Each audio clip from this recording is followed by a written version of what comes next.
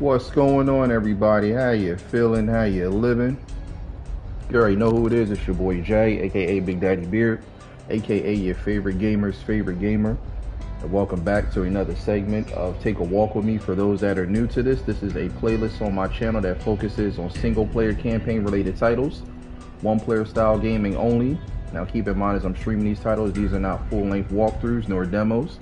This is just me showcasing gameplay of all the digital titles that I have in my catalog, so just keep that in mind. So, before we get started, as always, I specialize in custom art and graphic design work through my company, Imprint Street Artists. For anybody who's looking to inquire about any art or graphic related work, you hit me up. Also do have merch available for anyone that's interested. You can take a look at my collection through Instagram, Discord, and also through my Street Artist merch shop, courtesy of Spreadshop. Click the link, shop around. Anything that you guys want to purchase, you can get it printed and shipped out to you.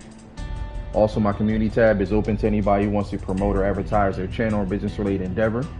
Drop your link in the live chat while I'm streaming so I can moderate you and add you to the community just as a token of appreciation for all the love and support you guys have been giving me. Also, you can add me as a friend through the following platforms: Discord, PlayStation, Nintendo, Switch, Twitch, and Steam.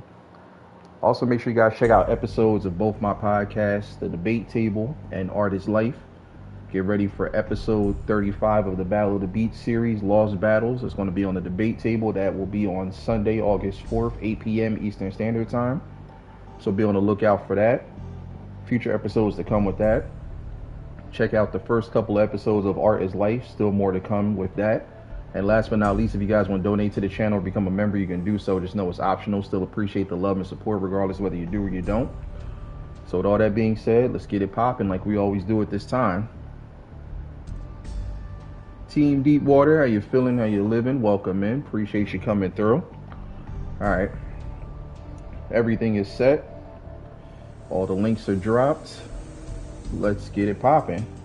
So as I mentioned, I'm going to be doing more of these movie video game matinees. You know, I'll still be doing movie video game night, but I'm going to be doing some during the daytime as well.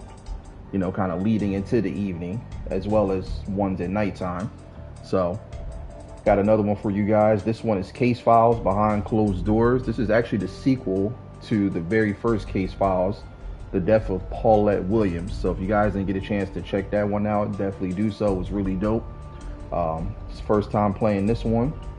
This is interactive, so you guys, you know, put your detective game faces on.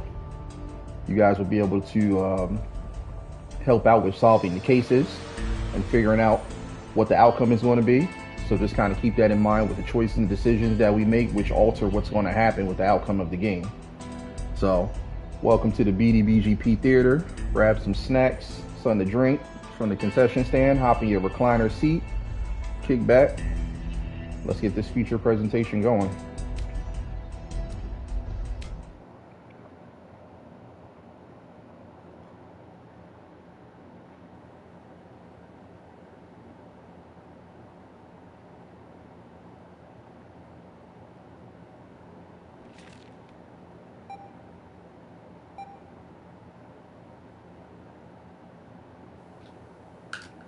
All right, we are live and the video is recording. Now, we have got ourselves a pretty wild case on our hands. But first things first, let's do a quick refresher before we dive in. As always, the interviews will be streamed live via the monitor that you're looking at right now. Once the interviews end, you'll be able to access all of the previous recordings on the playback monitor that's to your left. Now, keep in mind that you will be getting two different camera angles in your feed. Camera A and Camera B. Feel free to switch between the two as you see fit. And last but not least, don't overlook the evidence available to you in the case files. I'm sure that you'll need to reference those at some point. Okay, so the case. We've got Daniel Murphy, age 49, works as a financial planner. He was shot and killed in his home with a .38 caliber handgun that's registered to him. Now, according to the medical examiner, he died on September 12th. The exact time of death is not able to be determined because the body wasn't found until a few days after. Now, there are a few people of interest in this case. First up is Emma Richardson. She's Daniel's girlfriend who had also been living with him, resulted in her right elbow being dislocated. The injury is verified, However, Daniel did deny all allegations regarding the abuse. Now, at first, I was ready to remove her as a potential suspect due to the elbow injury, which would obviously make it pretty damn hard for her to fire a weapon. But as it turns out, she is actually left-handed, which means that she absolutely could have pulled that trigger. Now, next up is her ex-husband, Charles Humphreys. There's nothing really notable regarding Charles's past, but he was seen entering Daniel's house the day of the murder. So, needless to say, he is definitely a person of interest. Now, I was also able to bring Charles and Emma's daughter, Rebecca, down to the station today. Now, there's nothing that really points to her being a suspect at this point in time, but she did live with her mom and Daniel, and she was aware of the abuse that her mom had reported. Now, last on our list is Daniel and Emma's neighbor, Janice Burks. Janice served 9 years in prison for killing her husband, who had a very long history of domestic violence.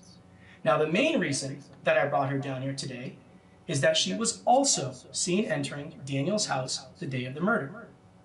So yeah, that's 2 people that were seen entering Daniel's house the day that he was killed. All right, now that is the basic overview. Okay, you can dive in deeper with the case files or some of the security cam footage that we also subpoenaed. That footage is already loaded up for you on the playback monitor. All right, now let's figure out what the hell happened here. All right, I'm going to bring Emma in here first. Let's see what she has to say. All right, we'll see you in a few. Well, damn. It's just a modern day Ike and Tina. Jesus. Where is the love? Susie Morg, make a love shout out. How you feeling? How you living? Welcome in. Appreciate you coming through. All right, so let's take a look at everything. Oh yeah, he got hit pretty good. Wow.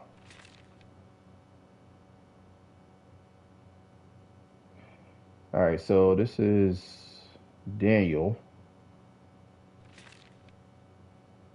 who got shot in his crib. All right, we got bottles, playing cards. So looks like they were having some type of little get together or something.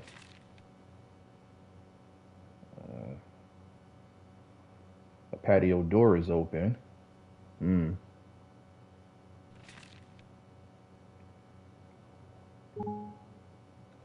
Okay, so Emma Richardson, 47, female. All right, domestic dispute violence, September 9th, 2023. Lives at 2920 Apple Tree Road. Daniel Murphy, 49, male, September 10th, 2023, 6:17 p.m. Apparently is when he got popped. In person at the Fishkill County Police Station. All right, so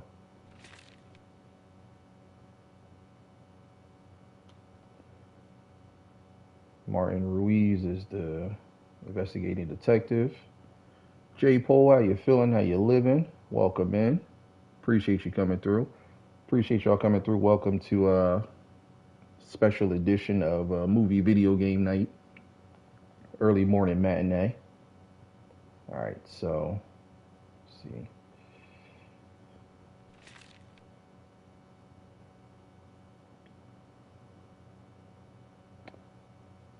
So we have to figure out the case of the victim who was shot, which is Daniel Robert Murphy. Gunshot wound in the abdomen, homicide.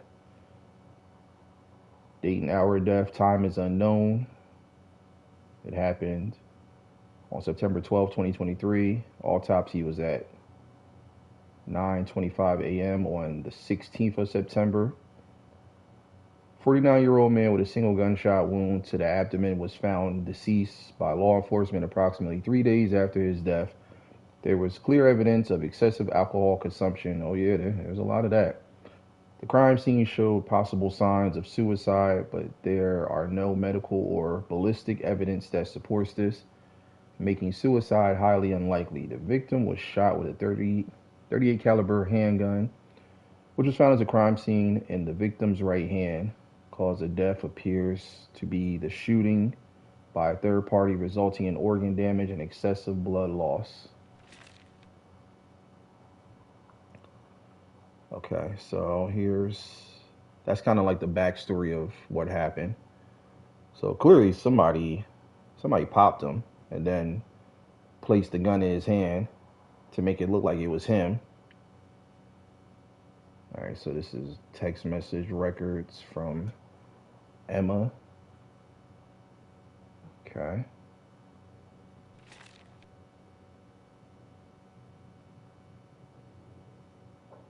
Text message records of Charles Humphrey, which is the ex-husband. So Daniel and Emma were living together. Apparently there were signs of abuse. So Janice Burke's message records. So this is the next door neighbor.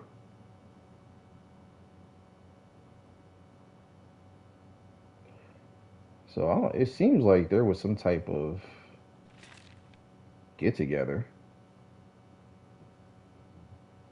And, everybody's probably leaving on their way out the door. One thing led to another.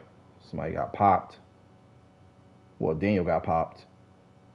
Person probably dipped through the patio door, the sliding door. That's kind of what I'm deducing right now. All right, let's start these interviews. All right, Emma, we are recording. Today is September 19th. I am Detective Martin Ruiz, badge number 7621, and with me here today is Emma Richardson. So Emma, can you please go ahead and spell your first and last name for me? EMMARICHARDSON. Thank you. And can you please acknowledge that this statement is being video and audio recorded and that you are consenting to this recording? Yes, that's correct. All right, and lastly, I just need you to acknowledge that we've already gone over your rights and that you are willfully making this statement. Yes, that's also correct. All right, thank you, Emma. So, yeah, let's just keep it simple and start with you telling me where you were the day of Daniel's death. I was staying at a motel. And which motel would that be? The Best Stay Motel on the southeast part of town. Now, is there a reason that you didn't go to work that day? I wasn't feeling well, so I decided to take a sick day.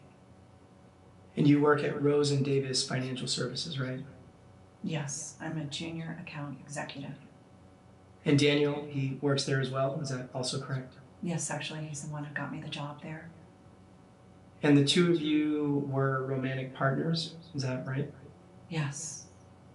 Now, do you mind maybe elaborating a little bit more on this relationship that you two had?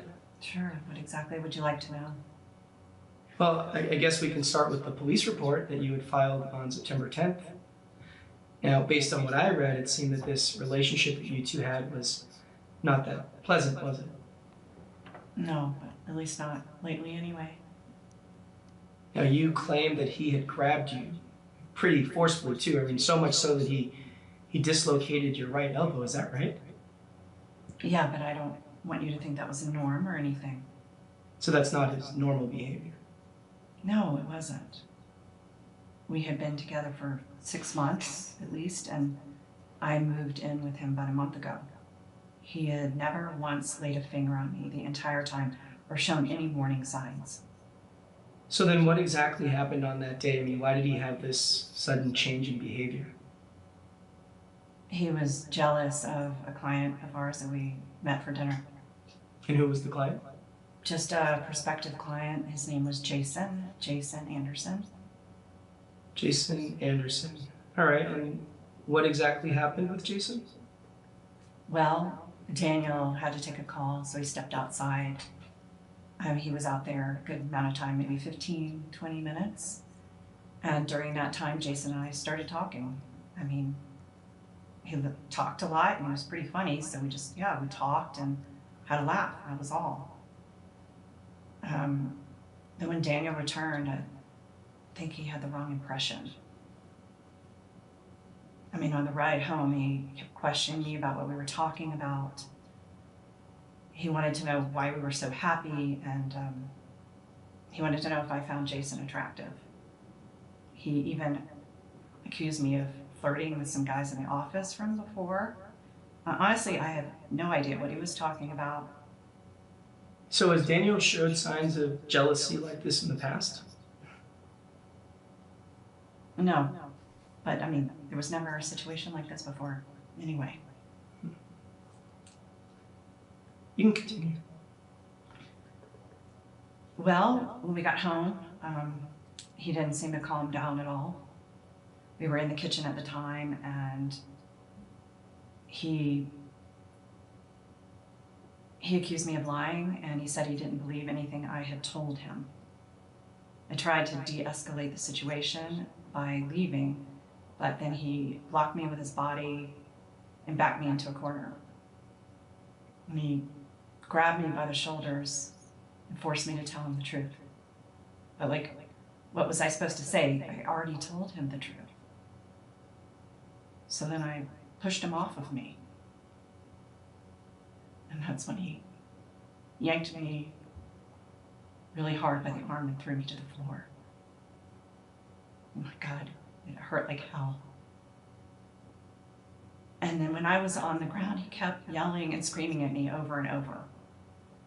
I can't even remember what he was saying. Was he drinking that night? No, the man hardly ever drank at all. I can't even remember the last time he had a drink. Now, according to the police report, your daughter, Rebecca, she was there when this had all happened, is that right? Yes, she was upstairs in her room at the time, and she heard the arguing, so she came down to the kitchen to see what had happened. She asked me what happened, and I told her we had been in an argument. Then she asked me what I was doing on the floor, and I told her I had accidentally fallen. So why did you lie to her? I don't know. I was scared. It all happened so quickly. I couldn't even think straight. And what happened after that? Well, Daniel could see that I was really hurt, so he picked me up off the ground and took me to the hospital. On the ride there, he kept telling me how sorry he was, and he just kept apologizing over and over. He said he didn't know what got into him. And you believed him? Yes, I did. Really? It was a one-time thing. It was completely out of character. I didn't know what got into him. So yes, I did believe him. All right, and what happened after that? Well, he took me to the hospital, and we checked in, and that's when I learned that my elbow was dislocated. Then Daniel left, and Rebecca came to stay with me overnight. And then the next morning, I had time to clear my mind, and I told Rebecca exactly what happened. So you told her that he had actually hurt you? Yeah, she wanted me to press charges with the police, but honestly, I was hesitant. I didn't want it to turn into a big thing. But this was a big thing, was it not? I don't know, maybe. It was a big enough deal that you felt the need to file a police report, right? But that was Rebecca's idea. But yes, I was released from the hospital. We stopped and got some pain medication for my arm. And then we went to the police and filed a report. Then we went to the motel, I checked in, and Rebecca left to stay with her dad. And her dad, that's Charles, right? Yes, Charles. So was Charles aware of the assault that had happened? Yes, I told him that night. Was anyone else besides Charles and your daughter Rebecca aware of the assault? The only other person was my neighbor, Janice. She must have heard the screaming because she texted to see if everything was okay. I wrote her back that same night and told her exactly what happened. Now, are you and your neighbor really close? Because, and this could just be a me thing, but that seems kind of a strange thing to tell a neighbor. Sure, somewhat, I guess. I mean, we look out for each other, you know, as neighbors are supposed to. Now, I'm wondering, do you think that maybe one of those three would have a reason to kill Daniel? I mean, considering they now know how abusive he can be, I mean, maybe that was enough to push them over, the limit to maybe take matters into their own hands? Absolutely not. But what about you? Was that enough of a reason for you to kill Daniel? Maybe make sure that he never lays a finger on you again?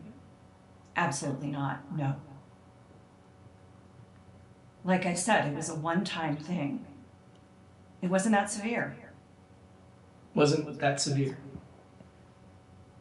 Emma, I'm staring at you and you have a dislocated elbow. Now, I don't know about you, but to me, that is pretty damn severe. Look, the guy got jealous, okay? I mean, he'd been under a lot of pressure at work and he was in a shitty mood. He made a really poor decision that he immediately regretted.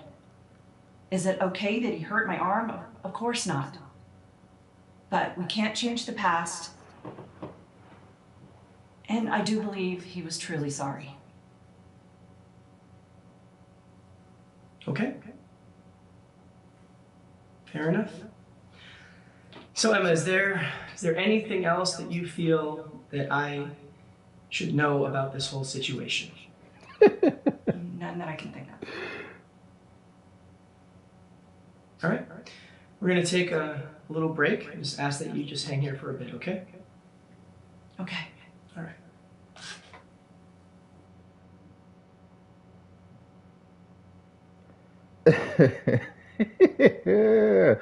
Okay. So for those coming in, I'm doing like a early morning movie matinee.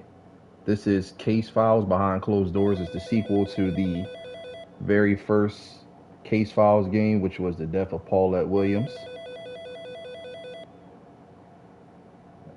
All right, hold on. We gotta answer the phone.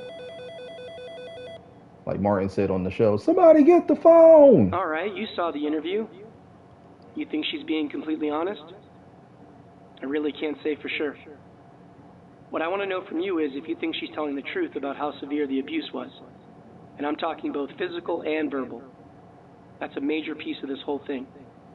Whether she's being honest or not will give us a decent idea on how to move forward with this investigation. So let's make sure we really judge this correctly. The right approach should get her to open up a bit more. I'll trust your judgment with that. You tell me, and that's how I'll proceed with her. No rush. Look over whatever you need to and call me back. All right, talk soon. Okay. So, long story short, for those coming in, LJ Stocks, JD Goat, Sirius S, how y'all feeling? How y'all living? Welcome in. Appreciate y'all coming through. It's an early morning movie video game matinee for you guys. So, long story short, as you guys saw from the interview, Emma's, I forgot if it was boyfriend or husband or Daniel, he was shot and killed on September 12th. So right now we're kind of interrogating all of the suspects, which includes her, the neighbor, the daughter, and the ex-husband, Emma's ex-husband, Charles. So from what you guys saw, Emma and Daniel got into a little bit of a dispute. Things got physical. She got rushed to the hospital, yada yada. My whole thing is this. Now, if you guys look at, let me go through these photos. Now, she claims that Daniel is not a drinker. Then what the hell do you explain? Explain this then. If this man don't drink like that, then who the hell had all these bottles?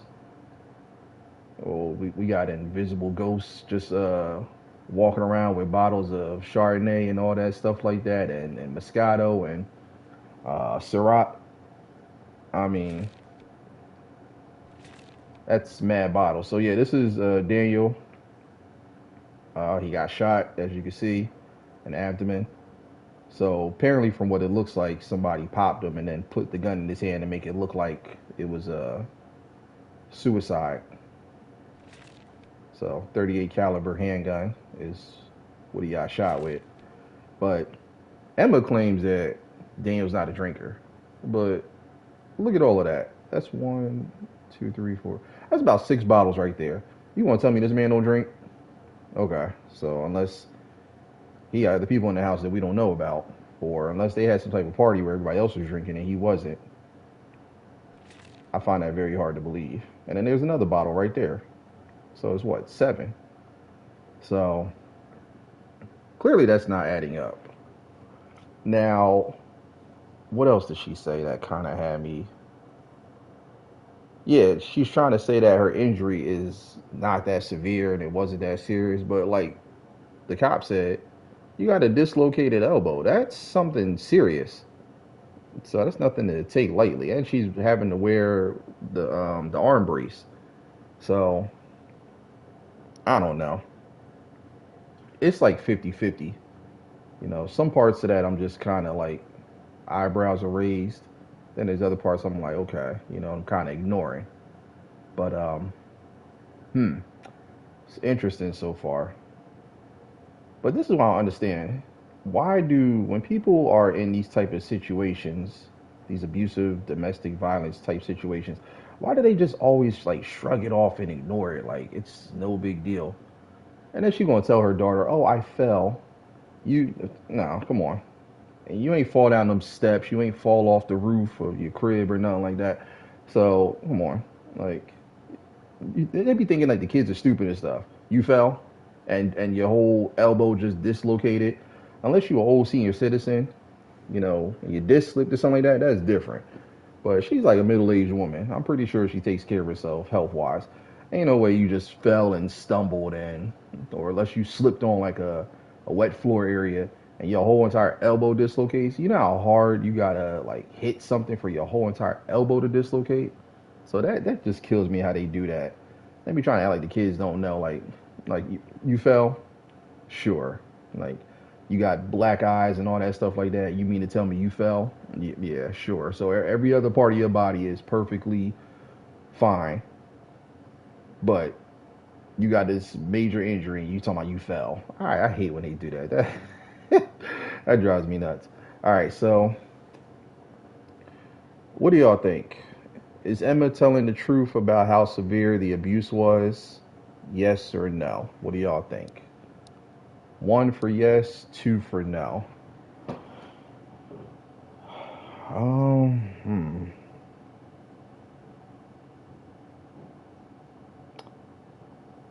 I don't know.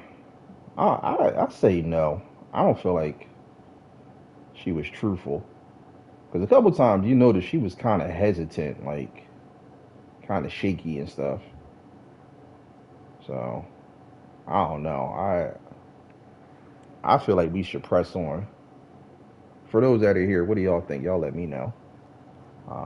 If you can't decide, then I'll just go ahead and pick something. But I don't think she was telling the whole truth. I guess it was staged. These people go through great lengths to connect the story. Right. Oh, concoct the story. Yeah, they do. They do. Definitely do. Um. So, what do y'all think? 1 for yes or 2 for no? I'm going with no. Because I'm pretty sure there was more going on.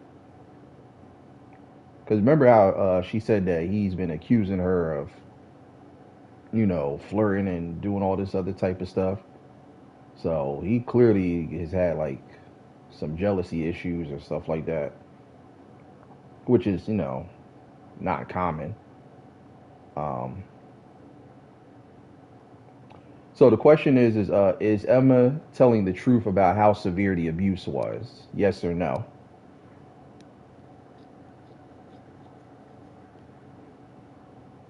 Um, she got to the argument with Daniel, and he caused her elbow to get dislocated. She had to go to the hospital and whatnot. Y'all say no? I say no too. So, all right, let's go with that.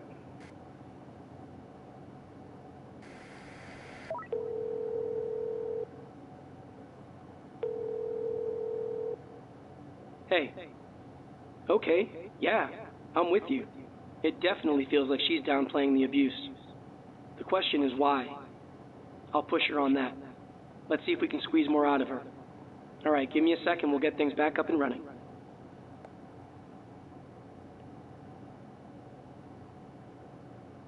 Hmm.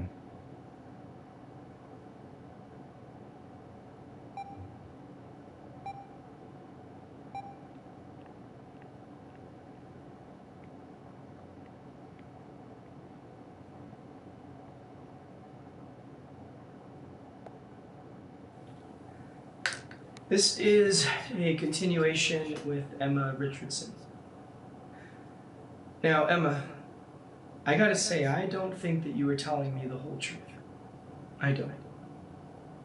About what?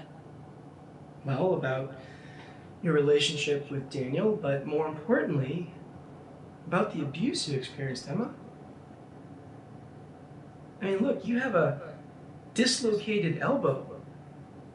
The guy put you in the hospital, and for what? Because he was jealous? Come on, Emma. You know that is not normal behavior. It's not. All right, that is pretty damn severe. Now, what I'm trying to wrap my head around is, why are you covering for this guy? Why are you downplaying everything that happened to you?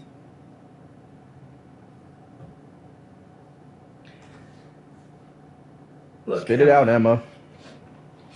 It is okay. Right? It is okay to talk to me. It is okay to tell me the truth. In fact, that is the easiest thing to do right now. So please, Emma, just tell me the truth. Okay. It was severe, okay? It was very severe. You know, I thought I knew him. I was falling for him. I thought he was perfect. But looking back, I can see that the signs were there all along. I was just blinded by wanting to move on and find a new partner. But, you know, when he showed his true colors, not only did he hurt me, but he threatened to kill me and my daughter at gunpoint. Okay? At goddamn gunpoint. Wait, I'm sorry. When did that happen? The day after I got out of the hospital, I think it was a Monday. Okay, can you tell me exactly what happened? I stopped by the house that afternoon to pick up some of my stuff. I knew he'd be at work, so it was a good time to go. I was there maybe 5 minutes, and that's when he showed up. I was in the middle of packing, and he could clearly see that I was leaving. This must have really pissed him off, because he immediately went to the bedroom closet and grabbed a gun. I mean, I was in shock. I didn't even know he had a gun. And then he threw me on the ground and pressed the gun really hard against my forehead. He kept yelling that the police were questioning him at work.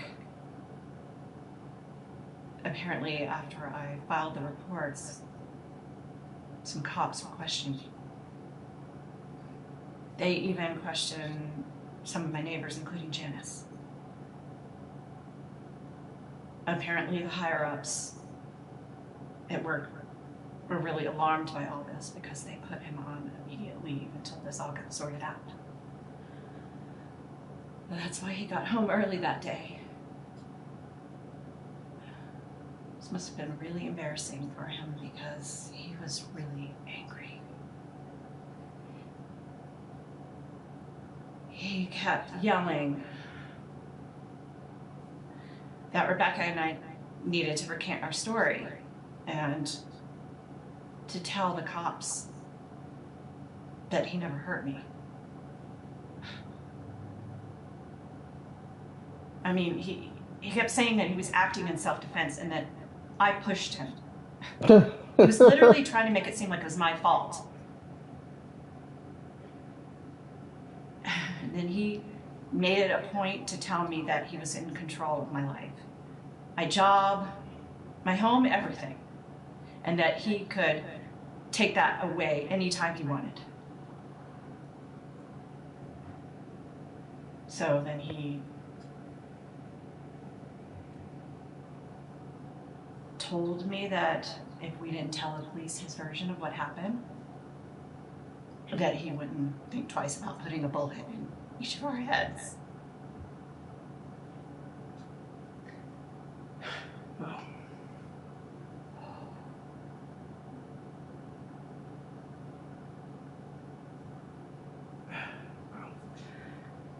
So Emma, why did you lie to me?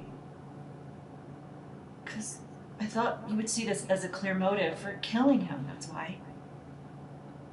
And I get that. I get that. But okay, but why in the situation that happened, why not in that moment? Why didn't you immediately go to the police? I mean, heck, you could have even filed a restraining order against him, Emma. Because they didn't do shit the first time, that's why. I had already told them that he had physically assaulted me. I was literally in the hospital because of him. But did they protect me? Huh? Did they? I can answer that for you, Detective. No, they didn't protect me. In fact, that son of a bitch threatened to kill me even after I went to them. So no, I didn't think it mattered. So don't get me started about a restraining order. You think a restraining order, some just like little piece of paper, would stop someone like him? Someone who had threatened to kill me? Give me a break. All right, fair enough. Fair enough. So tell me what happened after he had threatened you. He left. And I immediately gathered all my stuff and I left too.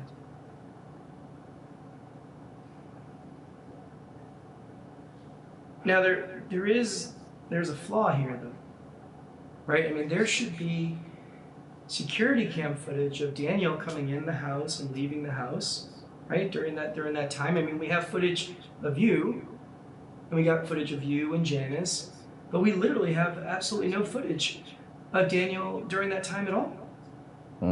That's because he came in through the back. He didn't use the front door. It was like he was trying to catch me off guard or something. And I'm going to assume that because you guys don't have a security camera in the back, then that means there's no record whatsoever of him coming in or out of the house. Does that sound right? Correct.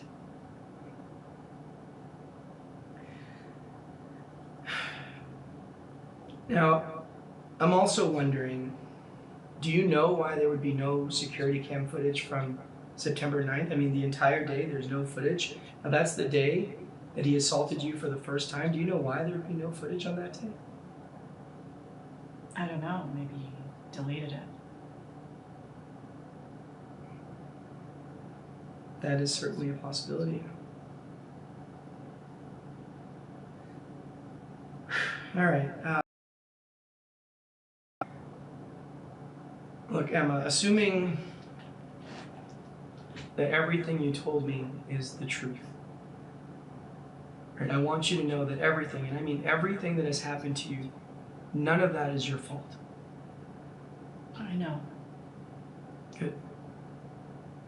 And there is help if you need it, Emma, all right? There's shelters that I can connect you with if you don't want to stay at that motel. There are people that you can talk to, right? We've got a lot of resources, Emma, right? You do not have to go this alone.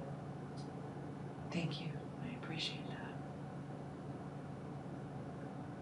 All right, Emma, let's give you a break, okay? Yeah. Okay.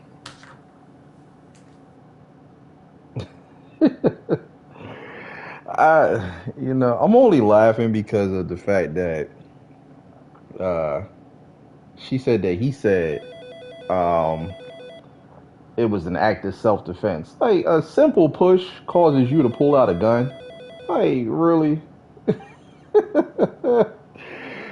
uh, Sean CT, how you feeling? How you living? Welcome, man. Appreciate you coming through.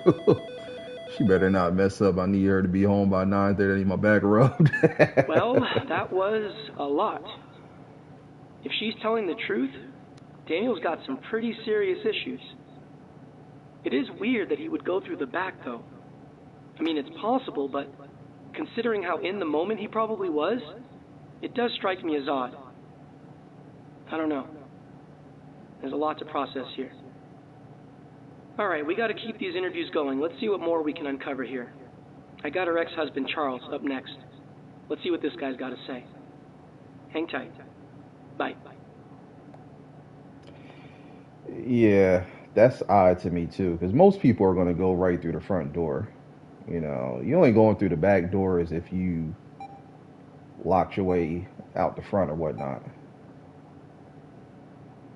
So that is kind of odd. It looks like he got shot and they used the back door to escape out of instead of going through the front, because it would have looked kind of weird walking through the front door after you just shot somebody. And here's my thing. This is what I'm trying to figure out. Because unless the job is really close by, unless like a 5-10 minute travel, he must have been chilling somewhere, like in the bushes or something, kind of like how Homer Simpson did when he was assaulting Ned Flanders in that one Simpsons episode when he ran through the bushes. They kind of made like a meme out of it and going back through the bushes. I feel like Daniel did that, or he was like slumped in the car or something, waiting for her. Because I'm like, he got home pretty quickly, you know. Especially the whole thing with them, like, oh, they gave him time off and stuff like that. I don't know. That's kind of weird. I feel like he was already there, probably, and then probably in the car in the bushes somewhere, waiting for her to come in, and then he popped up and stuff. But that's just kind of weird for him to just go through the back door of all places.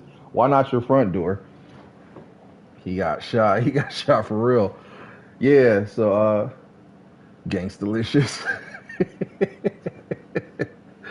Yeah, exactly. You remember that when Homer came through the bushes and stuff? And I forgot what movie they based it off of. It was supposed to be like Fatal Attraction or something like that, or Basic Instinct, something like that. And then he went back through the bushes. That's kind of what it seemed like Daniel did with Emma.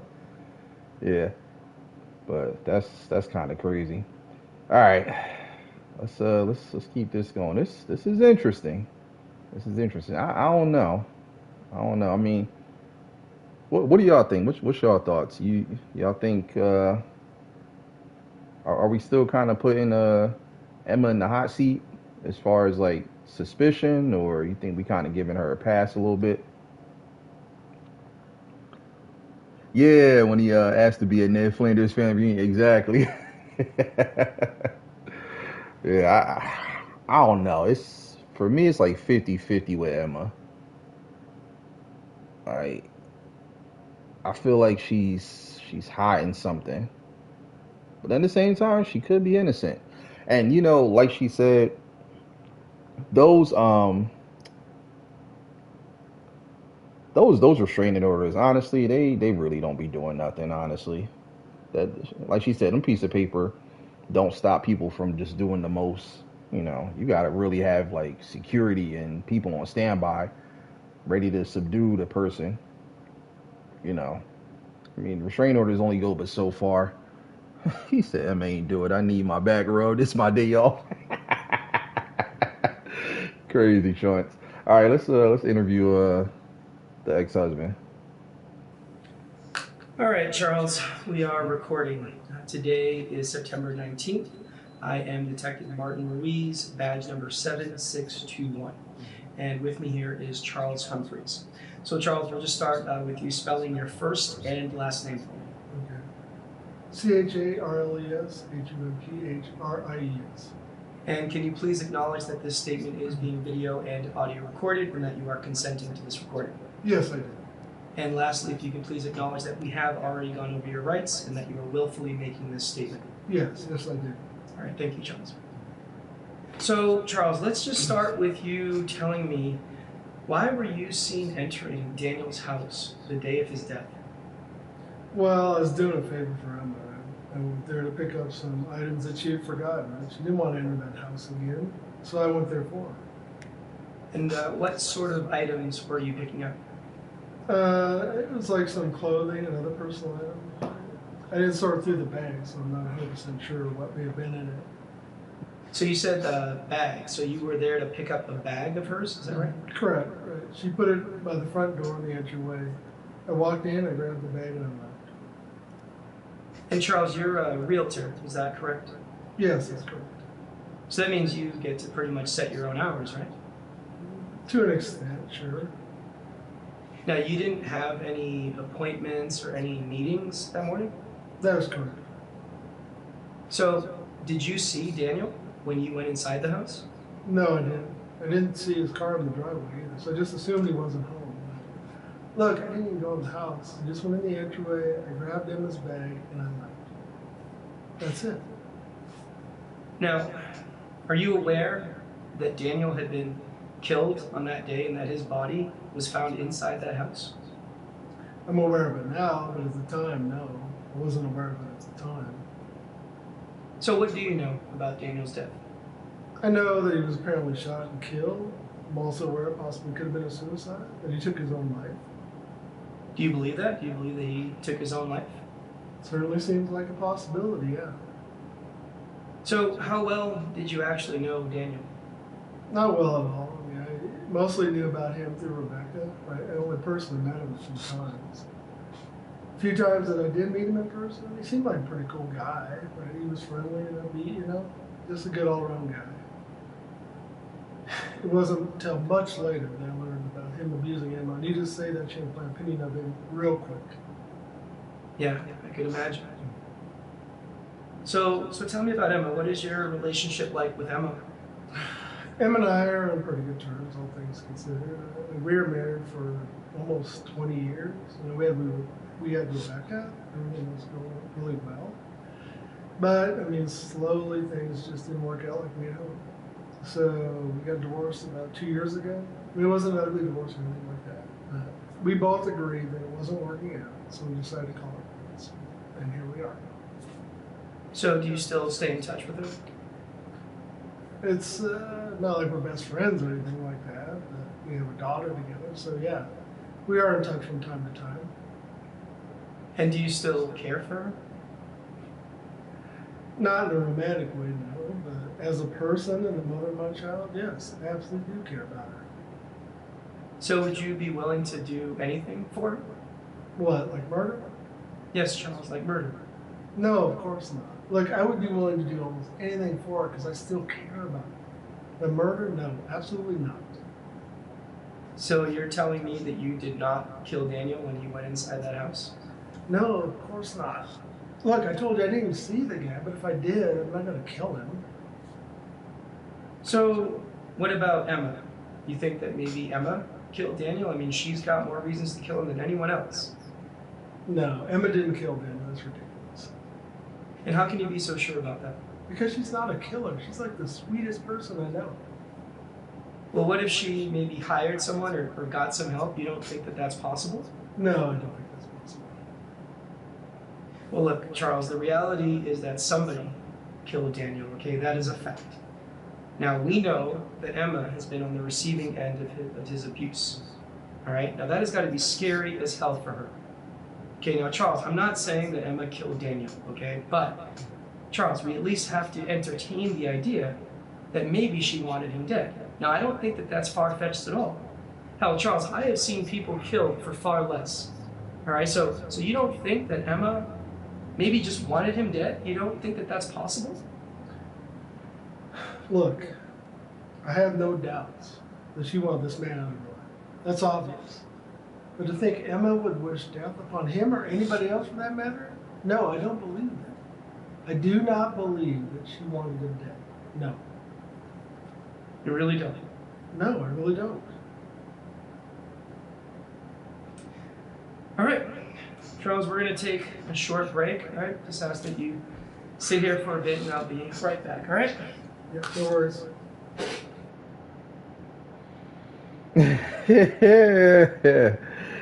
Zul, what's going on? How you feeling? How you living? Welcome, man. Appreciate you coming through. You know what? That's funny that she said that because it does kind of like a kung fu movie. Phone. Everybody coming in, welcome to a matinee movie video game. He gonna contact the X-Men to get him out of there. All right, we got to hear his take on things. Now, the main thing I'm questioning at the moment is whether or not Emma is capable of either committing this murder or getting someone else to do it. She really does seem like the person that has the most to gain from Daniel's death. But her ex, he doesn't seem to think that she has that in her. I don't know. You think Charles is telling the truth? You think he really believes that Emma is incapable of going through with murder? Does he really believe that she had absolutely nothing to do with this? Again, we got to be careful with how we judge this. Pushing him in the wrong direction may not get us the info we need. I want to know what you think. I'll proceed based on that. So just give me a call when you know, and we'll go from there. All right? Bye. Charles said, I ain't a killer, don't push me. He don't own his Tupac. Revenge is like the sweetest joy next to getting. Oh man. Charles said respectfully, she ain't had that dog in her. He said he did it. Hey, Chance, that's so funny that you said that because from when I first started this was feeling like the OJ trial. This is really feeling like that. That's funny that you said that. Charles pulled up to get his ish. Then he was, you can die, you can walk out the back door with me, and that's on Charles.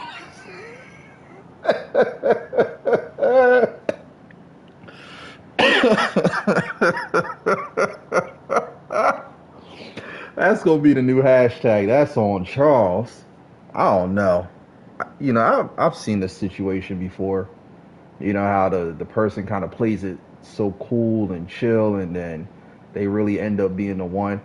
You know what? At this point, I wouldn't be surprised.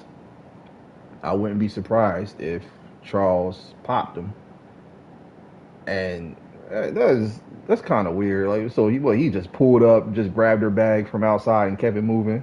Yeah, right. Come on, Chucky. I don't know. He's too chill. He's too chill with it, and that draws suspicion. It's always the ones that just be like real cool, relaxed and stuff. You know, I don't know. You think he did it? Emma knows he did it. She's worried about Charles stopping her from coming over to give me a back rub at 9:30 p.m. on Charles. Oh, that's too funny. You gonna have me saying that all day on Charles. All right, so what do y'all think? Does Charles really believe Emma has nothing to do with the murder? 1 for yes or 2 for no? Let me know what y'all think. I'm not buying that. I'm not buying that. Unless Emma, not Emma, the daughter, unless she has something to do with it, you know. So it'll always be them family affairs. Charles knows something. All right, so y'all both going with y'all going with one. Okay, let's see what happens.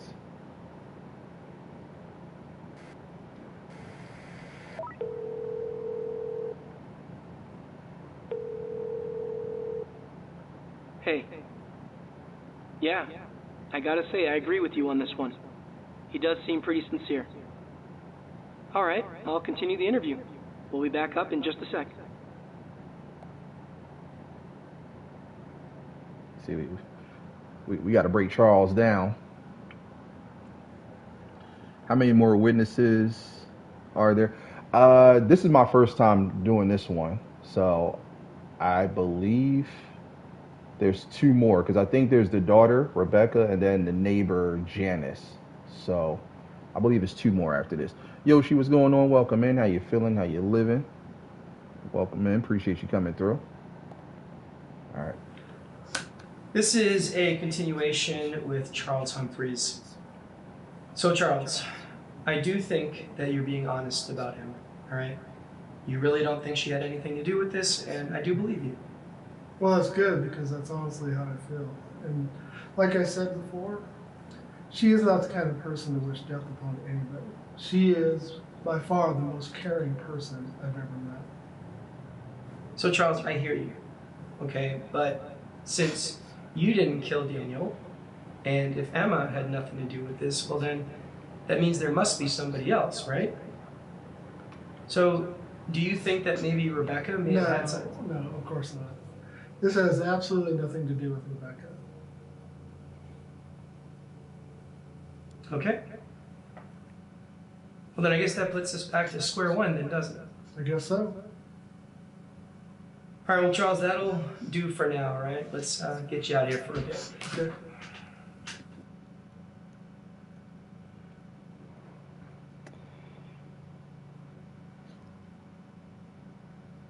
So he didn't seem right. Yeah, I'm feeling that same way. Something ain't feeling right. Kind of like Tone Loc said in Ace Ventura. Son ain't staring the Kool-Aid, Ace. Mrs. EC, hey pretty. How you feeling? How you living, mama? Welcome in. Say early morning, afternoon matinee movie video game. This is case files behind closed doors for everybody that's coming in. Alright, that was pretty straightforward, I guess. You know, I didn't want to bring up the neighbor Janice as a suspect to him quite yet. I want to hear from Janice first. So let's go ahead and do that. I'll go get her and we'll get the next round going. Okay, bye. All right, so they calling me. All right, so for everybody coming in, let me bring you guys up to speed with everything. So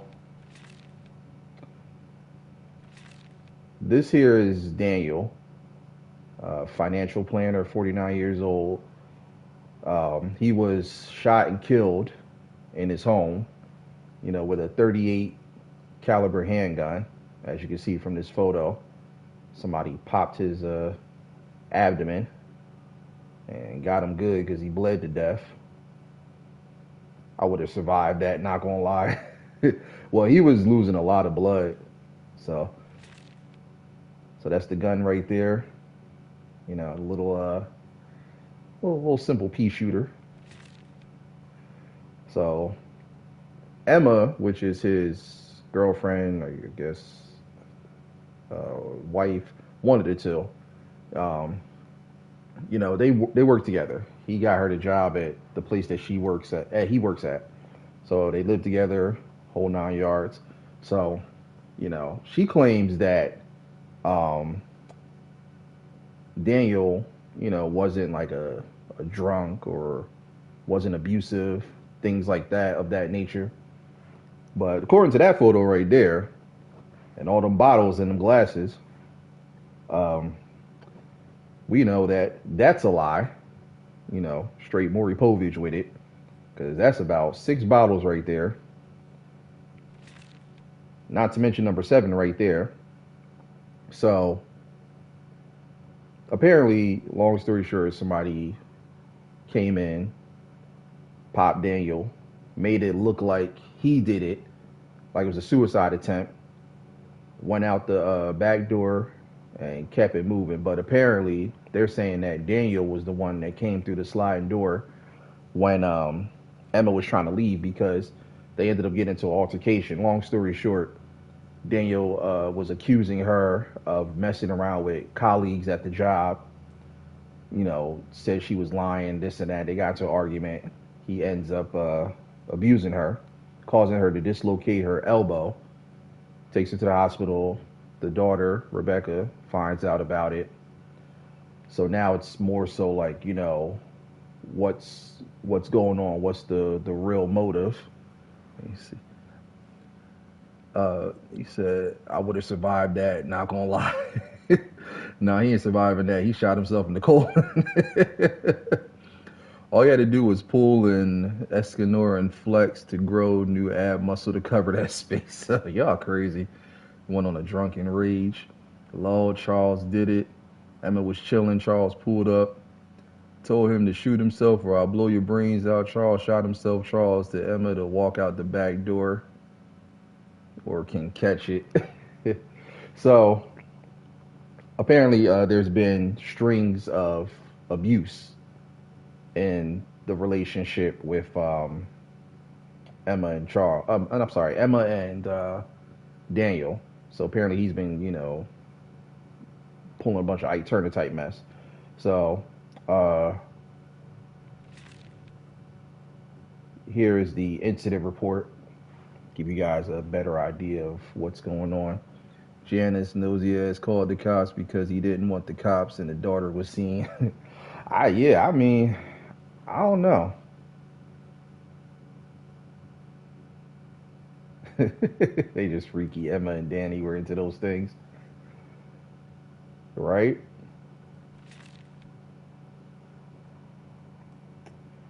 So now we're getting ready to interrogate Janice, the next door neighbor. We've already spoke to Emma. We already spoke to Charles. Yeah. Yeah, apparently Daniel was definitely on his Ike Turner. He guess he wanted Emma to sing the song the way he wanted her to sing it. She wouldn't sing it. So, you know what happened after that. Gonna make a song with Ike and Tina, right? Bonnie Bunny Gaming, what's going on? How you feeling? How you living? Welcome, man. Appreciate you coming through. So yeah, this is just like the incident report, the autopsy, everything like that. Now she claims that he's not a drinker, but you could clearly see from all those bottles somebody was drinking, and I'm talking about like Jamie Foxx, T-Pain blaming on the alcohol. I'm talking about Beyonce, Jay-Z, drunk in love. I've been drinking. So yeah, there's a lot to dissect here, and then you know the text message records right here, as you guys can see.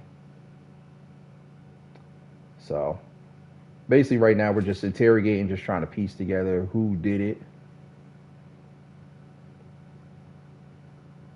That's his place or theirs. They live together. Daniel and Emma live together. So yeah, that's their spot. So after you know all the strings of abuse, it looks like Emma was trying to get up out of there, and you know, of course, Daniel wasn't letting her. So Charles, you know, who's the ex-husband, Emma, they have the daughter Rebecca. So apparently, one thing led to the next, and Daniel got popped. Question is who did it? Now that's the thing with these type of games is that you know the pendulum could swing any way. It could you know be anybody. You know, so it's just a matter of figuring out who. She got tired of her mom getting beat up. Charles came to get that and made them go out the back door. That's what the daughter pulled up.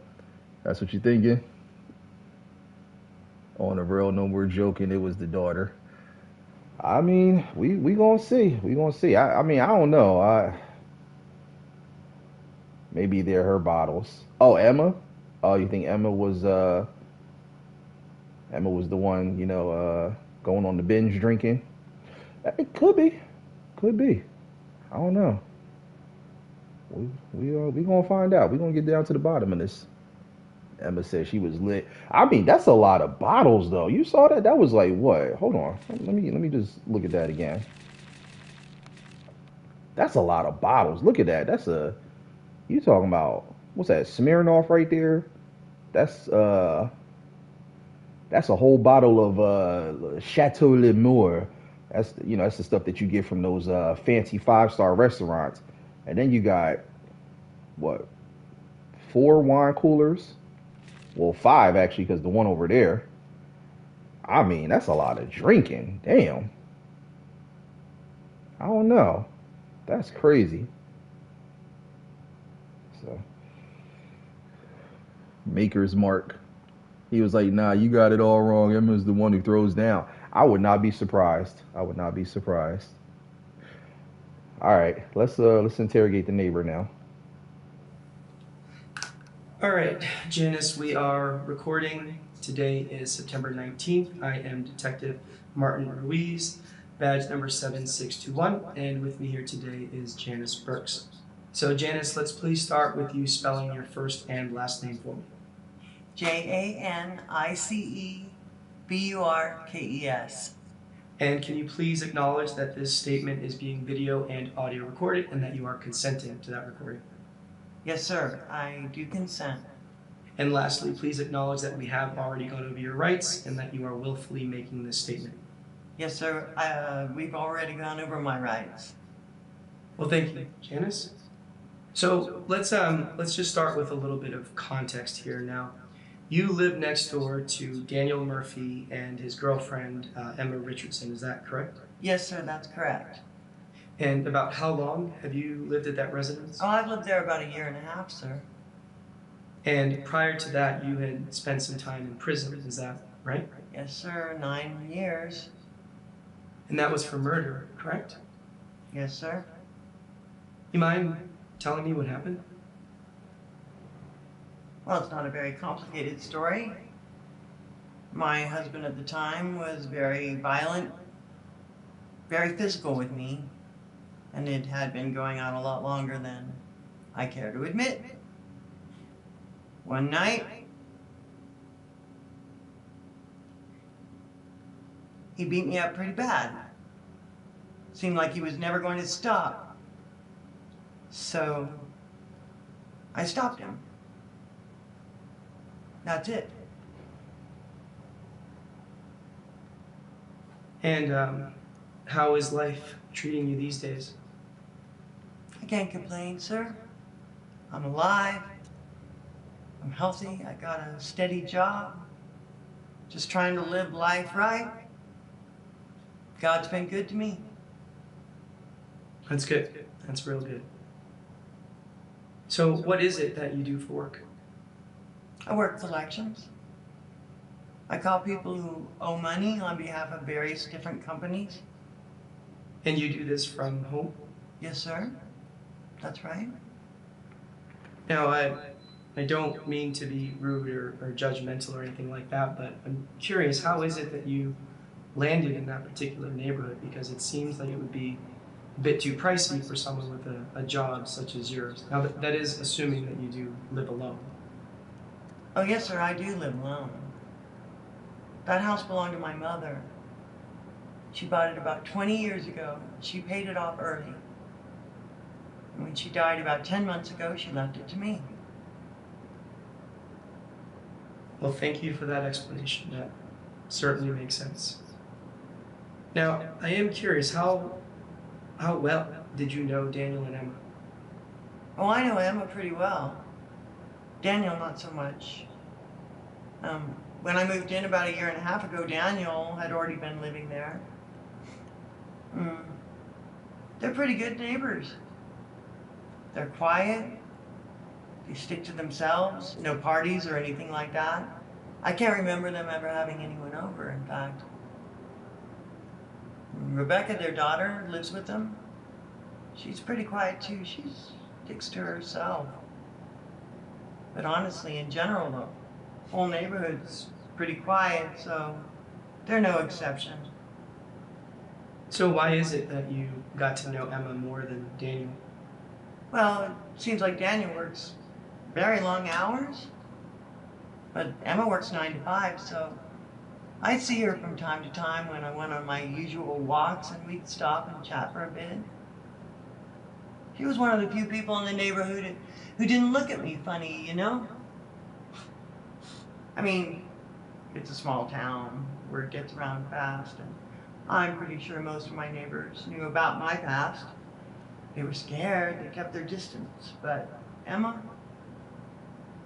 she treated me like a normal person.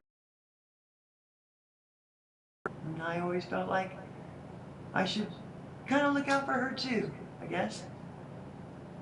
Now, what about Charles? What do you know about him? Well, who's Charles? So Charles, that's Charles Humphreys. That is Emma's ex-husband. Oh, that's right. I don't know much about him. I didn't ever meet him, and I don't remember Emma ever really talking about him. I'm sorry. Unfortunately, I don't know much about him. So, given your relationship with Emma, I am assuming that you have a good explanation as to why you were seen entering and leaving their house the day that Daniel was killed. Oh, yes, I do. The mail carrier had accidentally left some of their mail in my mailbox that day. We've had some trouble with porch pirates recently, so I thought I should just take it over. I didn't want to leave it on their doorstep or anything, so Emma had told me about the spare key to use in case of emergencies or whatever, so I just used the spare key. I opened the door, I dropped the mail off in the entryway, and I left. Now, was Daniel home? Oh, not to my knowledge. I mean, his car wasn't in the driveway. That's where he usually parks it, and I didn't see him in the house either. Now, Janice, are you aware that Daniel had been shot and killed, and that his body was found in that house? Yes, officer. I was aware of that. The whole neighborhood was aware of that. And so you didn't see him or his dead body when you went into that house to drop off that mail? Oh, no. I mean, like I said, I just went in, dropped the mail off in the entryway, and then I left. Janice, did you really go into that house to drop off mail? Yes, officer, I really went into that house to drop off mail. All right. Well, look, Janice, we are going to take a real short break. I ask that you just sit here for a second. I will be right back, okay? Okay. All right.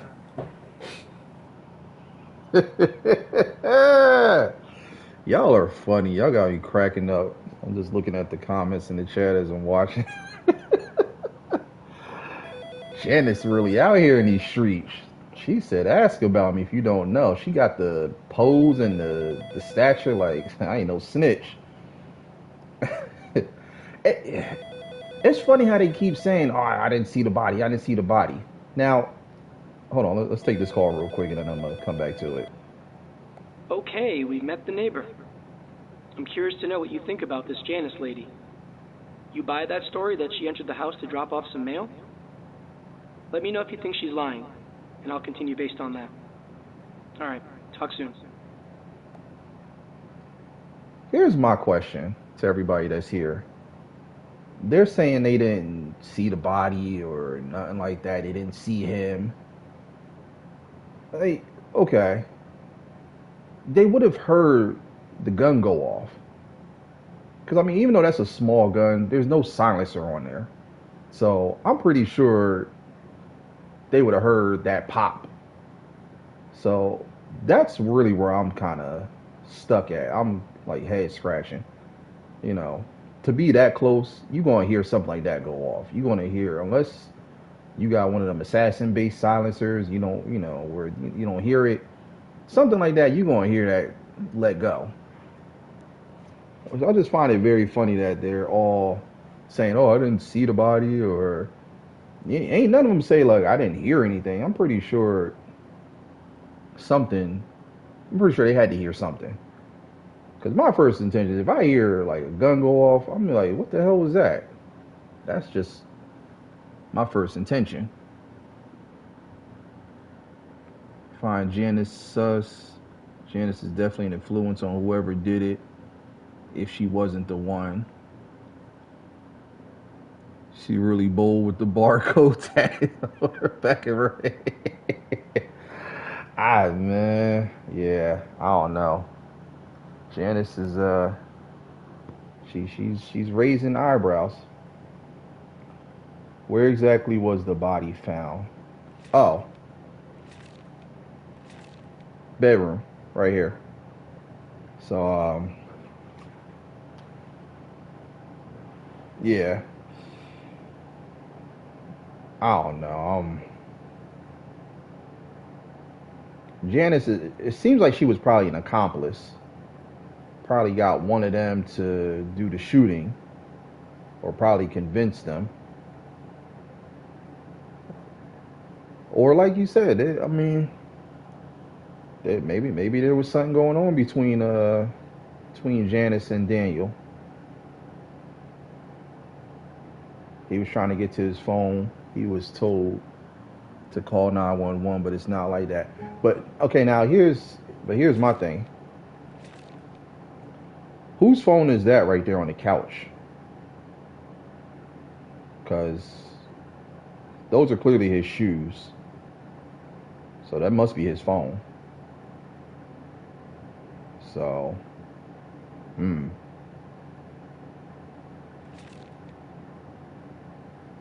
then, I remember Emma said something about him going into the closet to get the gun. So, I don't know. They must have known where his gun was at. Emma or yeah. He was drunk, left it on the couch, went for the gun. I don't know. All right, question time. What do y'all think? Is Janice telling the truth about dropping off mail? 1 for yes or 2 for no? Yeah, I highly doubt she just dropped off mail and kept it moving. All right, you said 2. All right.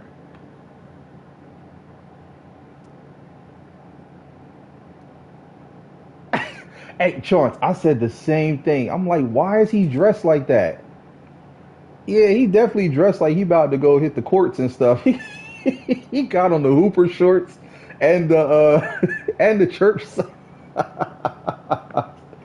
Hey, Charles, you know you see people dressed like this on the court, they don't ever get picked up. The only time they get picked up is when like you're one of the guys decides to wrap it up. Like, all right, man, I'm done. I didn't play 5 games now. That's it. I'm tired. All right, we need one more. All right, let's pick homeboy up. He's the last resort on the court. All right, everybody said 2.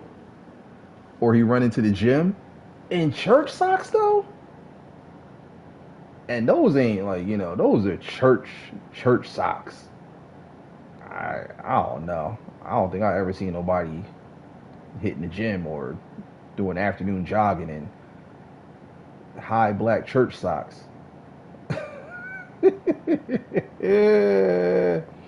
Come in for the sub on the court, hitting the praise break on the way. I may be a last resort, but at least I get to play a minute. Be the reason why we get while we get everything to hoop. He has the key. All right, Breeze, what's going on? How you feeling? How you living? Welcome in. Appreciate you coming through. Yeah, this is the type of outfit you wear when you on the court and you do get picked up and you score like 2 potential points that end up cause you to win the game. He's that one player that gets those 2 crucial shots off. that one lucky layup and that one little jump shot, the game winner. You know. All right. So everybody said 2. So all right, let's go with 2. Y'all said no. All right. Hey, Charles, you started it. You started with the church socks. Hey, so you don't buy that story, huh? Well, me neither. It's a bit too perfect. And, after reviewing that security footage again, her actions don't seem to match up at all. Let's see if we can find out the real reason she entered that house. I'll get the interviews back up in just a few. All right, here we go. The plot is about to thicken.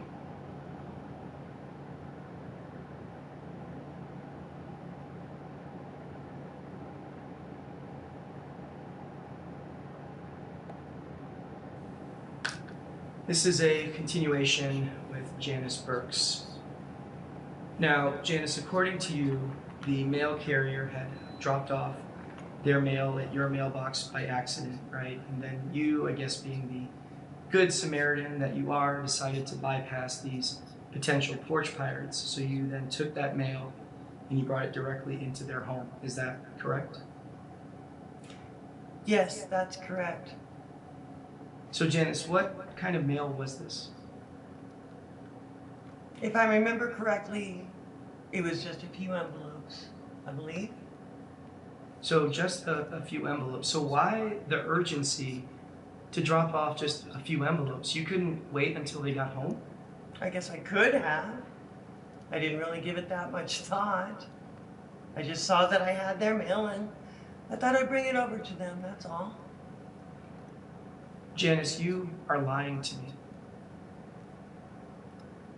What do you mean, sir? I mean that there is absolutely nothing that supports your statement whatsoever. Look, you having their mail is no reason to go inside of their home. You could have simply just held on to their mail, Janice. And please don't tell me that you were concerned with porch pirates, because porch pirates are looking for packages, okay? Things that have actual value. They're not just looking for regular mail. Now, Janice, if you're going to lie to me, come up with something like I don't know, like there was a check in the mail or something like that, because then it would be a little bit more believable. Now, Janice, you are still on probation. Is that correct? Yes, sir. Now, do you think that lying to a detective who is trying to solve a murder case, do you think that is going to be helpful? Look, Janice, that is considered obstruction of justice, okay? Now, you are not a stupid person, okay? You're not. So we are going to try this again. Why were you seen entering their house the day that Daniel was killed?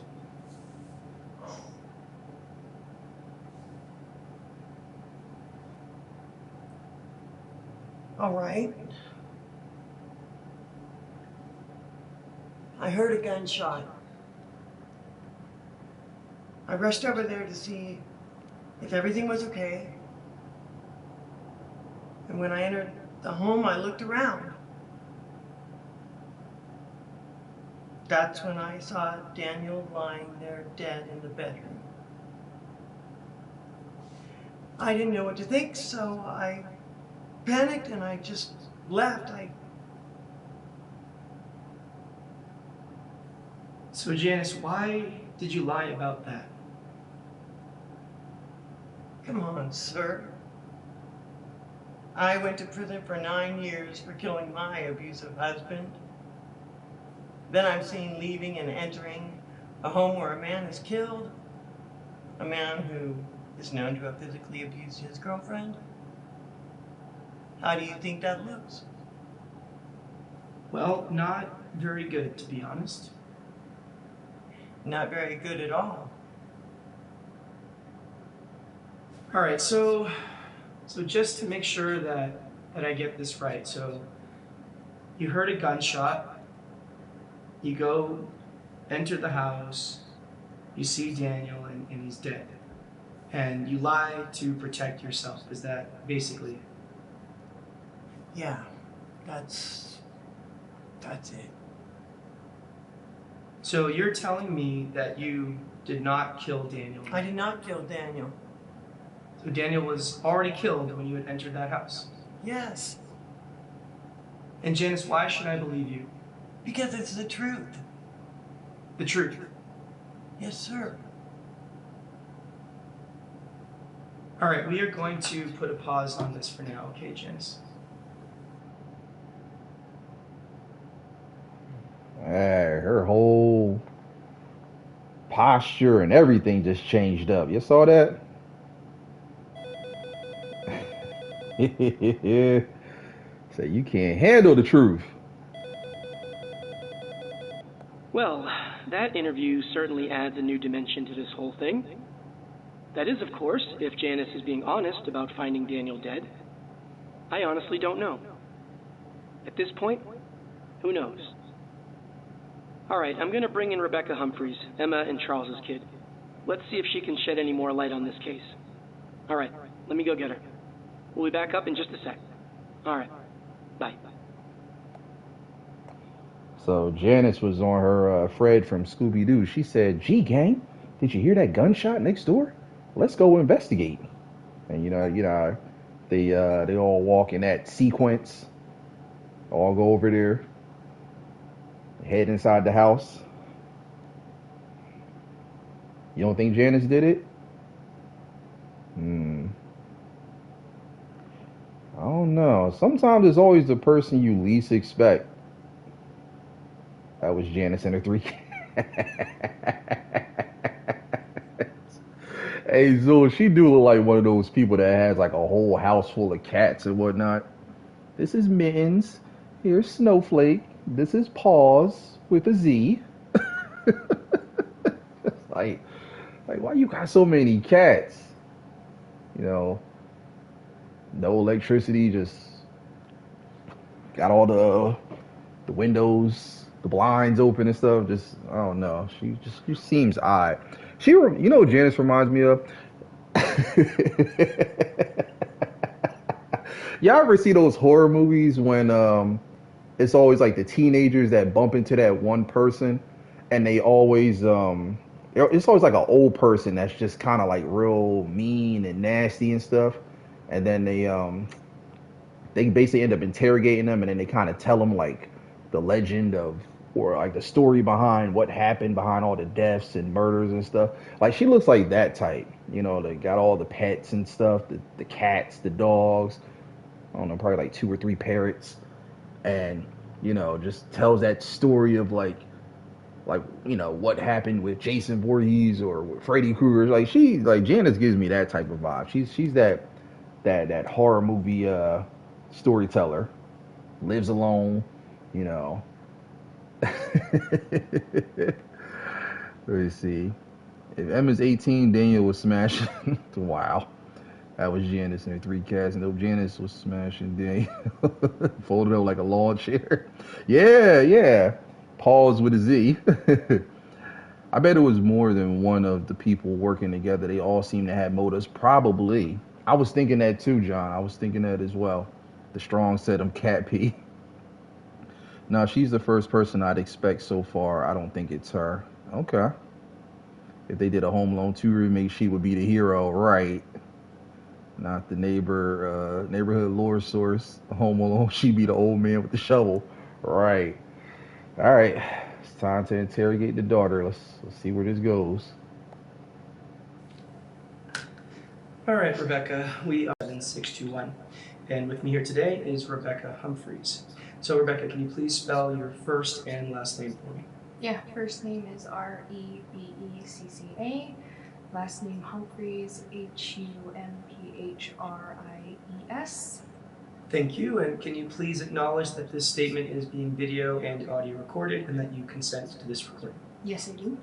And lastly, just acknowledge that we have already gone over your rights and that you are willfully making this statement. Yes, I am. All right, Rebecca. Let's start with you telling me where you were at the day of Daniel's death. Yeah, so that day I was over at my dad's house. So you were at your dad's house, but you don't live with your dad, do you? No, I don't, but I do stay with him sometimes. And you were there the whole day? Yeah, I don't really remember any reason to leave that day. So can you remind me, how old are you? I'm 20. So you're 20. Mm-hmm. And you are a student at Fisham Community College, is that correct? Yeah, that's correct. So you didn't have any classes that day?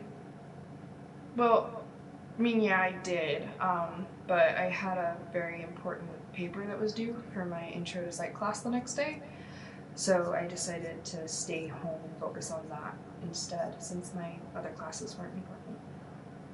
Now, your dad, he wasn't at home, right? He was at work?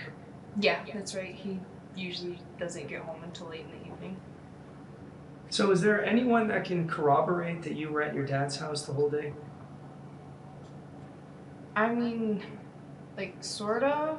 I work at the main coffee shop at the school, and I had texted one of my coworkers asking if he could cover my shift for that day.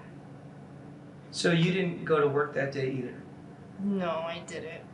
Like I said, I wanted to focus on my paper. Now, I'm going to ask you a question, and please be honest, okay? Please. Do you think that either of your parents had something to do with Daniel's murder? No, of course not. Now, I'm not asking you if they killed him, just if they may have possibly had some involvement. Now, based on the history, you don't think that that's possible? No, absolutely not. Like, no, I know my parents. It's not possible. Okay. So how long have you been living with Daniel and your mom? We officially moved in like about a month ago or so, but my mom had practically been like living over there like 3 or 4 months before that. And you were aware that there had been some domestic issues during that time between Daniel and your mom, correct? Yeah. Can you elaborate? Well, first off, I want to like make sure that you know that the domestic issues, as you put it, weren't happening the whole time that I've been living there. It was kind of all recent, actually. Sure. Gotcha. Mm. So yeah, please continue. So, like, it's pretty straightforward, but I want to say like about a week and a half ago, I was in my room reading, and I heard some screaming and yelling and banging, and I went down to the kitchen, and I found my mom on the floor crying, and she was just obviously like in a lot of pain, and she was grabbing her right arm, and just her and Daniel had gotten into some sort of an argument, and he pushed her to the ground like pretty damn hard. So did you see him push her to the ground? No, I didn't, but it was pretty obvious that's what had happened. Now, is this the only incident that you were aware of? As far as I know, yeah. That's as far as I'm aware. Now, this incident landed your mom in the hospital. I mean, she has a dislocated elbow. Yeah, I know, I'm aware. I know. You don't think that maybe your mom would want to seek some sort of revenge? No, my mom wouldn't seek revenge. Like, you do know that she's the one who filed the police report, right? Yes, I am aware of that. Okay, so why would she file a police report if she was planning on killing him? Like, she wanted the police to get involved. That's literally the whole reason why she went to the police in the first place. She wanted them to deal with it. All right, well, then what about your dad? What about him? Well, it seems that he and your mom are still on pretty decent terms, I mean, all things considered. Mhm. It seems that he still cares for her. Mhm. You don't think that maybe he acted out of a need to protect her? No, absolutely not. How can you be so sure? Because I know my dad, like, that's not even close to the kind of person that he is. Like, he's not a murderer. Like, I don't even, like, I can't believe I even have to, like, say that to you. Look, Rebecca, I know that this can be hard. Mm-hmm. Okay, I know that, but we have to think logically, right? Mm. Now, try to put your personal feelings aside as best as you can, all right? Mhm. Now, do you really believe that your parents had nothing to do with Daniel's murder? No, my parents had nothing to do with Daniel's murder. There's no way. All right, fair enough. So look, we're gonna take a short break, all right? Just gonna ask that you sit here and I'll be back in just a few, okay? Okay. She seemed kind of like stuck up and sassy, don't she? Like, I told you, like that type. Like, give me a reason to indict you.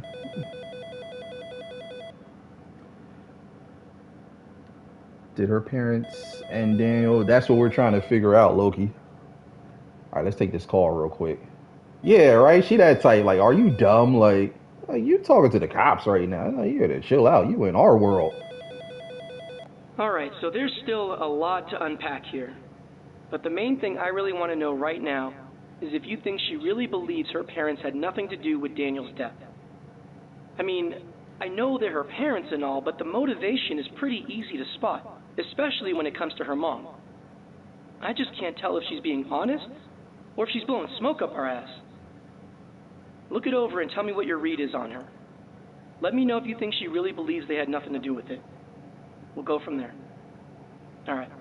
Bye. If you ask me, I think they were all in cahoots. I mean, I don't know. I could be wrong, but mm, they're doing a good job of keeping it interesting. Doing a real good job at that.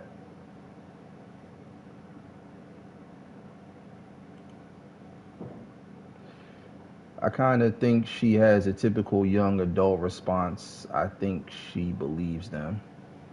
Mm. I mean, yeah, she does seem kind of. She seems kind of innocent, but you know, in these type of situations, no one's off the hook. I haven't seen enough to form an opinion yet. Okay, so long story short, for everybody coming in, I appreciate the raid too. What's going on, Zero, Loki, Shaw Money? How you feeling? How you living? Welcome in. Appreciate y'all coming through. All right, so long story short, for those coming in, this here is Daniel. He was shot and killed in his home. You know, apparently the murderer made it look like it was a suicide attempt.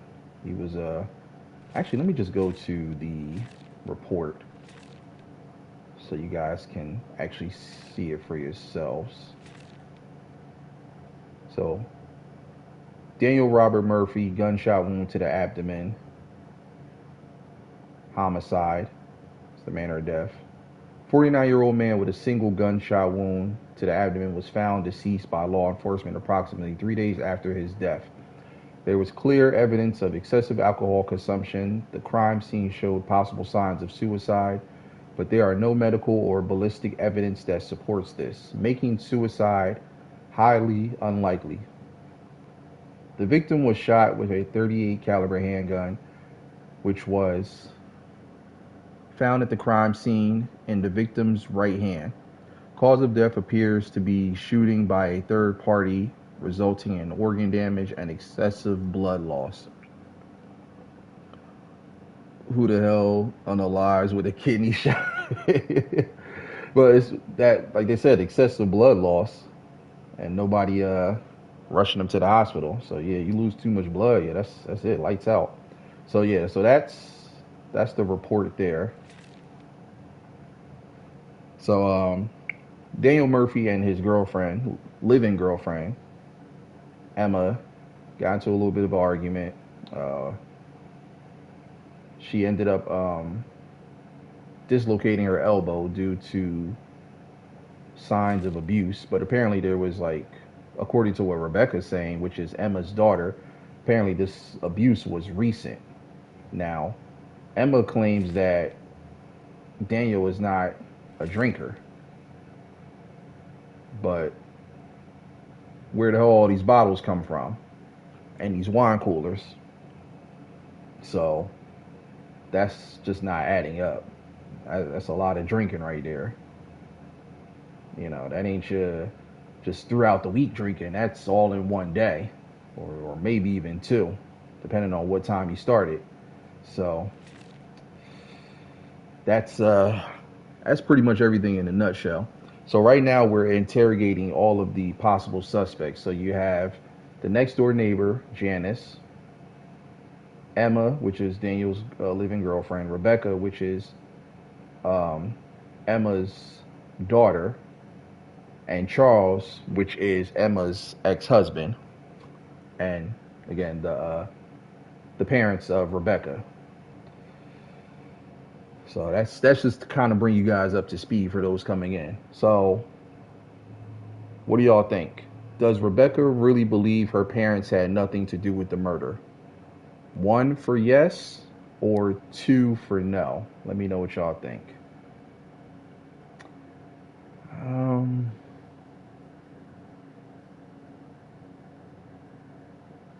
I'm kind of leaning to yes.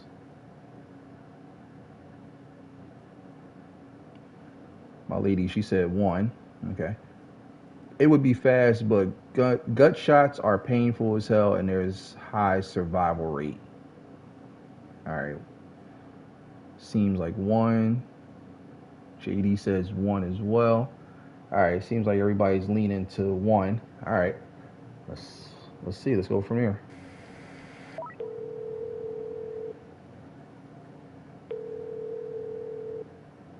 Hey, so you think she's being sincere?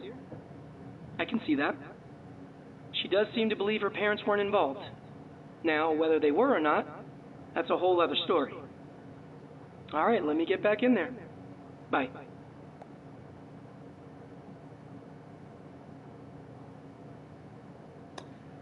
This is getting very interesting. Very, very interesting.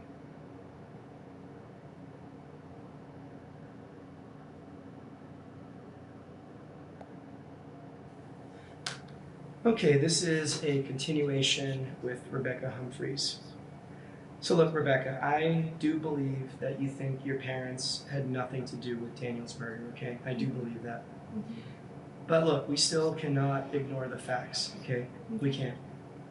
Now, are you aware that your dad was seen entering and leaving Daniel's house the day of the murder? No, I didn't know that. I wasn't aware of that fact. No. Yeah, the whole thing was caught on security cam.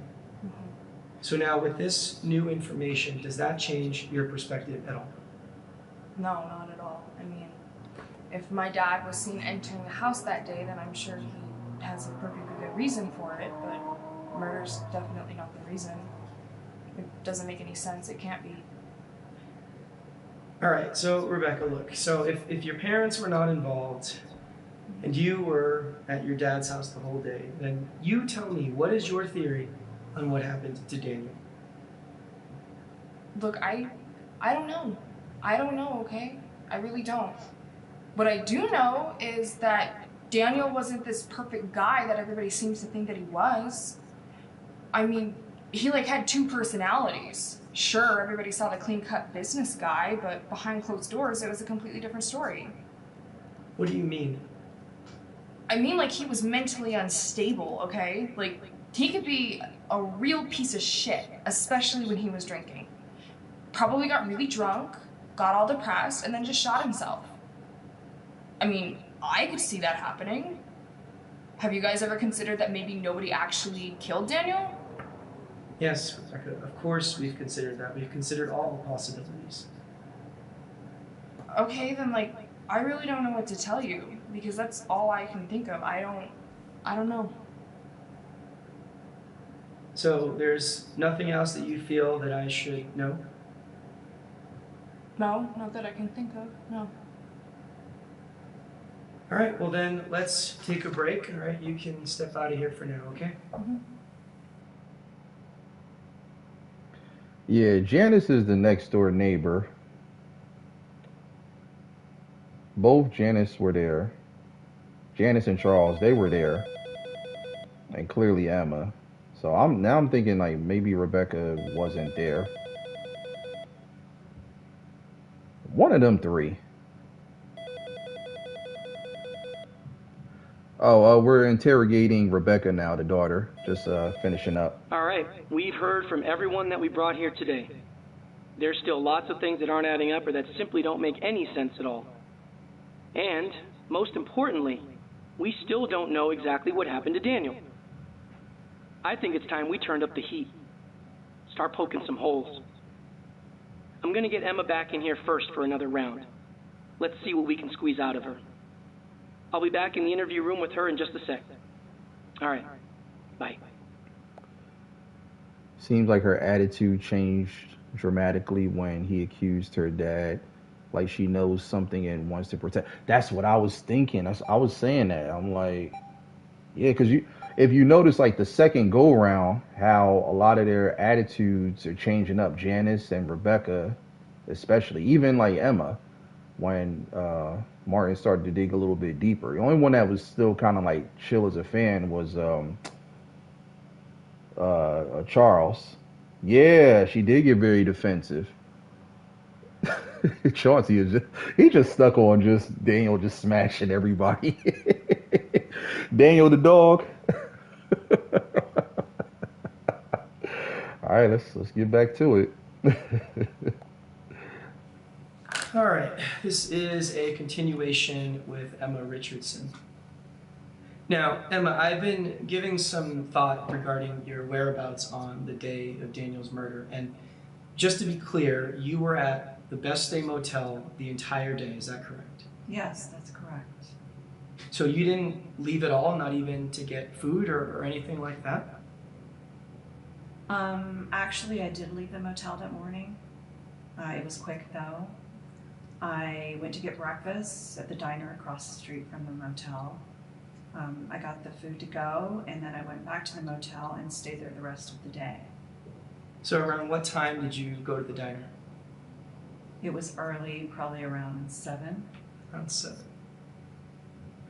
So you did not leave the motel at all, any time after getting that breakfast around 7 a.m.? No, I did not. Now, did you eat dinner? Yes, of course. Okay, so then how was it that you got your dinner that day? Charles stopped by that evening to bring me dinner. Oh, that's very kind of him. Yes, it was. So what time did he stop by? I believe it was around 6-ish. Around 6-ish. Now, did Charles bring you anything else? Like what?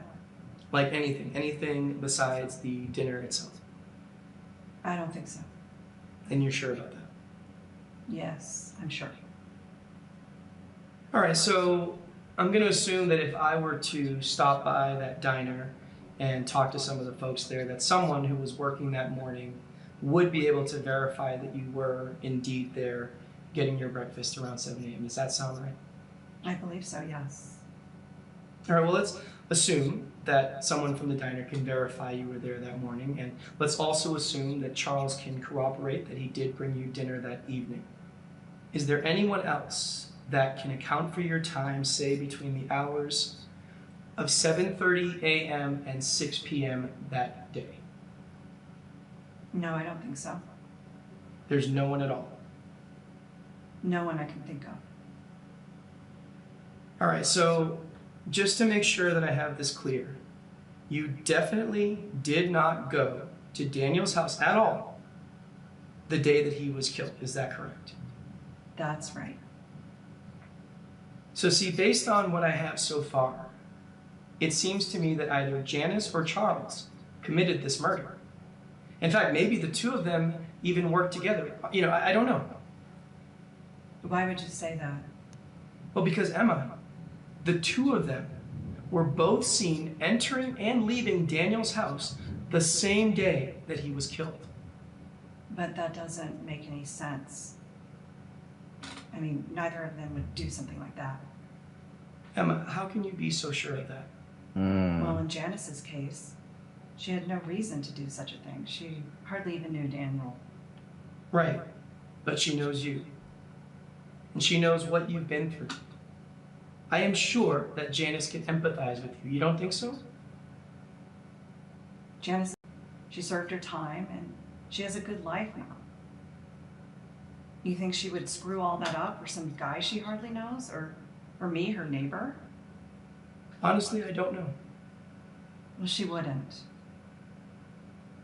All right, well then what about Charles? Because he was also seen entering Daniel's house that day. And we have already established that you are clearly someone important enough in his life to look out for. I mean, maybe he was, trying to care for you. Maybe, protect you. Charles is not a killer. Does he care for me? Yes, and I care for him too. We've known each other for a really long time. But it's just not in his character to do something like that. He would never kill someone, or even think about doing something like that, for that matter. It's just not who he is. All right, Emma, give me a second, okay? I'll be right back.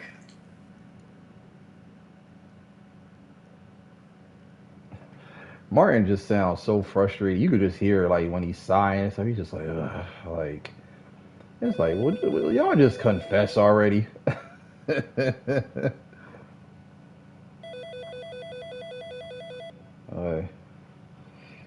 God bless people like this, because this would drive me nuts. I ain't gonna lie. Well, I don't think this is adding up at all. I feel like we must have some evidence that contradicts her statement. Can you look over everything and see if you can find a clear contradiction? That'll add a lot more weight when I go back in there. Give me a call when you got something. Thanks.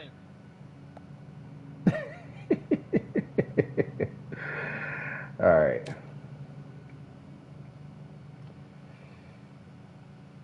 We got to find one piece of contradictory evidence from the most recent interview. All right, so let me just look over each one. I'm gonna start from the beginning. So, statements made by Emma Richardson. Statements made by Charles Humphreys. Statements made by Janice Burks. The statements made by Rebecca Humphreys. Home security camera recording number 1. It's the home security camera recording 2. There's number 3.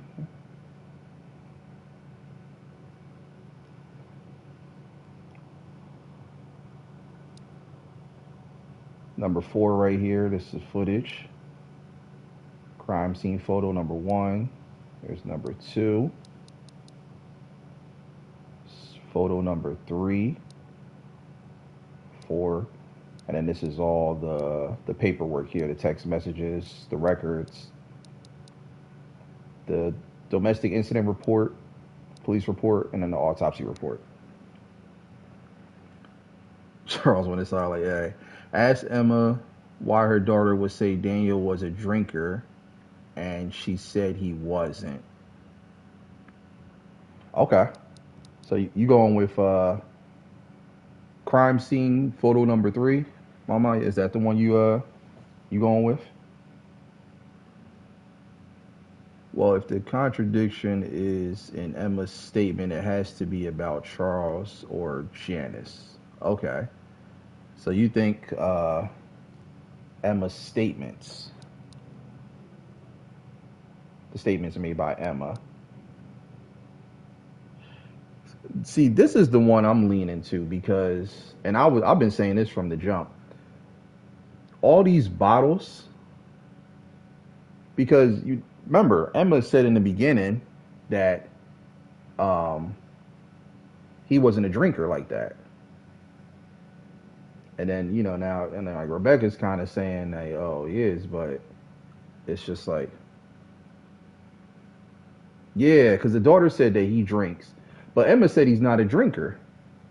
Like, they're saying two completely different things. I don't know, but that was a contradicting piece.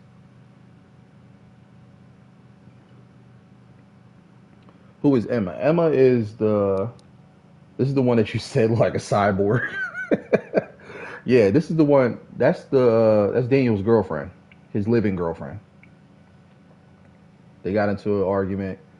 Uh, he ended up like abusing her physically, dislocated her elbow. That's why she has the cast on. So let me see, 1, 2, 3, 4, 5. So there's 20 altogether pieces of evidence. So which number do y'all want to go with? No, she fell to the floor and dislocated it. So which piece, which number do y'all think? This one that I'm on right here, this is 11, number 11. This is the one I'm kind of leaning with. Because that's what I'm trying to figure out. Like, why are they saying two different things? Why is Emma saying that Daniel wasn't a drinker, but Rebecca's saying that he is? So which one is it? Is one of them are lying? Well, now she seems very sus, and that she is calm about his death. Too calm. Very, very, very calm. So now, Mama, you said that's a contradiction. So which one hit? Emma's statements or the crime scene photo? Number 3. Hmm. Let me know what y'all think. Which piece I should go with?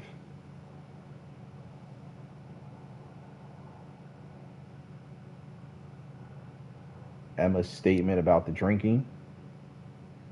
Okay, so number 1, this one here. Okay. Um, everybody else, you guys in agreement, or I'm trying to, like, whatever the majority rule is, that's the one we gonna go with.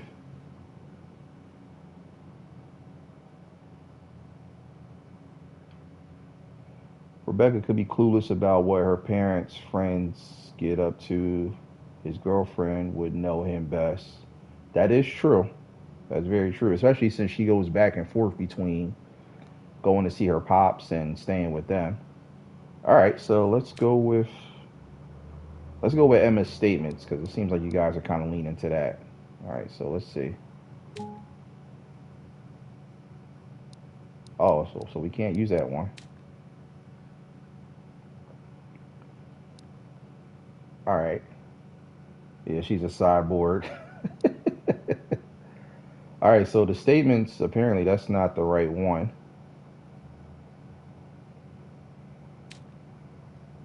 So let's try this crime scene photo with the drinking. Oh, that's not correct either.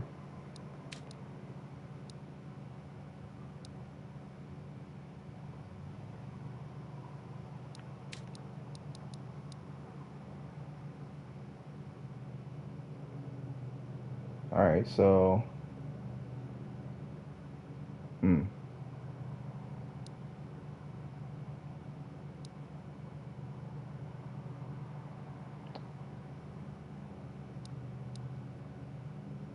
So apparently those two weren't correct.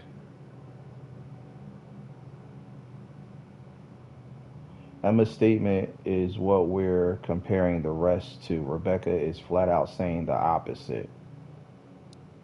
Okay, so you think Rebecca's statements? That's not. We can't use that one either. Hmm.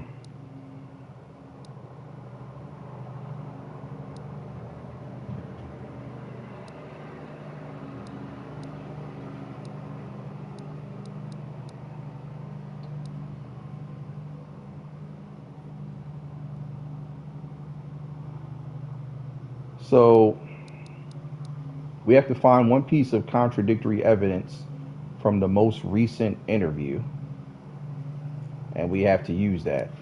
So when we try to do this one here, that didn't work.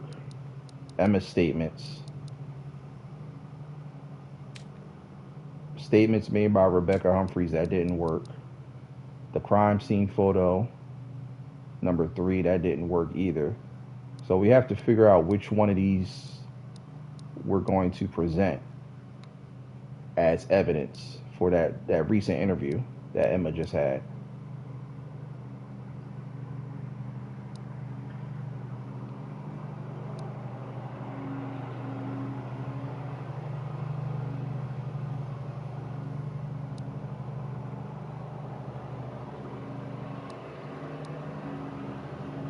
So we know this one, the first one, and the fourth one we can't use. This one we can't use. Those 3 we tried already.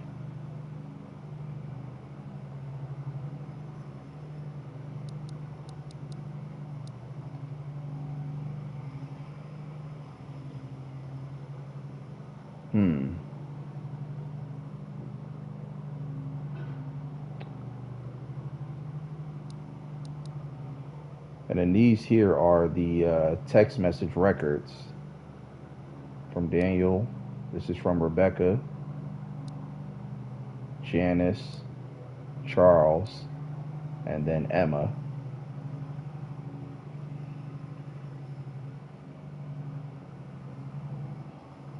We have stabilized a timeline of events, or is that what we're doing now? We just need to figure out which piece of evidence we're going to use for the interview that we just had.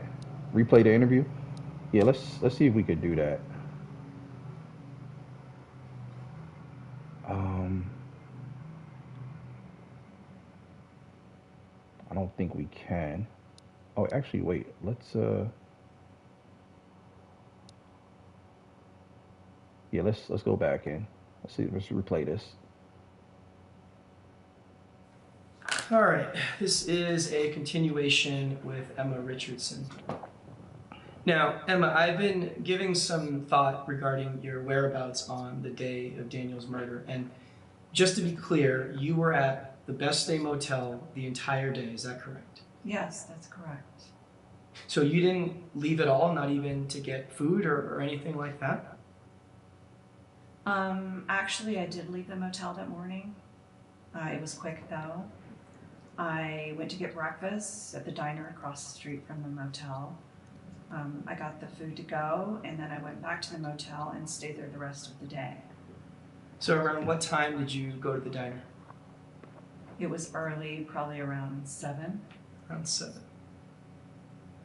So you did not leave the motel at all any time after getting that breakfast around 7 a.m.? No, I did not. Now, did you eat dinner? Yes, of course. Okay, so then how was it that you got your dinner that day? Charles stopped by that evening to bring me dinner. Oh, that's very kind of him. Yes, it was. So what time did he stop by? I believe it was around 6-ish. Around 6-ish.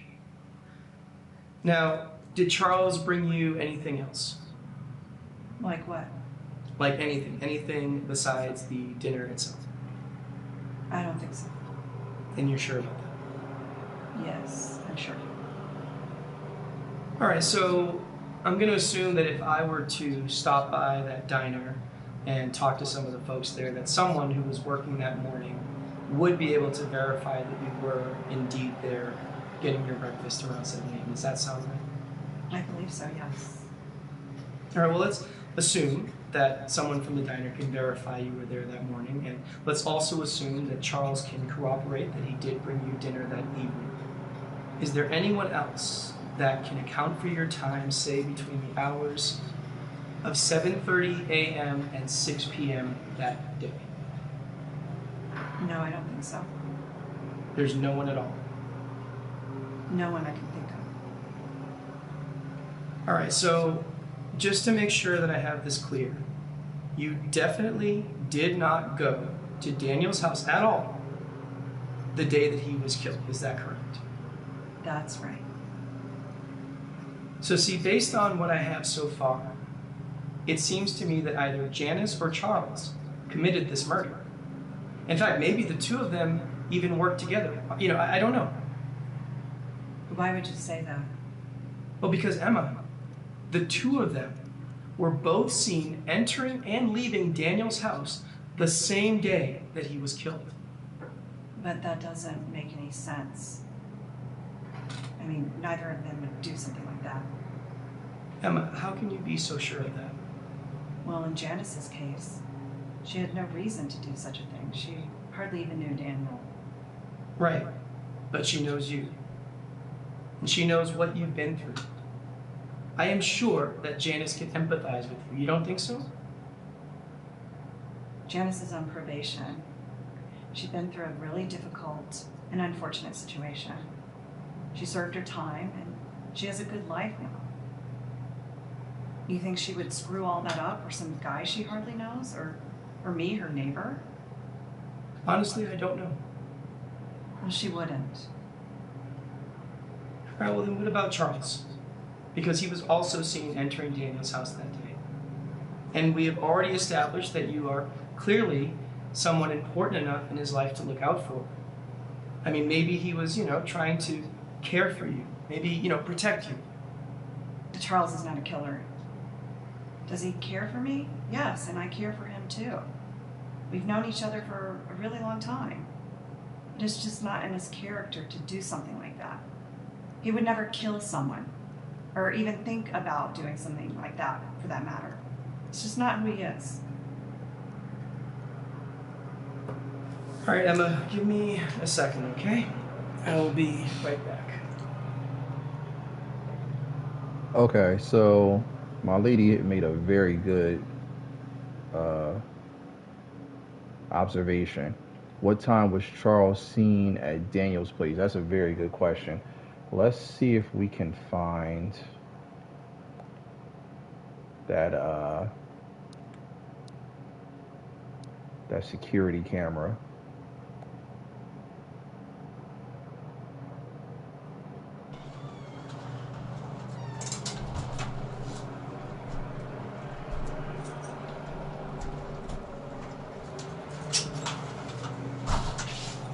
Hey, asshole!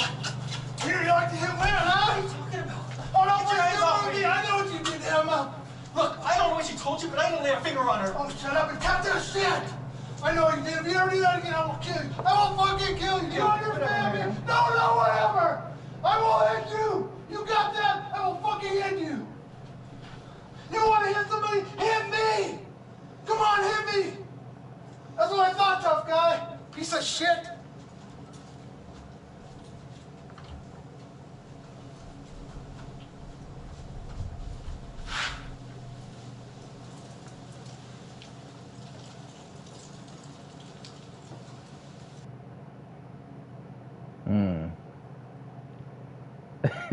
All right. For starters, that was not even believable.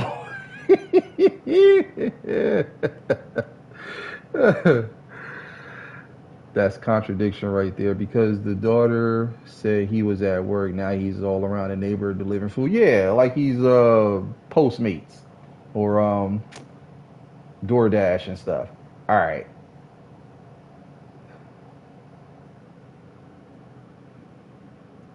So he confronted him and left. I don't think he went back and killed him.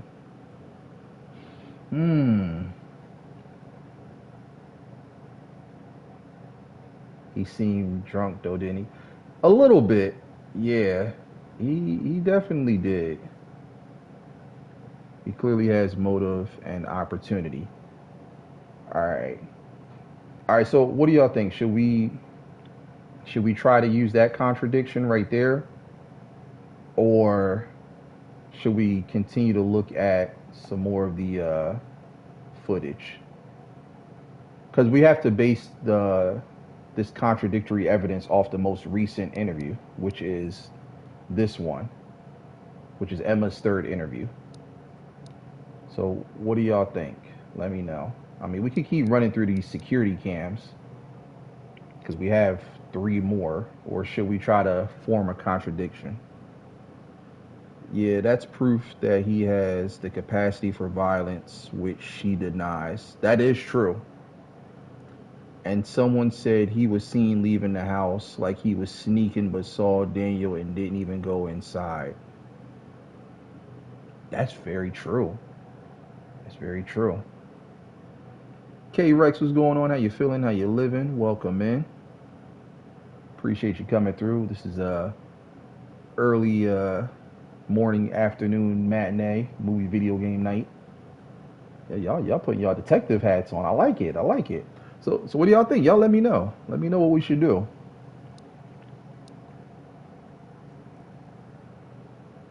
It also proves he wasn't at work while he said he was. That's true too, because he did say he was at work, and he wasn't.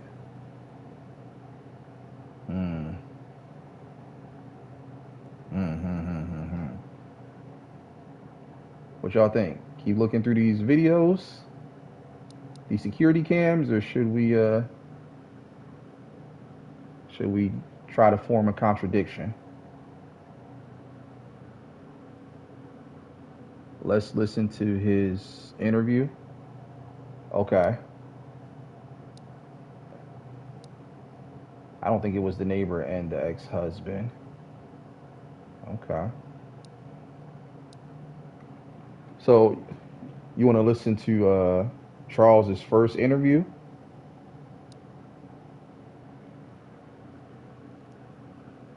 All right. I'll cycle back through Charles's interview, his first and his second one.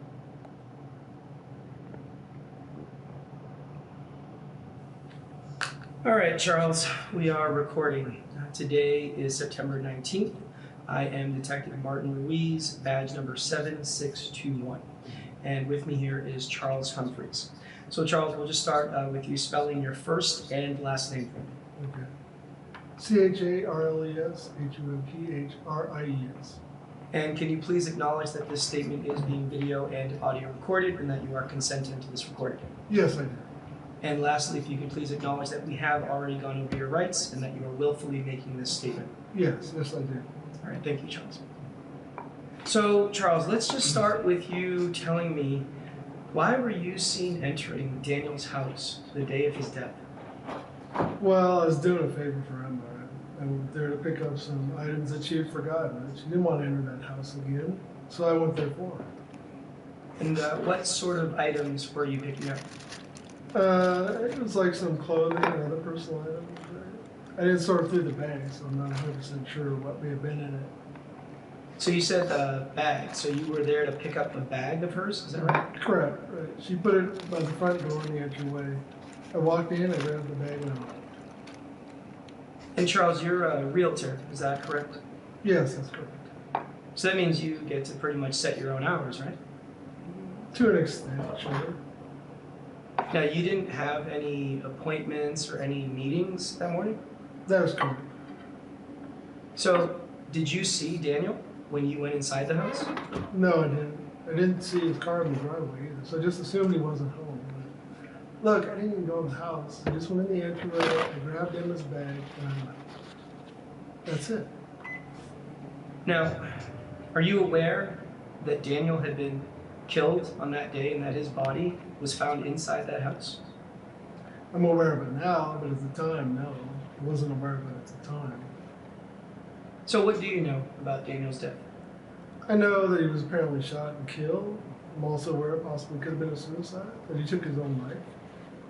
Do you believe that? Do you believe that he took his own life? Certainly seems like a possibility, yeah. So how well did you actually know Daniel? Not well at all. I mean, I mostly knew about him through Rebecca. I only personally met him a few times. A few times that I did meet him in person, he seemed like a pretty cool guy, right? He was friendly and upbeat, you know?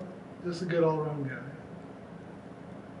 It wasn't until much later that I learned about him abusing Emma. Needless to say, that changed my opinion of him real quick. Yeah, I could imagine. So tell me about Emma. What is your relationship like with Emma? Em and I are on pretty good terms, all things considered. We were married for almost 20 years. You know, we had Rebecca. Everything was going really well. But I mean, slowly things just didn't work out like we hoped. So we got divorced about 2 years ago. It wasn't an ugly divorce or anything like that. We both agreed that it wasn't working out, so we decided to call it quits. And here we are. So do you still stay in touch with her? It's not like we're best friends or anything like that, but we have a daughter together, so yeah, we are in touch from time to time. And do you still care for her? Not in a romantic way, no, but as a person and the mother of my child, yes, I absolutely do care about her. So would you be willing to do anything for her? What, like murder? Yes, Charles, like murder. No, of course not. Look, I would be willing to do almost anything for her because I still care about her. The murder, no, absolutely not. So you're telling me that you did not kill Daniel when you went inside that house? No, of course not. Look, I told you I didn't even see the guy, but if I did, I'm not going to kill him. So what about Emma? You think that maybe Emma killed Daniel? I mean, she's got more reasons to kill him than anyone else. No, Emma didn't kill Daniel. That's ridiculous. And how can you be so sure about that? Because she's not a killer. She's like the sweetest person I know. Well, what if she maybe hired someone or got some help? You don't think that that's possible? No, I don't think that's possible. Well, look, Charles, the reality is that somebody killed Daniel, okay? That is a fact. Now, we know that Emma has been on the receiving end of his abuse, all right? Now, that has got to be scary as hell for her.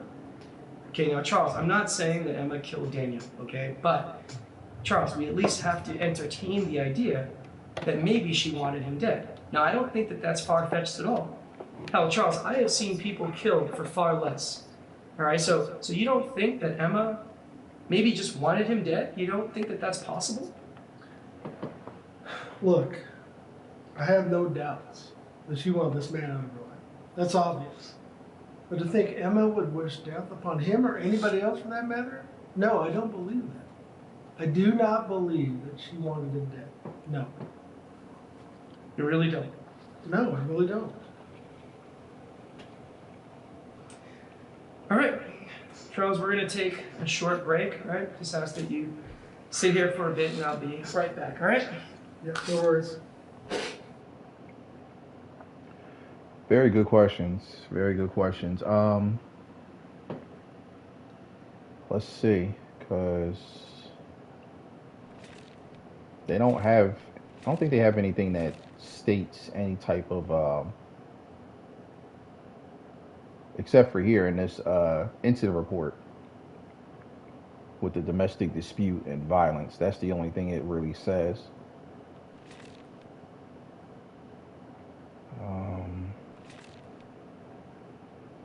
Now, he said he went to go pick up her bags and all that stuff like that, but I didn't see him pick anything up.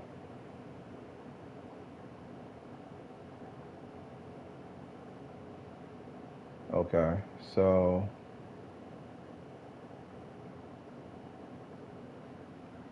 he seems very shady. Yeah, I was thinking that too.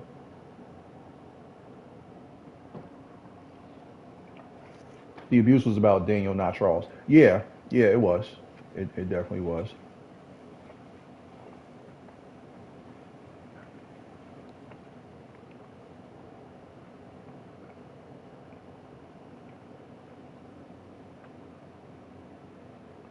Now, I'm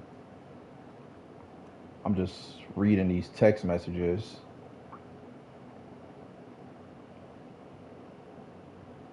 Because didn't she say,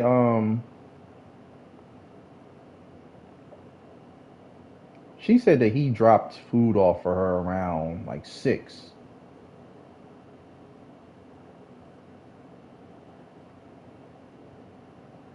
But here in the text message, it's saying at 9:06. Oh, wait, that's from the 10th, though.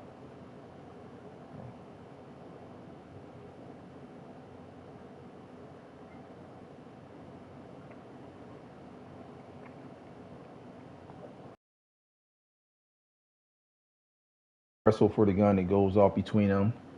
Charles is much larger than Daniel. He could have overpowered him easily. Yeah, he could have.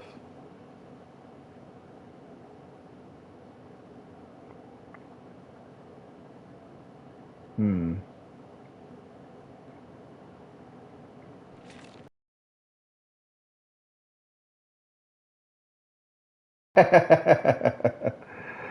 All right. Let's look up these other security cams just to kind of get a better idea.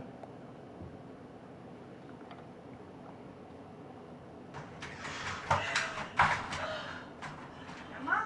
I'm really worried about you. Are you leaving him? Are you all right? We can talk later. I gotta go. Are you sure? Did something now just happen? Look, I said we can talk later. I gotta go. Okay, I got you. You go ahead, I'll get the suitcase. Okay.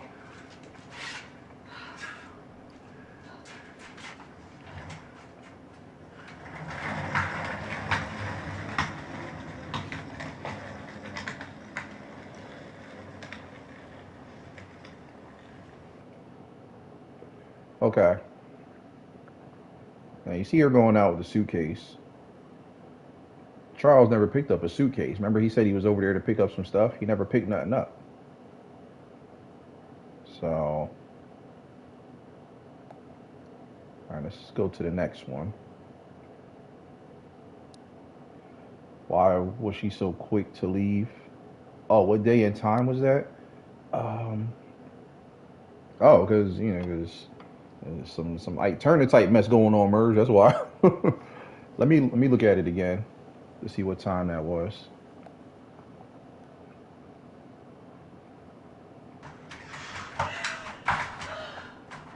Emma? I'm really worried. That was September 11th that happened. Looked like Emma was fleeing the crime scene. Probably. Hmm. 'Cause, yeah, she was definitely in a hurry. 1:16 p.m. Mm-hmm. Oh, we getting somewhere. We are getting somewhere. All right, let me look at these other ones.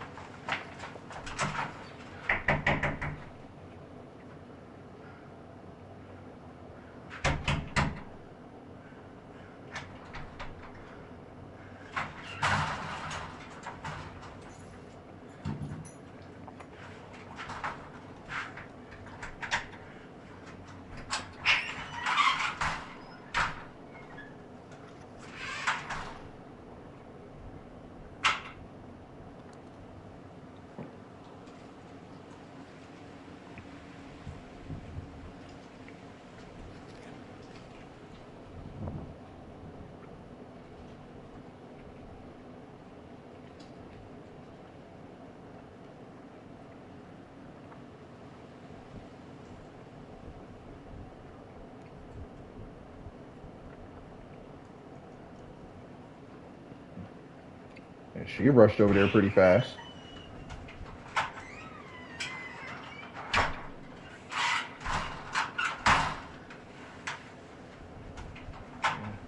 Where's the mail at? I don't see no mail.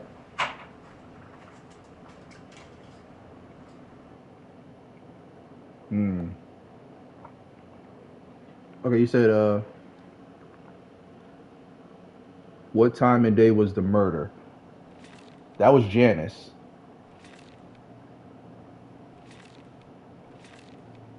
Let me go back to the incident report.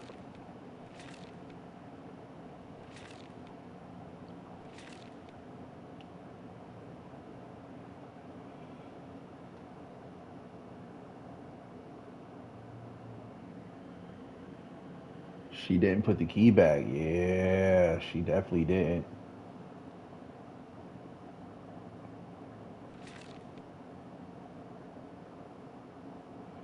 Okay, so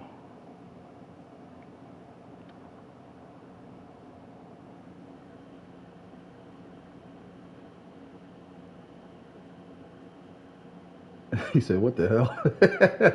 She ran up to the door, then calmly walked away. I don't know what to think. Right. BG, what's going on? How you feeling? How you living? Welcome in. Appreciate you coming through. Okay. So, all right, here we go. Date and hour of death, the 12th of September. Time is unknown. Oh, you got your PS5 set up? Nice, nice. Charles lied about his reason to be there. He had a violent response to Daniel. He has motive and opportunity. I could definitely get him to a plea deal. Yeah, so the 12th of September is when this happened. Got it yesterday. Nice, nice. Enjoy. All right. So, hmm. All right, let's do this last security cam.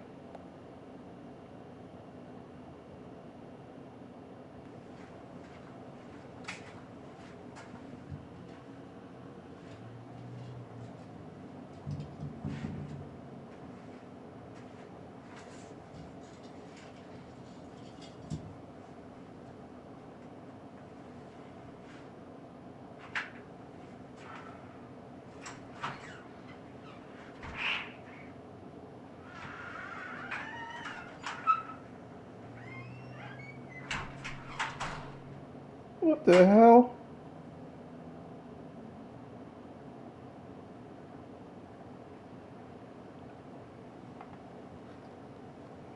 So this one here is on the 12th at around 9.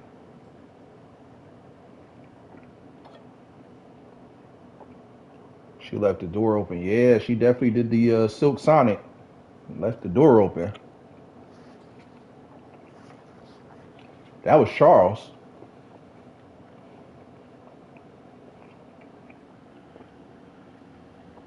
Looking for a hidden key and just walking in after trying to do it right. Right.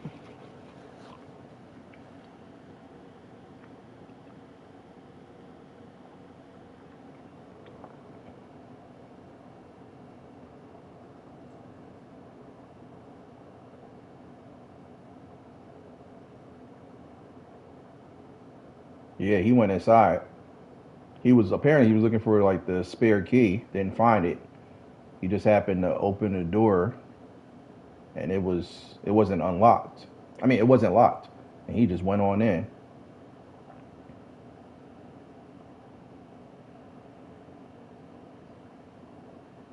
And he's been in here for a while.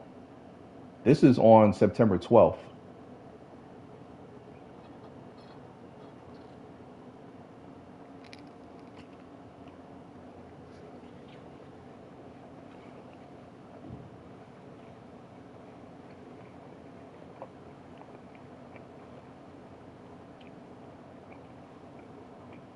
Janice left it unlocked and took the key. Mm.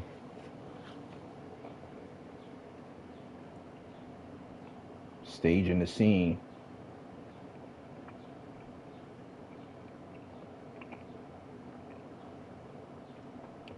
What was the time that he walked in? YouTube CSI, right? Law and Order. Bow, bow, bow, bow, bow. Right.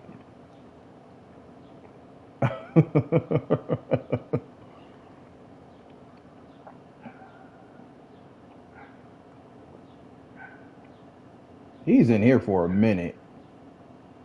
Now,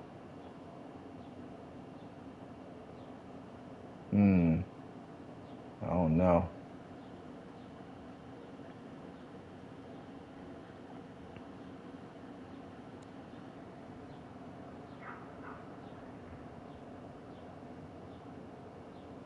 Been in there enough to be knocking boots with a crazy cat serial killer next door. You know what I think he's in here doing? Is there footage of the daughter being in there? No. These are the only security cameras. You know what I think? I think she took the key, left the door unlocked for him to go in here, and then he.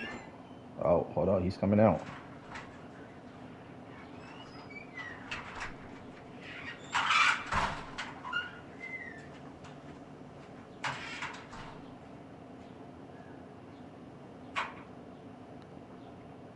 That's an awful long time to just grab that little handbag, a little purse.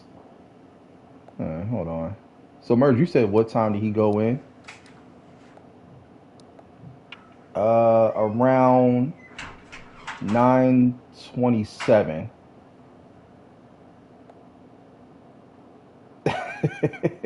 Came out smooth with it too. Oh yeah, around 9:27 he went in,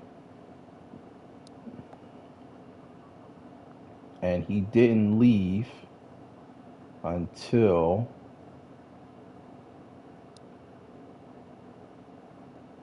9:31. He packed the bag. And what time he said he went there? Um, hmm.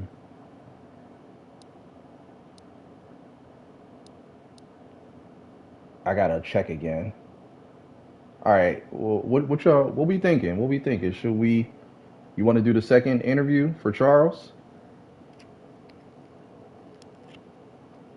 Or I mean, what do y'all think?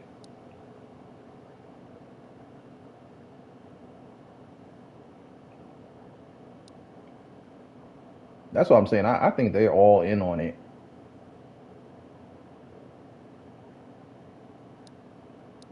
I think they're all in on it, probably except for Rebecca.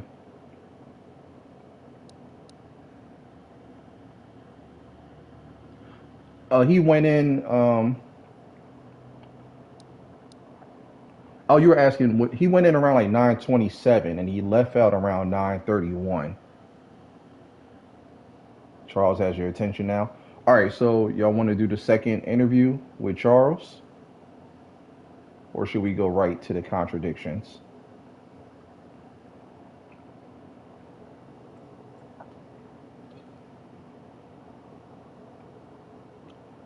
Emma did it. My choice has been made. You think it was Emma?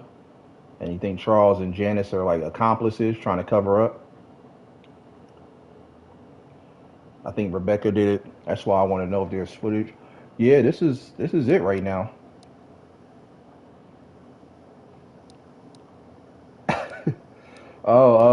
So Charles ran up on him and basically threatened to like kill him because of what he heard about the abuse on Daniel's end. And and then, Charles is seen in this clip right here going into the house, where the door was actually unlocked because he was looking for the spare key. Went in and walked out smooth as hell with just a bag with not a lot of stuff in there. So that's all right. Hmm. I guess I'll go ahead and run Charles's second interview. This is a continuation with Charles Humphreys. So, Charles, I do think that you're being honest about Emma, all right? You really don't think she had anything to do with this, and I do believe you. Well, that's good because that's honestly how I feel. And like I said before, she is not the kind of person to wish death upon anybody. She is by far the most caring person I've ever met. So, Charles, I hear you, okay? But since you didn't kill Daniel, and if Emma had nothing to do with this, well then, that means there must be somebody else, right? So, do you think that maybe Rebecca may have had some... No, of course not. This has absolutely nothing to do with Rebecca. Okay. Well, then I guess that puts us back to square one then, doesn't it? I guess so. All right, well, Charles, that'll do for now, all right? Let's get you out of here for a bit. Okay.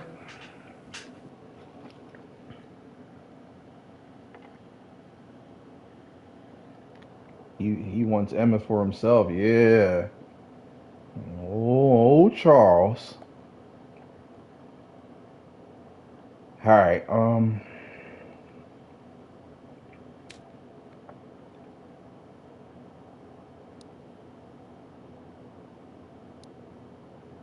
Phoenix Wright would have pressed and said objection. Yeah, don't this give you Phoenix Wright vibes? All right. What are we thinking for the evidence?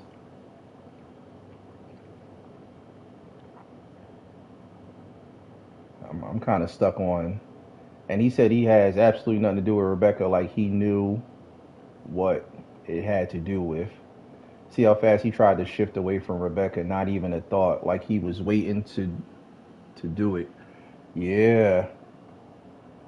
All right. Let's try this one. Let's see what happens. Oh.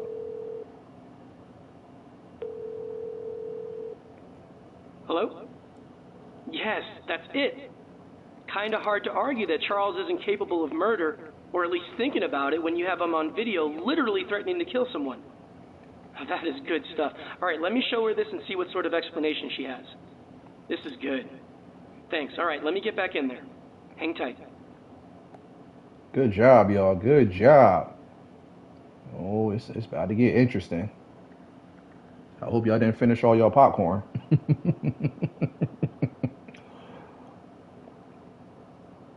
Becca Byrne, bad daddy, right? All right, this is another continuation with Emma Richardson. Now, Emma, you had told me earlier, and I'm paraphrasing here, but you said something along the lines of Charles not being capable of committing murder or even thinking about it. Does that ring a bell? Yes, absolutely. All right, I want you to do me a favor and turn your attention to the TV here. I want you to take a look at this.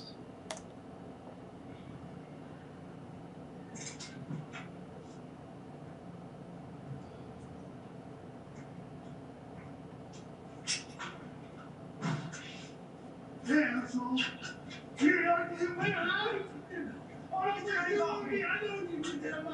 Look, I don't know what she told you, but I didn't lay a finger on her. Oh, shut up and cut that shit.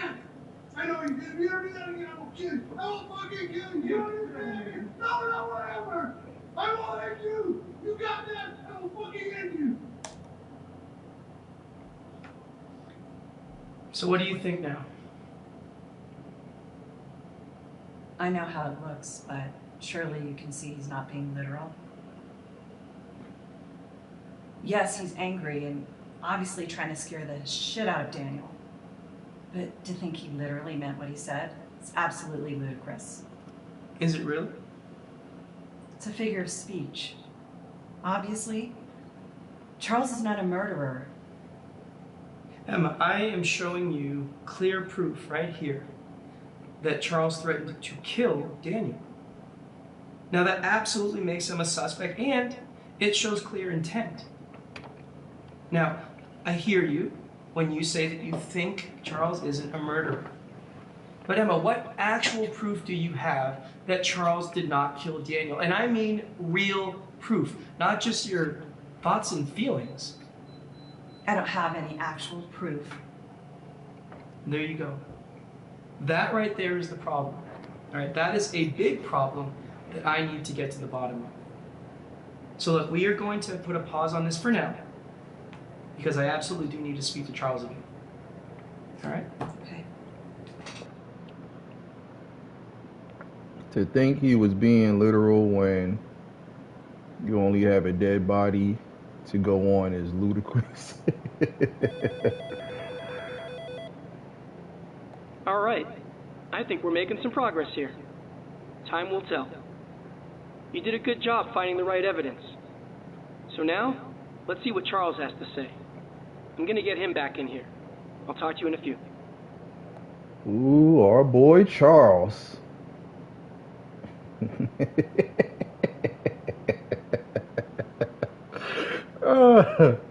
Emma ain't know what to say. Like, come on, Emma. Like, wake up.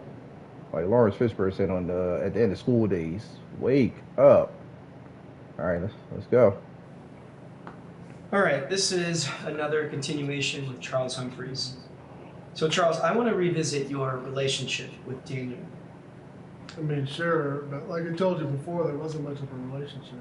I only met the guy a few times. So, when was the last time that you saw him? Probably a few months ago, maybe. Honestly, I'm not sure. So, you didn't see him on September 11th? Oh yeah, that's right. Yeah, I do remember that now. Yeah, I saw him that morning. That's right. I'm sorry, I forgot about that. See, Charles, I don't know how you could forget that. What do you mean?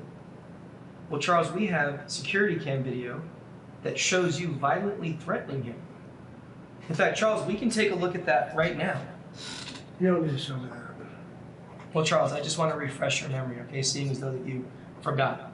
So please, indulge me, okay? Take a look.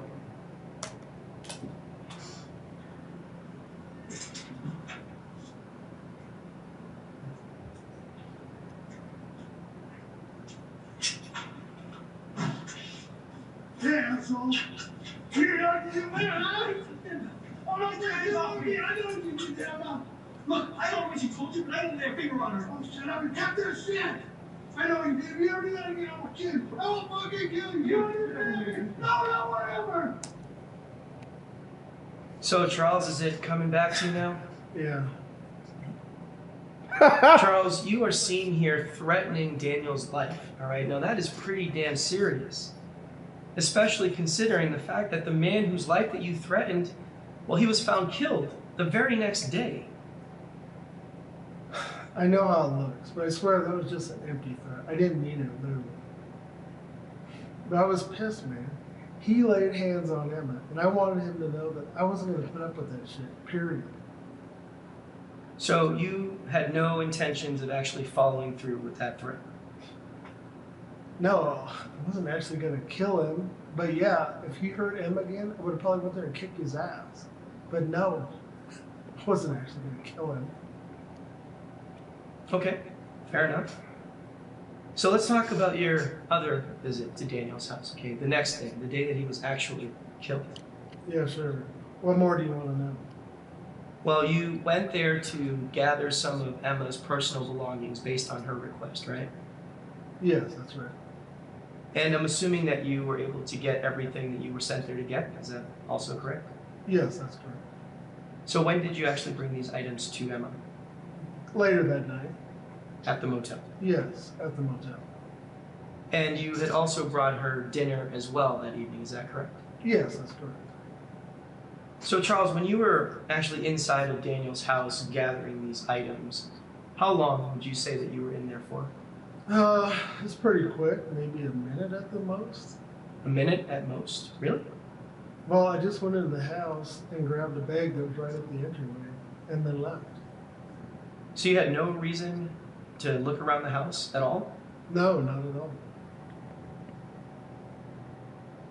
All right, Charles, well, let me process this, okay, for a little bit. So we'll take a short break, and I will be right back, okay? Okay.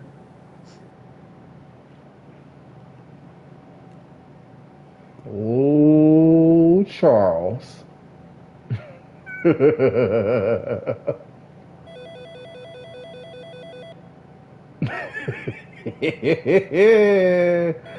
She said he didn't take anything else to her.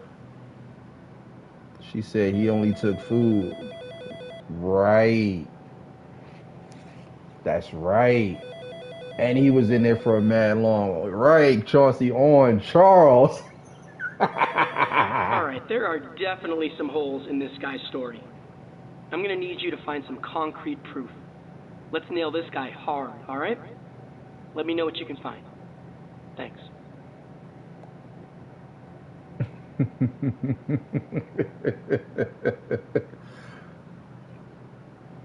Yeah, why he didn't take the bag?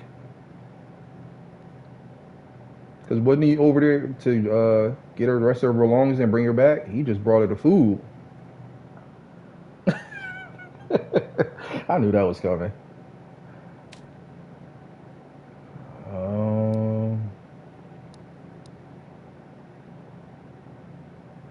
Home security camera recording 4.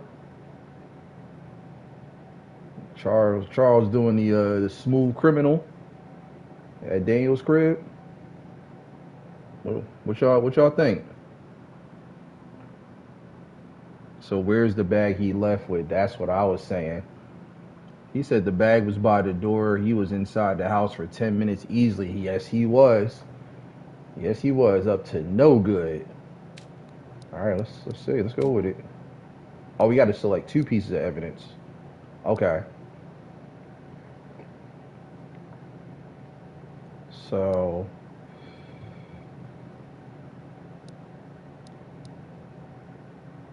I would guess his statements and the security camera, the 4th recording. What y'all think?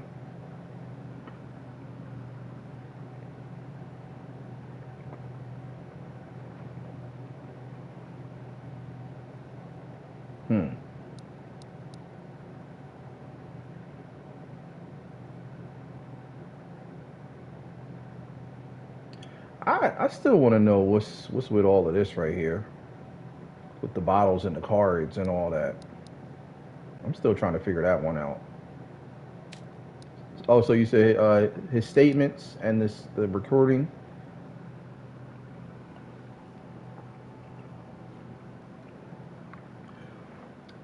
Oh, have you noticed the picture of the gun? Dude's finger isn't even in the trigger guard, let alone the trigger. It's not, and that's what I was saying earlier. That's why I feel like someone definitely shot him and then put the gun in his hand and made it look like he did it. Yeah, I noticed that like right off the bat. All right, let's try these 2 and see.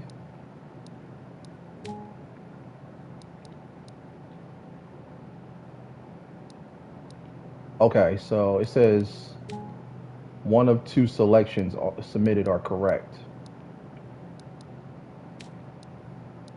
Okay, so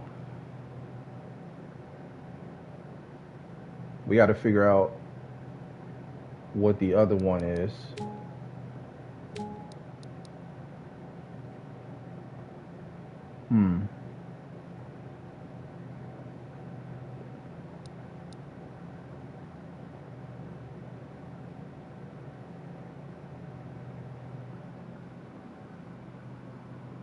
The blood on his hand is suspect too.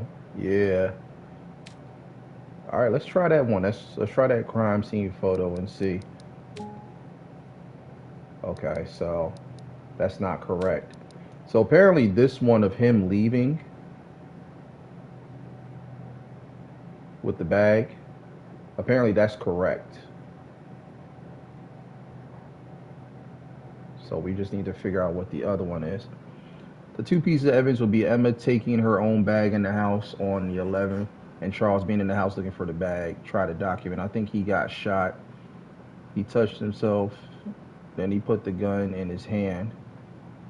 Probably. You said try to document? Okay. Let me see what, because Loki said to try this camera where she's got her bag. So let's try these 2. All right, so that's incorrect. So the document, which one though, Merge? Which one you think? I'm telling you, Charles told damn Daniel to shoot himself. It was like Pretty Tony in the Mac. Maybe.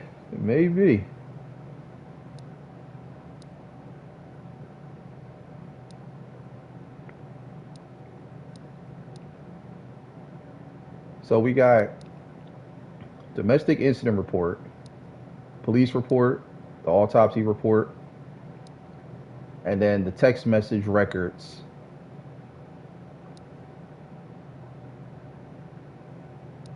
Him leaving with the bag and Emma's statement. All right, let's try that and see. Oh, that was it. Get it, girl. Hey, there it is. There it is. Fantastic work. Good eye. Yes, he is clearly in the house for way longer than just a minute. And yeah, you're right. Emma stated that he only brought her food the night of Daniel's death. She made it pretty clear that he didn't bring her anything else. So why would he go through the trouble of getting her personal items and then not actually give them to her? That makes no sense at all. All right, let's get the show back up and running. We need answers. Talk soon. Bye. Everybody say it with me. Ooh, Charles. Oh man.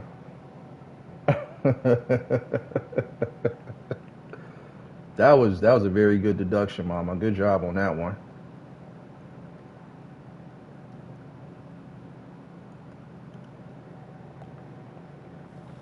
All right, this is a continuation with Charles Humphreys. Now, Charles, I want you to take a look at this footage right here, okay?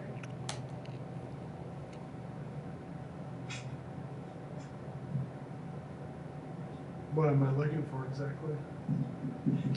Well, you can clearly see that that's you at the front of Daniel's house, correct? Yes, I can see that. So can you look up there and tell me what is the date? It's September 12th, Right, and the time? What does that say? 9:27 a.m. So 9:27 a.m. All right. Now let's fast forward through this. We'll jump to about right about here. All right. Now, can we agree that this is you leaving Daniel's house that same morning? Yes, it is. So again, can you look up there and tell me the time? What does it say now? It's 9:31 a.m. So 9:31 a.m. Now see, Charles, you told me that you were in Daniel's house for no more than 1 minute. Okay, now I'm showing you the security cam video that shows that you were in there for about 3 to 4 minutes. Now, Charles, I can't understand why it would take 3 to 4 minutes to simply go inside of the house, grab a bag that's right there in the entryway, and then leave. So, Charles, can we cut the bullshit? All right, why did you go inside this house? And more importantly, what were you doing in this house? And this time, Charles, please, do not lie to me. Look, I don't know if you're aware, but Daniel threatened Emma at gunpoint the day before he died. Now, obviously, this guy was unstable, but I didn't know he had a gun in the house. So how did you find out about the gun? Emma told me, and I was afraid Daniel was going to flip out again and actually use the gun to hurt him. So I decided to go over to the house and see if he was there. But when I got there, his car wasn't in the driveway. So I thought I could go in the house and find the gun and take it from him. All right, so just to be clear, the reason that you went to the house was to find this gun. That's right. And when I went in the house, I immediately went into their bedroom thinking that's where it would be. But instead, I find the guy lying there dead, and the gun is in his hand too. You know, I panicked. I didn't know what to do. You know, I remember they had the security camera in front, so that freaked me out, right? And I knew it was going to look bad, me coming in the house and this guy being dead. So I quickly kind of came up with this plan to grab some of Emma's stuff and put it in this bag, so it seemed like I had a reason to be there. So this whole thing was just a performance for the security cam? Yeah, I guess that's one way to put it.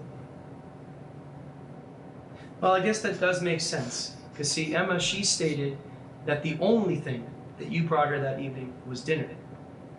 Yeah, I mean, it's stupid and I'm sorry. But I didn't want to have any connection to this guy's death. I mean, the whole situation makes it look like I did it. Hell, I don't even know if you believe what I'm saying. And I know it sounds crazy, but it's the truth.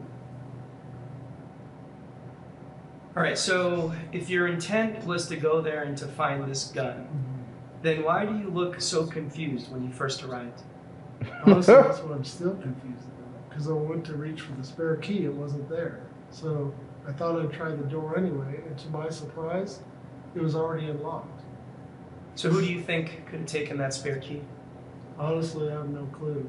I mean, I know it wasn't me, and it definitely wasn't Rebecca, because she has her own keys in the house, so I don't know. And I don't know why they would have left the door unlocked. That doesn't make any sense either. But what I do know is that it's obvious that somebody was there before me, They took the spare key and they went through the front door. All right. Well, Charles, we're gonna give you a break. All right, you can step out of here for now. Okay.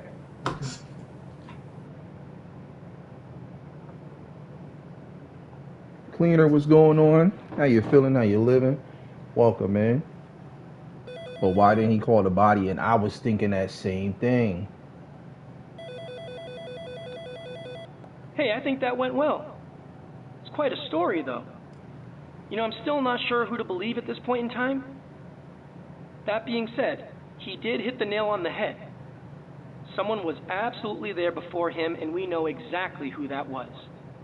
Now we got both Janice and Charles saying they arrived at the house that morning, and both claim they found Daniel already dead. Yeah, I am not too sure I buy that. Now, I can see Charles's possible motivation for killing Daniel, but Janice's is a little unclear. I mean, maybe she was triggered by seeing another woman she knew dealing with a similar type of abuse that she experienced?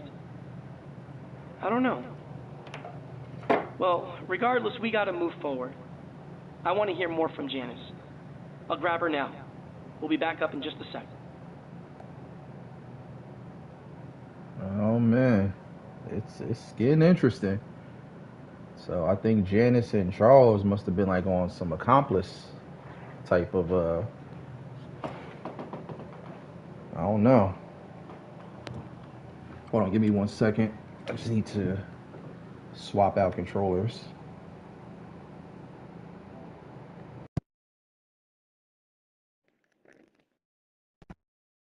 There we go.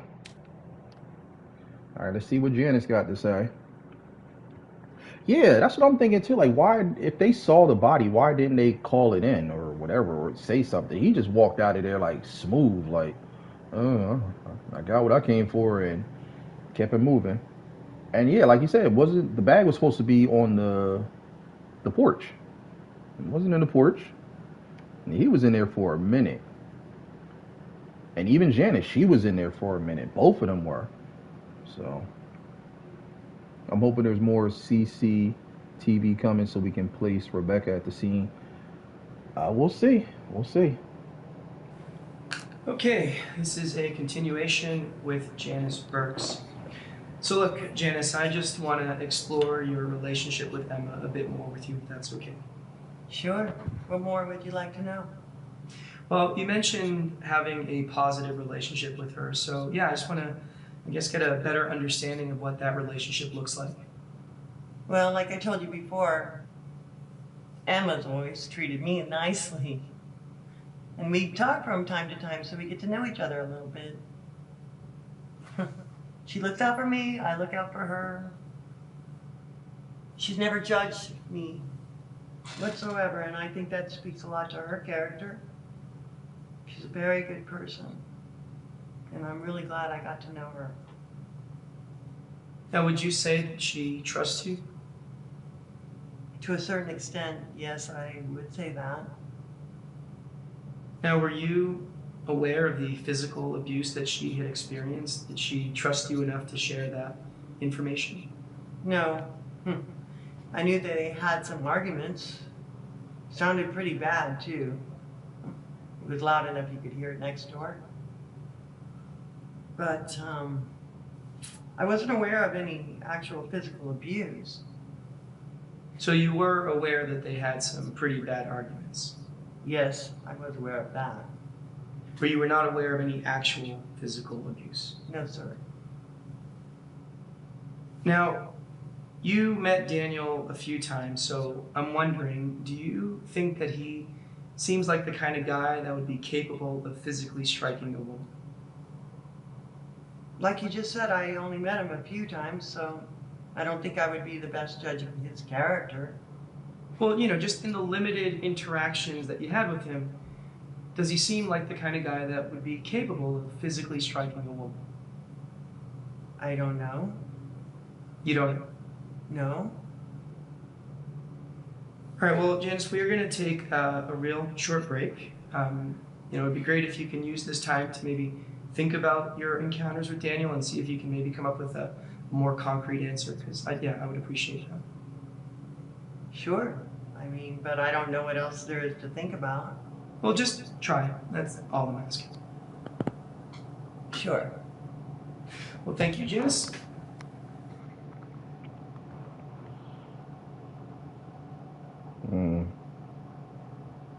What y'all thinking?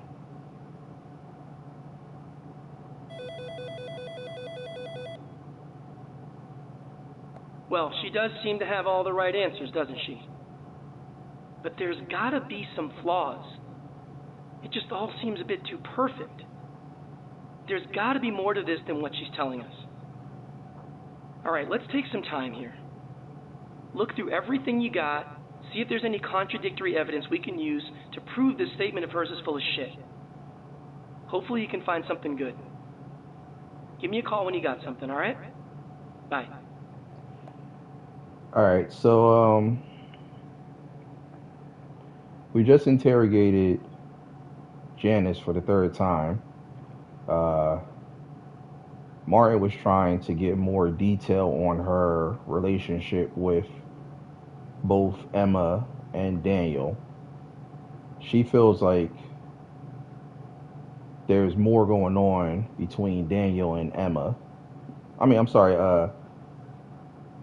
He feels like there's more going on between Daniel and Janice than what she's kind of hinting at. You know, like, because Janice is saying she's only met Daniel a couple times, but I'm pretty sure that, you know, especially with you giving your next door neighbor a spare key, you gotta have a really healthy relationship to be able to do something of that type of magnitude. So we gotta find another contradictory evidence piece. So we need to find 2 more pieces from the most recent interview that we just had with Janice. So,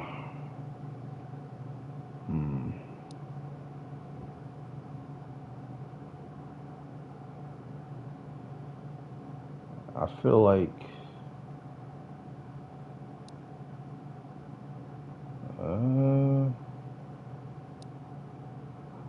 these security cameras, these recordings right here, I feel like these could possibly be 2. Let's see.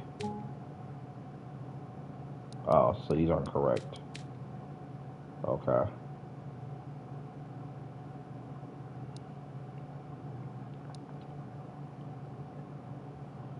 What about her statement about putting the key back and leaving?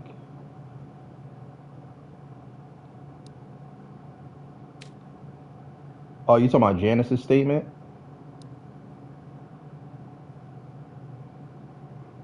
Okay.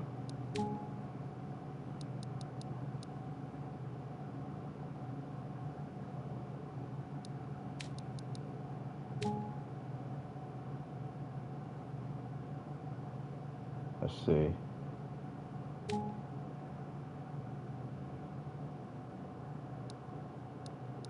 All right, so neither one of these are correct.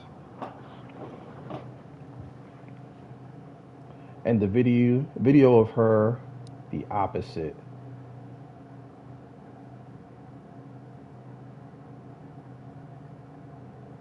What abusive relationship openly welcomes people being able to just walk in? Right.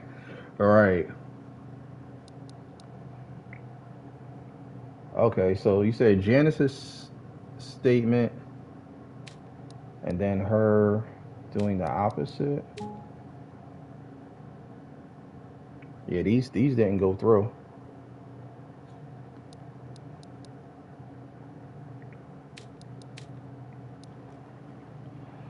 Let's see.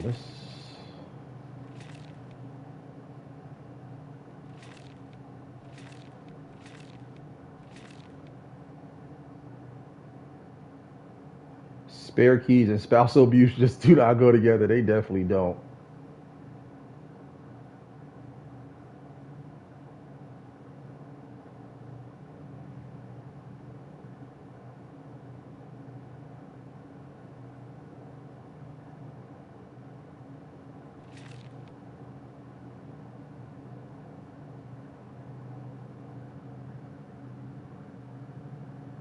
Yeah, it's getting real.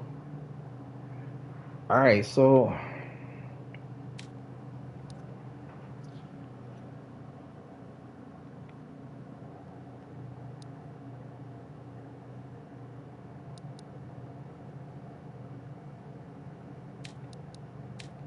let's try the statements and see. Okay, one of these is correct. So we got one so far.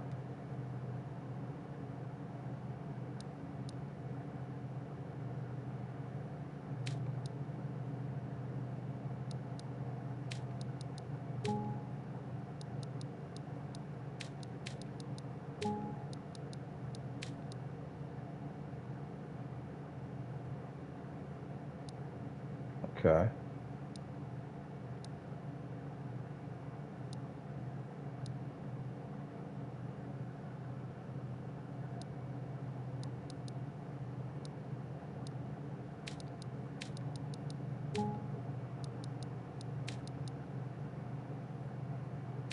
So it looks like Emma's statement is one of them.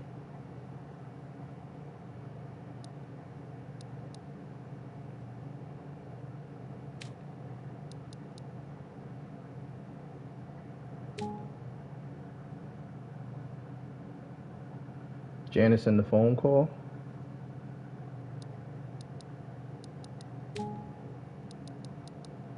So Emma's statements apparently um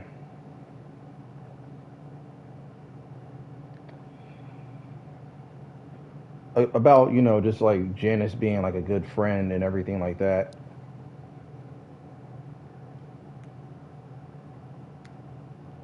And there's a single report to back up Daniel as an abusive partner from what I've seen of Rebecca. She defended Daniel. Emma is playing too cool for somebody that just gotten out of something. Yeah, yeah.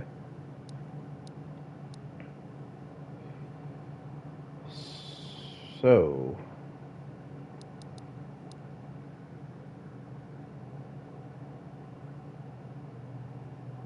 pair that with the footage of Janice going into the house. Oh, so Emma's statement and Janice going into the house. So only one of these are correct.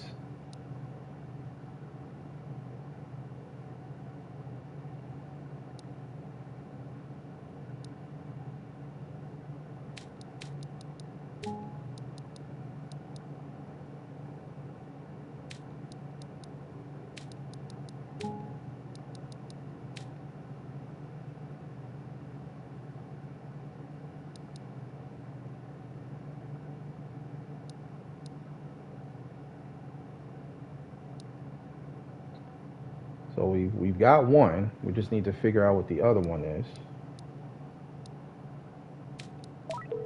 Oh, it was the messages. Hey. The tech. Well, there you go. That is great. Perfect. I'll share what Emma said earlier in her previous statement. Good catch. Now, what she said definitely doesn't match up with Janice's presentation of the facts. I'll grab the text message records as well. There's no way Janice can argue with that. All right, let me grab what I need and get back in there. Thanks.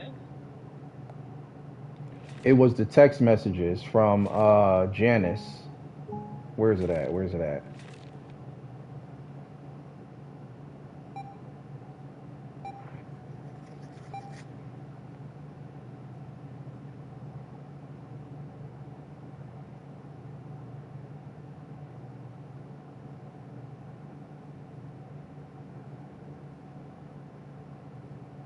Because remember how she was saying that, oh, she got mail from them.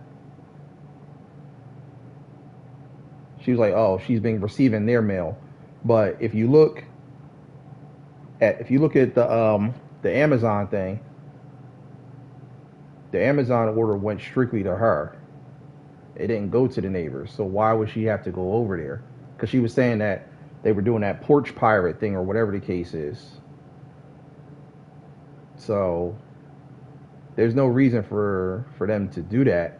if they successfully delivered her mail to her door. She's saying that they delivered mail to.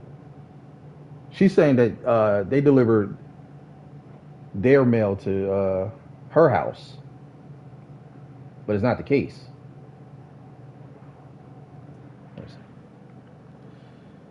Janice did say she heard them arguing, but that's the only evidence of him getting out of character. Charles is a scapegoat. I think Emma and Janice are most likely. Charles is a mook. You think Emma set him up? I would not be surprised if it was like a setup. I would not be surprised by that.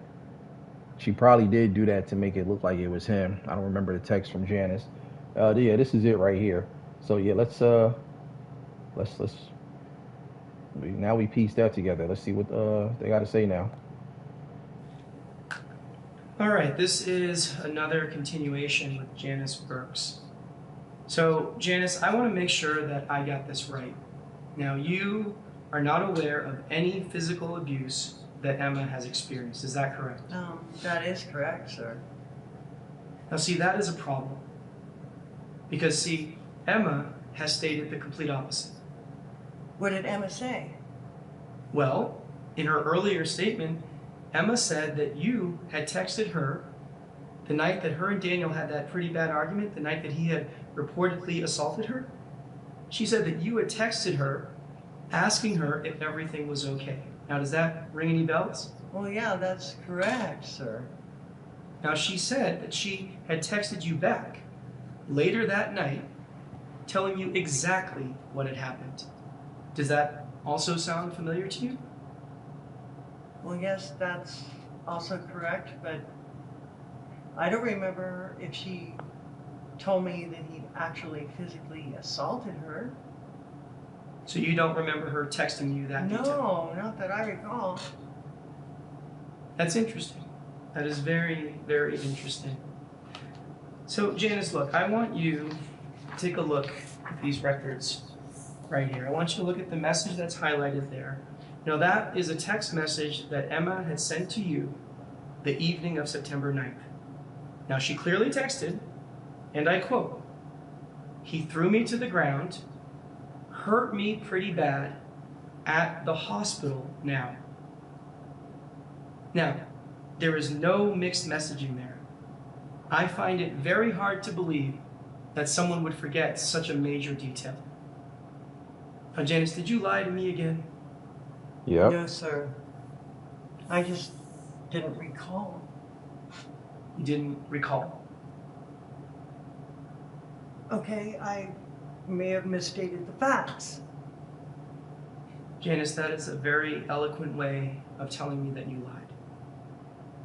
Now, Janice, why did you lie to me again? Why did I lie?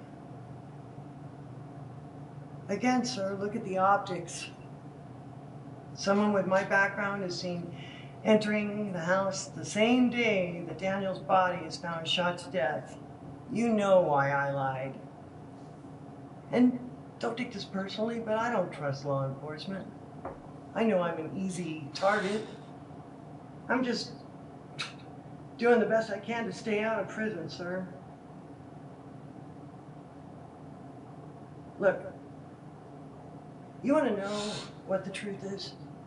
Yes, Janice, that is literally the only thing I want to know. Good.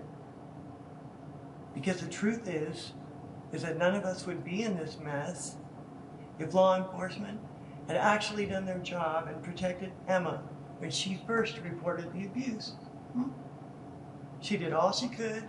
She went to the police. She told them everything that Daniel had done to her. She even had her daughter as a witness. That man should already be locked up. That man physically assaulted her, and you guys let him go on his merry way. That's not okay. You know it, and I know it, but that's not okay. Look, Janice, I hear you. Okay, I hear you. And yeah, maybe we could have handled things differently. I don't know. Okay, but regardless, we can't live in the past, right? I mean, all that we can do is to make sure that we do the right thing right now in this moment. That's literally all that we can do. So Janice, let me ask you again, okay?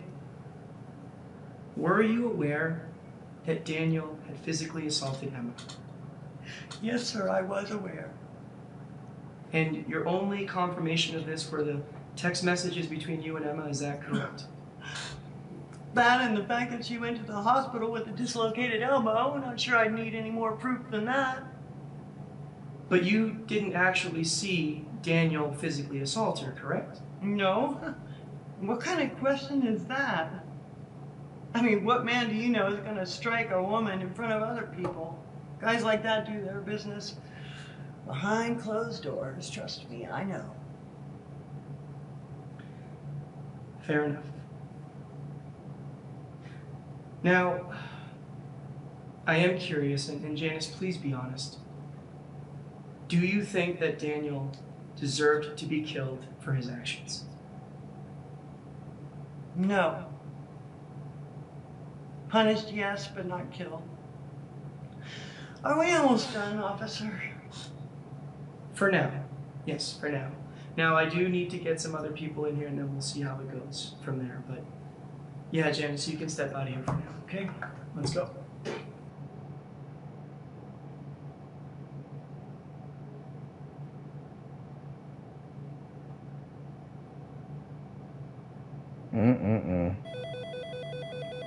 She's starting to break. You could hear it in her voice, her actions, her mannerisms, all of that. Alright, so we know for sure that Janice was aware of the physical abuse. We know she was the first person seen on camera entering the house, and we know that she and Emma have a relationship in which both of them look out for one another. Now, what we don't know for sure is if Daniel was indeed already dead by the time she entered the house. And at this moment, there really is no way to prove or disprove Daniel's status at that time. It's clear that these people are still lying to us. There's still too many holes and things that just make no sense. All right, let's get Rebecca back in here for another round. I got a few more questions for her. Hang tight.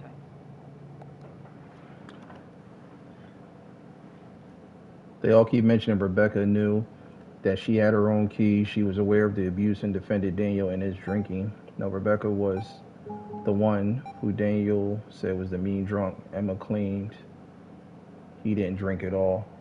Yeah, that's not adding up. Oh, let's see. I feel like we almost at the finish line. All right, this is a continuation with Rebecca Humphreys. So, Rebecca, I want to go back to the day of Daniel's death. Now, you said that you were at your dad's house the entire day that Daniel was killed. Is that correct? Yeah, that's correct. And the only thing to corroborate this are these text messages between you and a coworker in which you asked them to cover your shift for that day. Is that also correct? Yeah, that's also correct. So see, the problem here is that those text messages do not necessarily prove that you were at your dad's house that day.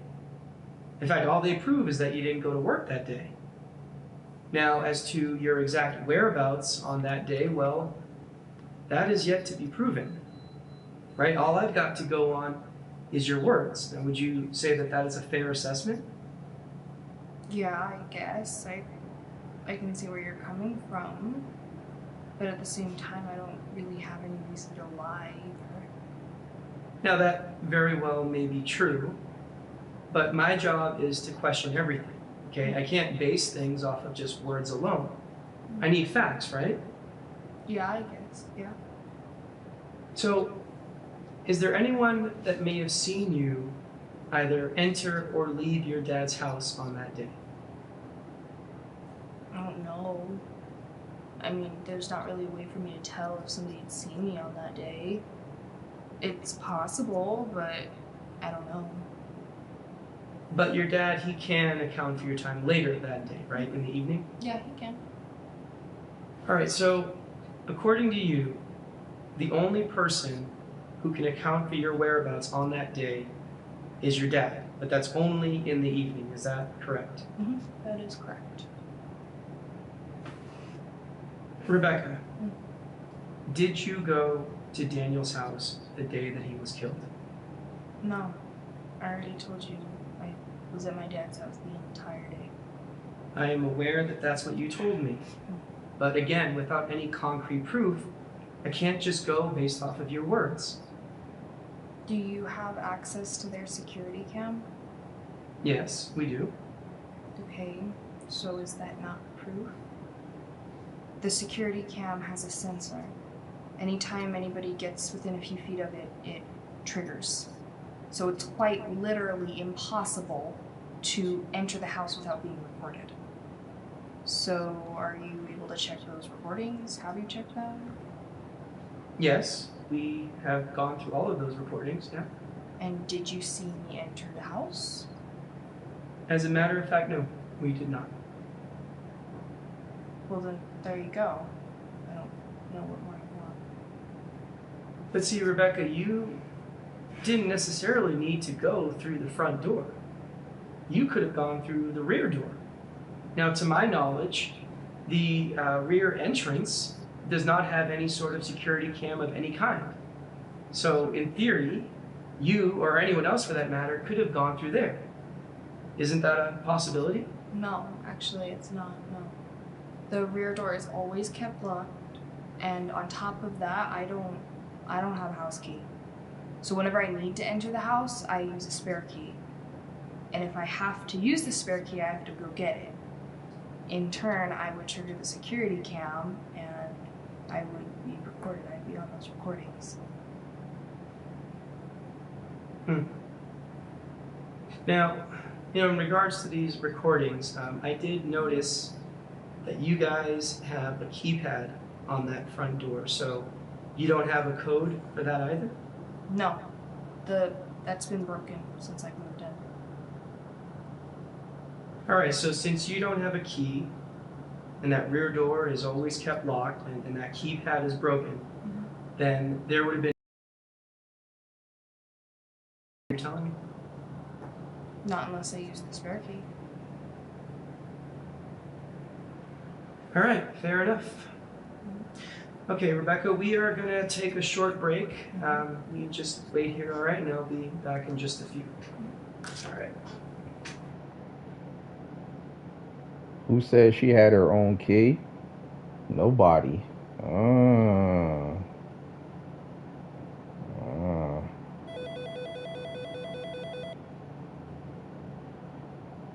That is a very good question.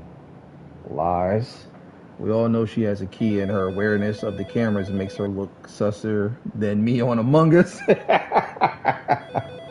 Right. Well, yet again, I feel like we're not getting the whole truth here. Her not having an alibi is definitely a red flag.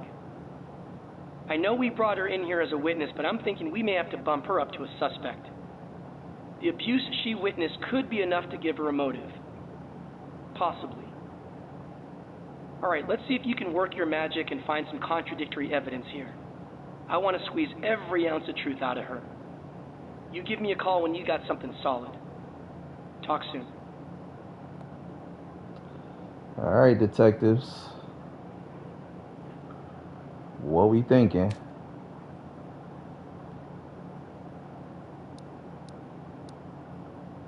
I definitely say this one here, the crime scene photo 4, with the back door being open.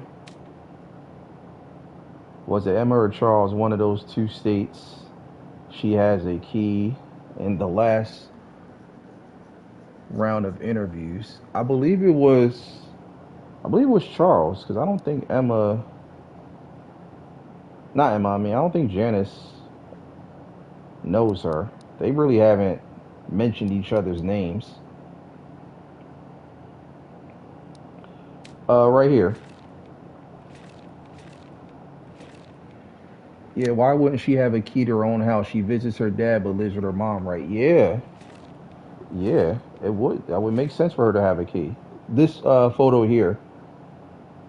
See how the back door is open? And if you look real close, you can kind of see I don't know. Like stains like on the door, like right underneath the handle. Oh, that's one guess.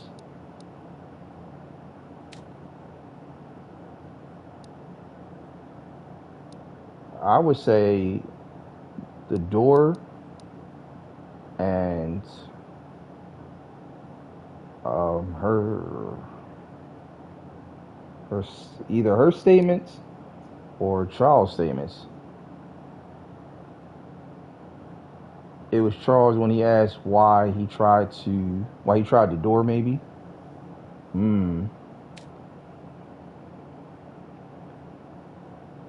Those beer bottles look like Modelo brand, right? The fighting spirit, literally. Let's see. That was it. Y'all got it. Charles' statements Hey. and the back door. Yes. You got it. I knew you'd find exactly what we needed. Now, I do feel kind of silly not remembering the rear door being open, but that's why 2 sets of eyes are better than 1, right? Good stuff, good stuff. Right, with that photo and Charles's statement, we definitely have enough to back her into a corner. Let's see how she responds. We'll be live in just a few. All right, bye. Good job, good job. Yeah, because I knew it was something with the back door. The statement part, I completely forgot about that one. Yeah. His Charles' statement. Okay, this is a continuation with Rebecca Humphreys. Now, Rebecca, I know we discussed you not having a way of entering that house without being seen, but I do want to revisit that rear door possibility. So let's hypothetically say that if someone were to leave the rear door open for some rare reason, then in theory, you could have entered through that rear door completely undetected, right? I guess in that very rare and specific scenario, it's possible. Sure. All right, now I want you to take a look at this photo right here, and you tell me, what is it that you notice? The rear door is left open. Is that what you want me to notice? Correct. Now, this photo was taken from the crime scene, which means that someone left that door open. So this very rare and specific scenario is actually a fact. Found that rear door unlocked and ajar. Okay, so now with this knowledge, it is safe to say that you could have entered through that rear door completely undetected, right?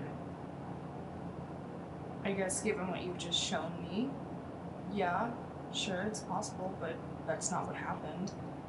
I already told you I didn't go to the house that day, and I feel like I'm just repeating the same thing over and over. And why should I believe you? Look, am I a suspect here? Because you're treating me as if I actually had something to do with this. No, Rebecca, I am treating you like someone who may have something to hide. Because you have indeed hidden information from me. In fact, I might go so far to say that you have straight up lied to me, Rebecca. What are you even talking about? Look, when I talked to your dad earlier today, he told me that you have your own set of keys to Daniel's house. But then you told me that you don't have keys to Daniel's house. So you see, either you or your dad is lying to me. Okay, yes, I do have keys to Daniel's house, but that doesn't mean that I was there. Now, why did you lie to me? All right? Lying to me is only going to make things worse, and you know that. I don't know. I guess I didn't want you to be suspicious of me. Well, that obviously did not work out too well for you, did it? No, it didn't. All right, so now knowing that you do actually have keys to the house, it is safe to say that you could have entered through that rear door whether it was left open or not. Is that correct? Yes, technically, that is correct. But look, I know that I lied to you about not having keys, but I swear I'm not lying about when I say that I didn't go to the house that day. All right, well, let's assume that you are telling the truth, okay, and that you did not go to the house that day. Can you think of any reason as to why that door would have been left open, especially when you said that the rear door is never left unlocked? So why is it that on this specific day, that door was left open? I don't know. Maybe Daniel left it open for some weird reason. That's all I can think of because I don't know. I honestly just don't know. All right, Rebecca, let's put a pause on this conversation, okay? You can step out of here for now. Like the saying goes, the truth will set you free. What will a lie do? It's a whole lot of I don't knows. Whole lot of I don't know. Hey, so you think she's telling the whole truth now? I feel like we got more out of her, and maybe she's being honest, but I still don't know. We still don't have the complete picture, which means technically anything is possible. Alright, we've made some good progress so far, but it's time to really grind this out and get to the bottom of this case. I want to bring all four of them back in here for one more round of questioning. The gloves are coming off this time. Alright, let's get to it. I'll start with Janice. Let's see what more we can get out of her. I'll be back with her in just a sec. Alright, bye. So Rebecca lied about not having keys to access Daniel's house when she clearly did.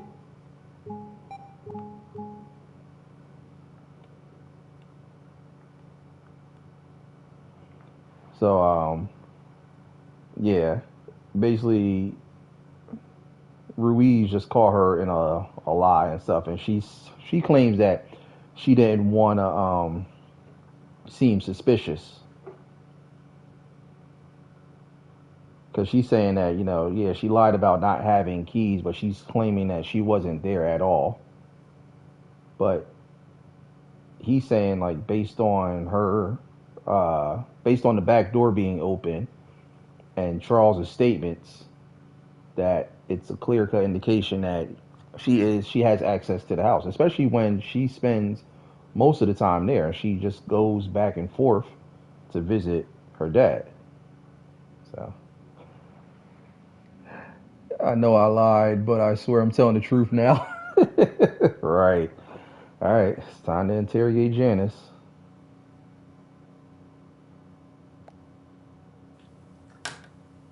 This is a continuation with Janice Burks. So, Janice, I just want to revisit our discussion regarding your relationship with Emma. Sure. Now, there seems to be a lot of trust between the two of you. It seems that she confides in you quite a bit. Would you agree with that? That's correct, sir. Now, see, I'm finding it hard to believe that that level of trust can be built between two people that are simply just neighbors, especially considering the fact that the two of you haven't even been neighbors for all that long. Hell, I've got neighbors on my street that I've seen for years, right? And I still don't know their names. I don't know what to tell you, sir. Our relationship is what it is. So are you this close with all of your neighbors? No. I already told you what my relationship was like with most of my neighbors. They keep to themselves and I do the same. But not with Emma? No, because Emma actually treats me like a decent human being. So would you say that you're somewhat of a protector as it pertains to Emma? I mean, you did mention that you look out for her, right? Yes, I do look out for her, but I wouldn't go as far as saying I'm her protector. But yes, I do look out for her. Now, Janice, we both know that you are capable of taking a human being's life. That's already been proven, right? That was a really long time ago, sir. And you know why I did that, so don't you dare try to make it seem like I'm some sort of monster. No, Janice, I don't think that you're a monster. Come on, I don't think that.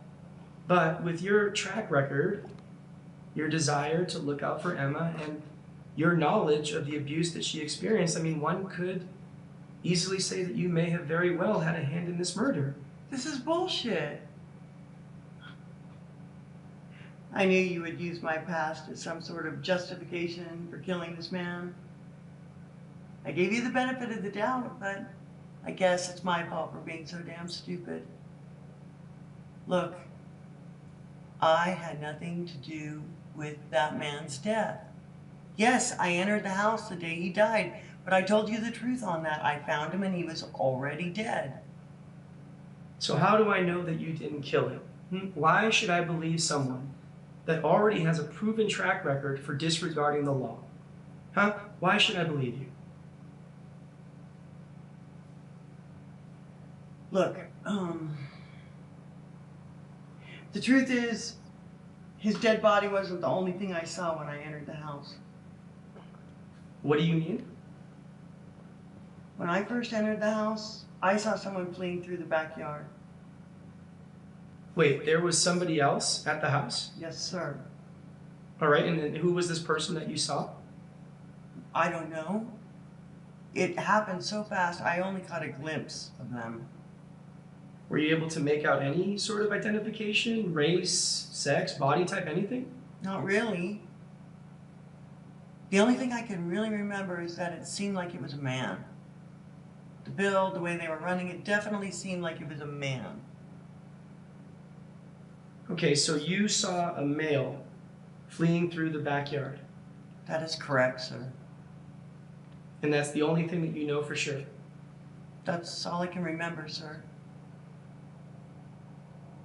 All right, Janice, let's put a quick pause on this conversation. Sure. All right. So now somebody was running through the backyard, or what?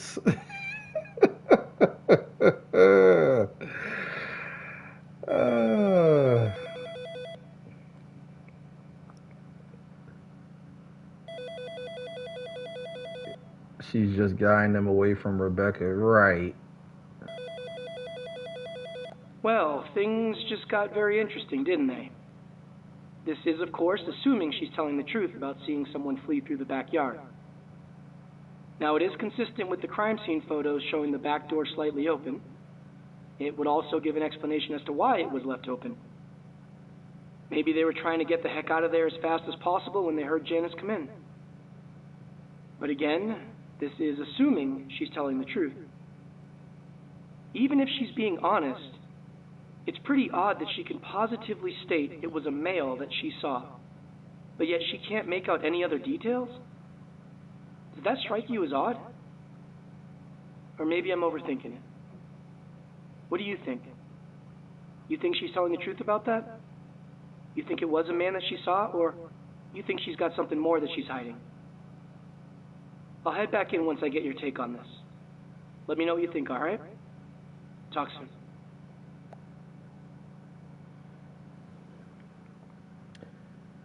I feel like Rebecca lost it and killed him. Now they're all protecting her. I'm kind of feeling like that too, because she clearly does not like him. Now there's a mystery man all of a sudden. That's what I said. Like, when? He said Rebecca's built like a linebacker. Oh, you ain't ready for that. That's funny, because I was thinking that same thing until I'm like, yeah, she is kind of built like a wrestler. All right, what do y'all think? Is Janice telling the truth about seeing a man flee? 1 for yes or 2 for no? Something more for sure. Yeah, without a doubt.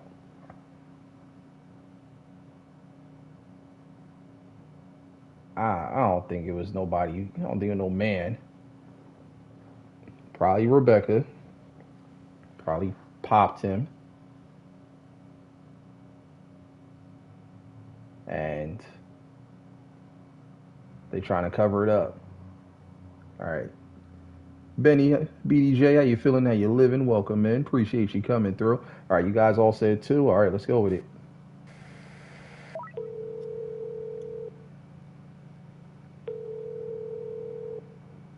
Hey, so you think she's not telling the whole truth, huh?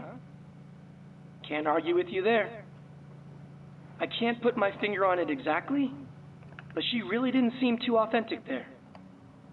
Looks like we both got that same read on her. All right, let me press her on this. We'll see if our instincts are correct.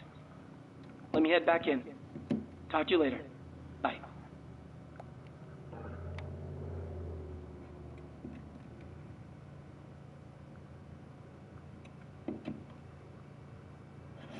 That's right. Get the pressing.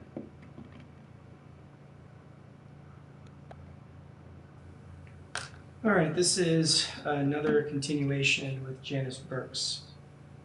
So, Janice, you had just finished telling me that upon entering Daniel's house, the day of his death, you saw a man fleeing the crime scene through the backyard.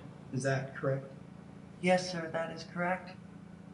And yet you fail to identify any other aspect of this person, but yet you can for sure say that this person was a man, correct? That is correct, sir. So, Janice, does that make sense? I'm sorry, sir, does what make sense? Well, that this whole thing happens as quickly as you say it does. You notice absolutely nothing about this person, but yet you can for sure say that they were a man. Does that make sense? I mean, that's what I remember, sir. I can't control my memory. All right, Janice, look, let's cut the shit. All right, none of this makes any sense. None of it. Now, Janice, we have already talked about obstruction of justice. Okay, I can charge you with that very easily if I find out that you are lying or hiding information from me. And Janice, let's not forget that you are also still on probation. Now, do you want to see yourself back in prison? Do you want to say goodbye to this nice life that you got going for yourself? Come on, Janice, don't be stupid. You tell me the truth. You tell me exactly what happened inside that house. All right, look, sir. I may have misspoken, but for the most part, I really have told you the truth. For the most part. Look, I heard a gunshot. I rushed over to see if everything was okay. I used a spare key to enter the house. The first thing I saw when I entered the house was someone fleeing through the backyard. I honestly didn't make out anything about them. It happened so fast. And then I went into the bedroom, and that's when I saw Daniel lying there dead. He'd been shot, and it was clear that he was dead. I panicked, left the house, and honestly just wanted to pretend like I never saw anything. I was at the wrong place at the wrong time. I didn't want to get caught up in this whole mess. Surely you can understand that. Yeah, Janice, I can understand that. Yeah. All right, so what you just told me, that is the absolute truth? Yes, sir, that is the absolute truth. So you can't say for sure that that person you saw is a man. That's what you lied about. I truthfully couldn't tell you whether it was a man or a woman. It happened that fast. So then why did you lie about that specifically?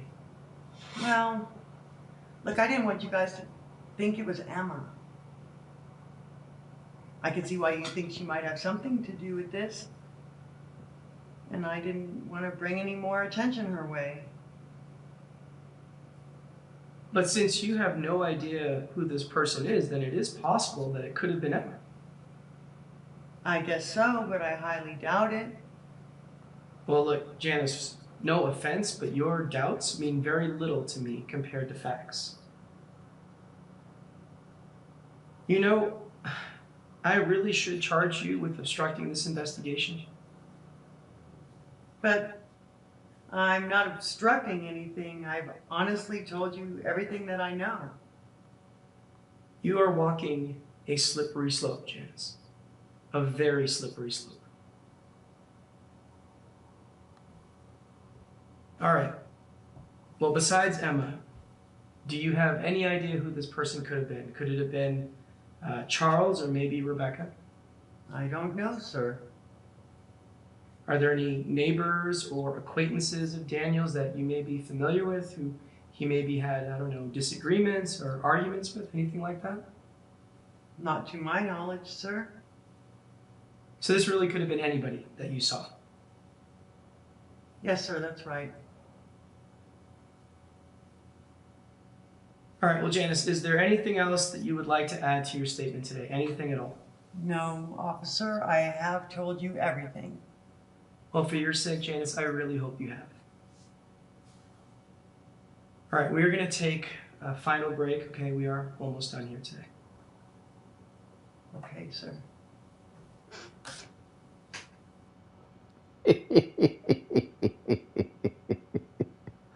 I'm trying to hold the laughter in while we're listening, but it's just too funny. Oh God. Yeah. Benny said, "Cat, she's speaking with the tone of a bad actor." Yes, she is. Yes, she is. She lied too many times, definitely. If this was a real investigation, he'd had already revoked her parole and be dangling a sentence over her head while she cried and signed her statement against Charles, Emma, and Rebecca. She's staying strong. She ain't snitching. Well, if she's telling the truth, then that would mean we have someone else to account for. We need to know who was in that house before Janice. And at this point, it could literally be anybody. I don't think we're going to get anything else out of Janice, so we're just going to have to roll with what we got and go from there. And with this knowledge, I do want to hear from Rebecca again. I got some more questions for her. Let me grab her and get back in. Talk to you in a bit. Bye. Her lies have already stalled the investigation into a felony. She's not cooperative. She's showing disdain. She'd be under the jail in real life. That face he gives every time he turns off the camera, he's like, "This was your best performance. We did this 6 times." Right. Oh, man. Oh, man, it's too funny. All right, this is a continuation with Rebecca Humphreys. Now, Rebecca, some new information has come up, so we do need to revisit a few items and see if we can get some answers. Now, I have reason to believe that the morning of Daniel's death, somebody was seen fleeing the crime scene through the backyard. Do you know who this person was? Well, at the moment, no, I do not. But with the process of elimination, I'm sure that I can make a pretty decent educated guess. So let's look at the facts, okay? Now, with the security cam footage that we currently have, we know that both your dad, as well as your neighbor Janice, were seen entering and leaving the house that morning through the front door. My dad and Janice? That is correct. They were both seen entering the house that morning. Now, does that surprise you? I mean, yeah, a little bit. Well, to be honest, it surprises me too, actually. So see, now this means that the only 2 people whose time we cannot account for at all are both you and your mom. And since we know that that rear door was left open, well, it does make sense that, someone fled in such a hurry that they just didn't have time to shut it. Now, this also means that if this person entered and left through the back, well, then there would be no record of them. So you see, someone who is smart, who knows the layout, also knows that that front door has that security camera, well, they would simply go through the back completely undetected. And since we know that both you and your mom have keys to the house, well, then it is possible that the person that was seen fleeing was one of you 2. Now, here's my guess.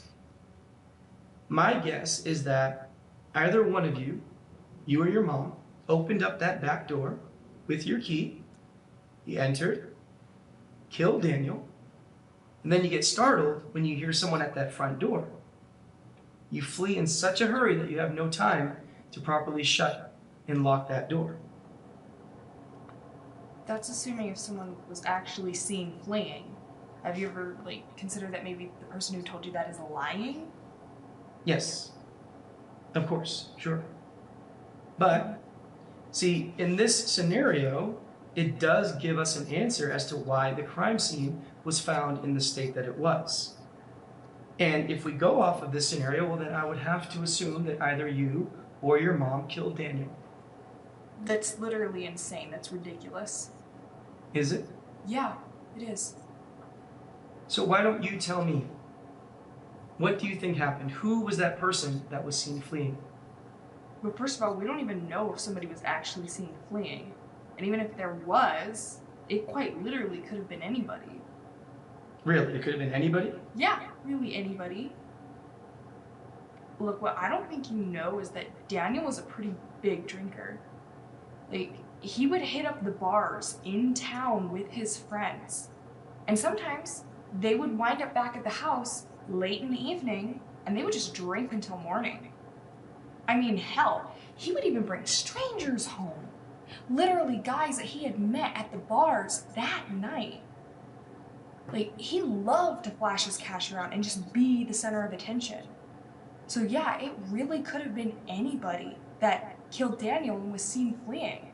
But that's if that's what really happened. And also, you're saying that because my mom and I have keys, then we're the ones who most likely entered through the back door? Have you ever considered that maybe Daniel or one of his friends left the back door open? I mean, you said that you have camera footage of my dad and Janice. Do you also have security cam footage of Daniel? Because if he entered through the front door that night, wouldn't he have triggered the camera too? Well, as a matter of fact, no. We do not have any security cam footage of Daniel entering through the front door that evening. We don't. Okay. Well, there you go. Probably entered through the back door, left it open, and just forgot about it. The back door being left open quite literally means nothing. And it certainly is not something that should be used to make it seem like my mom or I killed Daniel. That doesn't make any sense. That's insane. Well, yeah, him going through the back is certainly possible. Okay, I can't argue with that. And to be honest, I was not aware of Daniel's drinking and social habits. Well, I mean, not many people were. He was really good at making it look like he was a good guy. So if I were to go around town and check out some of these bars and talk to the employees, they would be able to corroborate all of this, right? I mean, seeing as though you make it seem like it's a regular occurrence. I mean, yeah, of course. Well, that is interesting. It's very, very interesting. All right, let's let this stew for a bit. All right, we'll take a short break, okay? You hang here and I'll be back in just a few.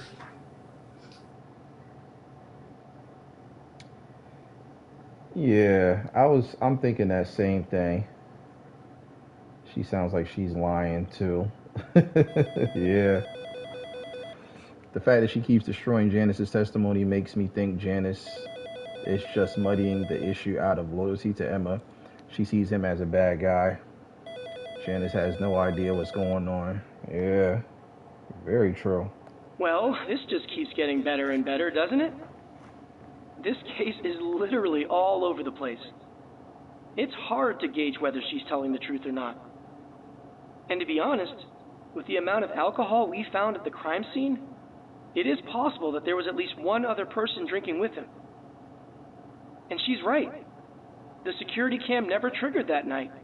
There's no recording. It's very possible that Daniel was the one that left that rear door open. Regardless, we need to nail her on something here. My gut's telling me that she is not being completely honest with us. See what you can find and get back to me. There's gotta be something. Alright, thanks. I mean, that could be true that other people were there, but I mean, I highly doubt that they would just leave the back door open. All right.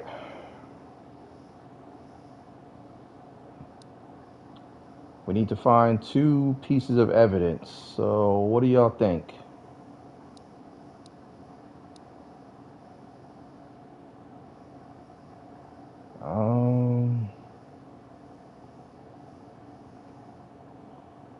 Batman would have figured it out. Dan was waiting on Janice to get. Chauncey, you are a fool, man. She seems like she knew other people were there with him. Yeah, definitely. So what y'all think? Statements made by Rebecca and these bottles here? It's the only thing I could think of. I mean, everything else has pretty much been used.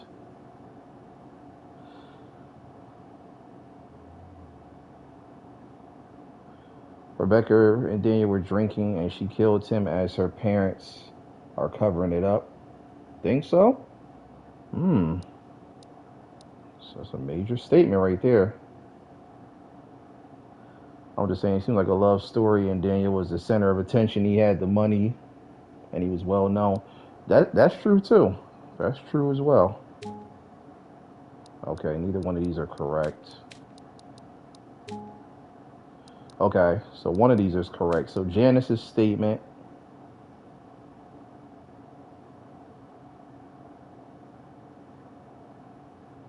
Becca's phone is on the sofa.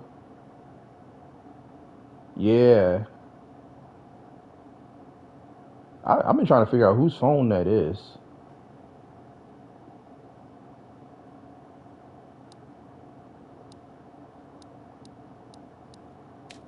Okay, hold on a second. Let's look at the messages. Let's look at Rebecca's text messages and just see. The phone will help eliminate if it's Daniel or somebody else. Okay.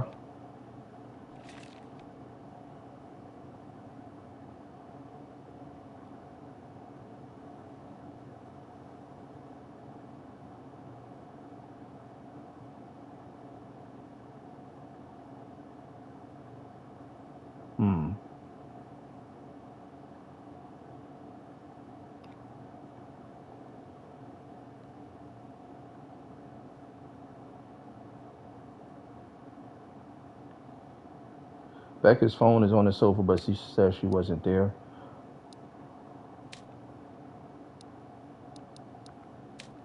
Let's see. One of these are correct.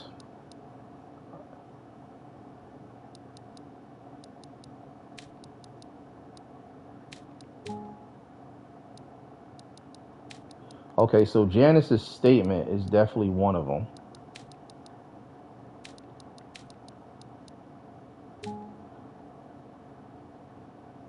We don't know. Yeah, we don't know whose phone that is, to be honest.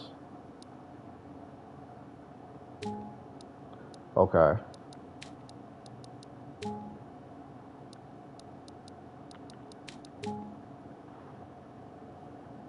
So Janice's statement is definitely one of them.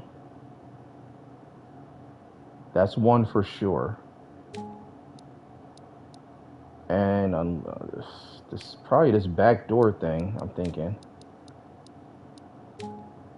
No.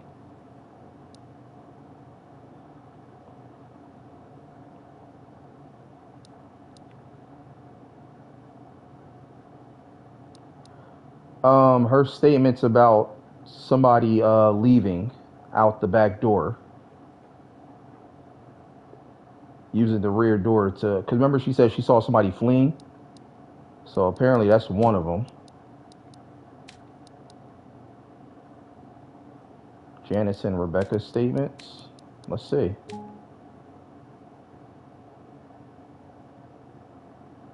Only one of them are correct.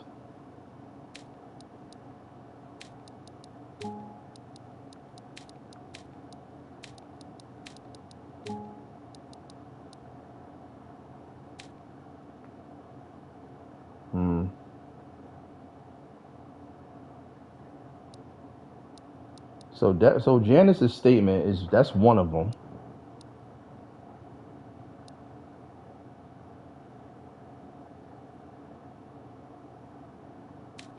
I wonder if this one with Janice and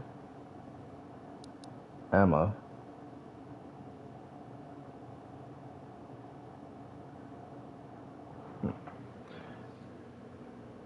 Statement and the body door pick.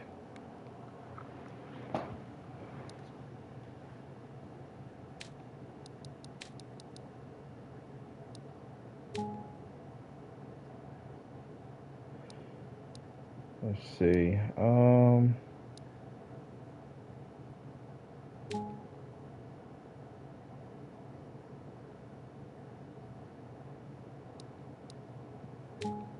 Only one of them is correct.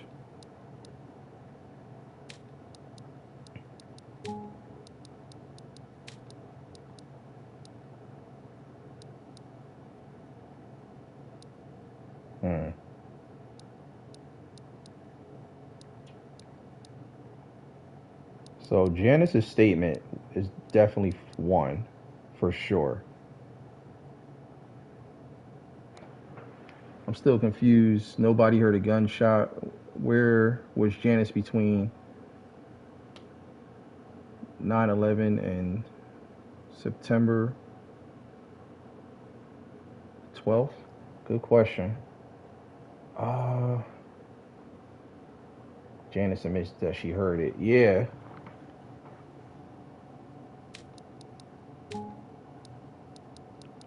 Okay.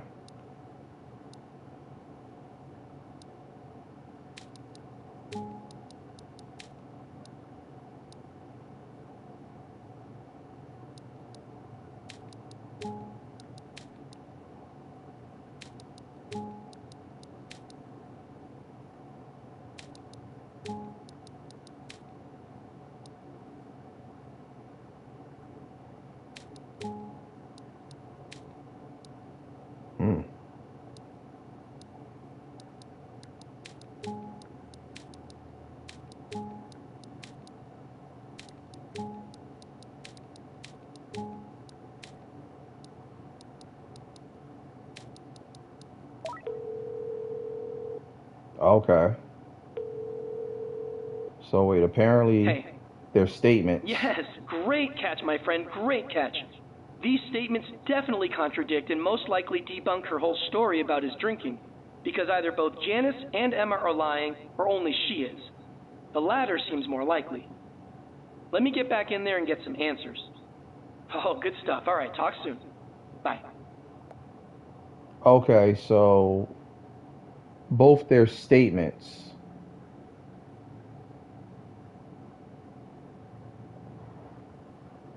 Emma and Janice's statements were the pieces. This is a continuation with Rebecca Humphreys. So, Rebecca, I want to explore your theory a bit more. Now, according to you, Daniel was a big drinker. And he had some people over, they got drunk, they partied till the morning hours, and then someone there shot him. And that's who was seen fleeing the crime scene. Does that sound about right? Yeah, but again, that's only assuming if someone really was seen fleeing, which we don't know for sure, right? But yeah, it's a total possibility.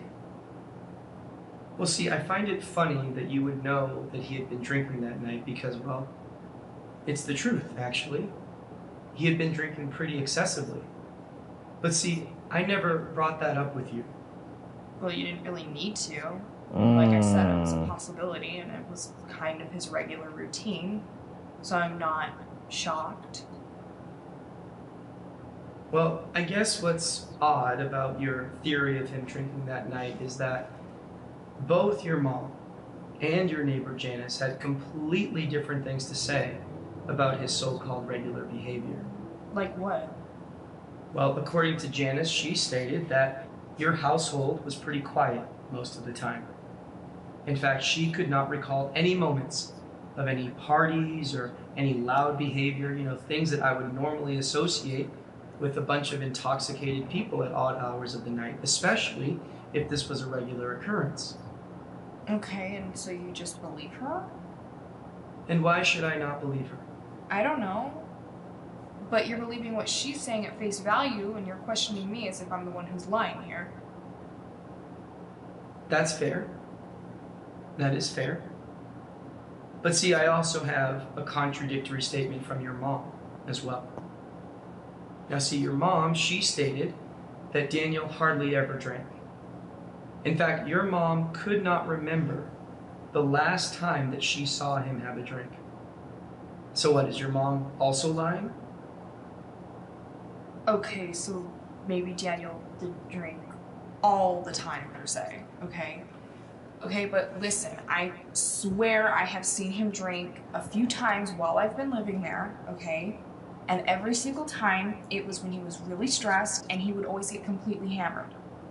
I mean, he was obviously in a very stressful situation, given the fact that my mom was filing a police report against him, and he was put on leave from his job. So it would make sense that he would be drinking and maybe invite some friends over, okay? Like, I don't know, it made sense. So why did you exaggerate Daniel's drinking? I don't know. I don't know, I guess I just wanted to make it clear that he wasn't Mr. Perfect like everybody thought he was. Yeah, see, I still find it strange that you would assume that he had been drinking, when even you have now, stated that he didn't even drink all that often. I didn't assume. Like I said, it was a possibility. Given the situation, it made sense. All right, so just to be very clear, your theory of Daniel drinking that night is simply just a theory. This isn't actual first-hand knowledge. Is that correct? Yes, that is correct. It is just a possibility of what could have happened that night. All right, well, I guess there isn't that much more to cover. So look, is there anything else that you need to tell me? Anything important you feel I should know? No, not that I can think of. You sure? Yes, I'm sure. All right, well, Rebecca, we are almost done for the day, okay? So I just need you to hang here at the station for a little while longer, all right?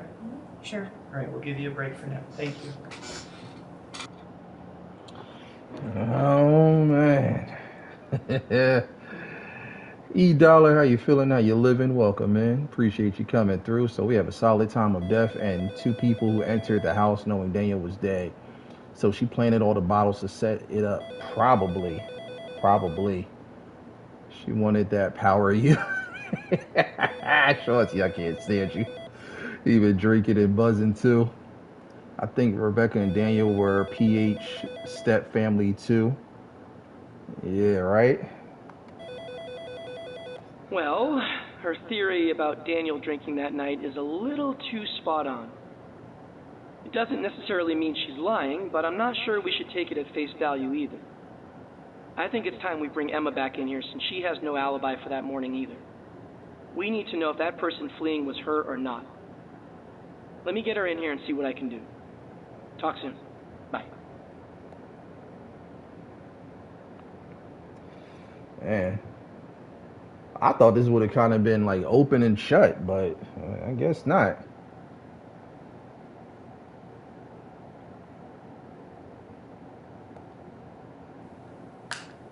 All right, this is a continuation with Emma Richardson. Now, look, Emma, we're just going to jump right into things here. We've been here for quite a while today, and I have listened to a lot of different statements, some truthful, some not so truthful.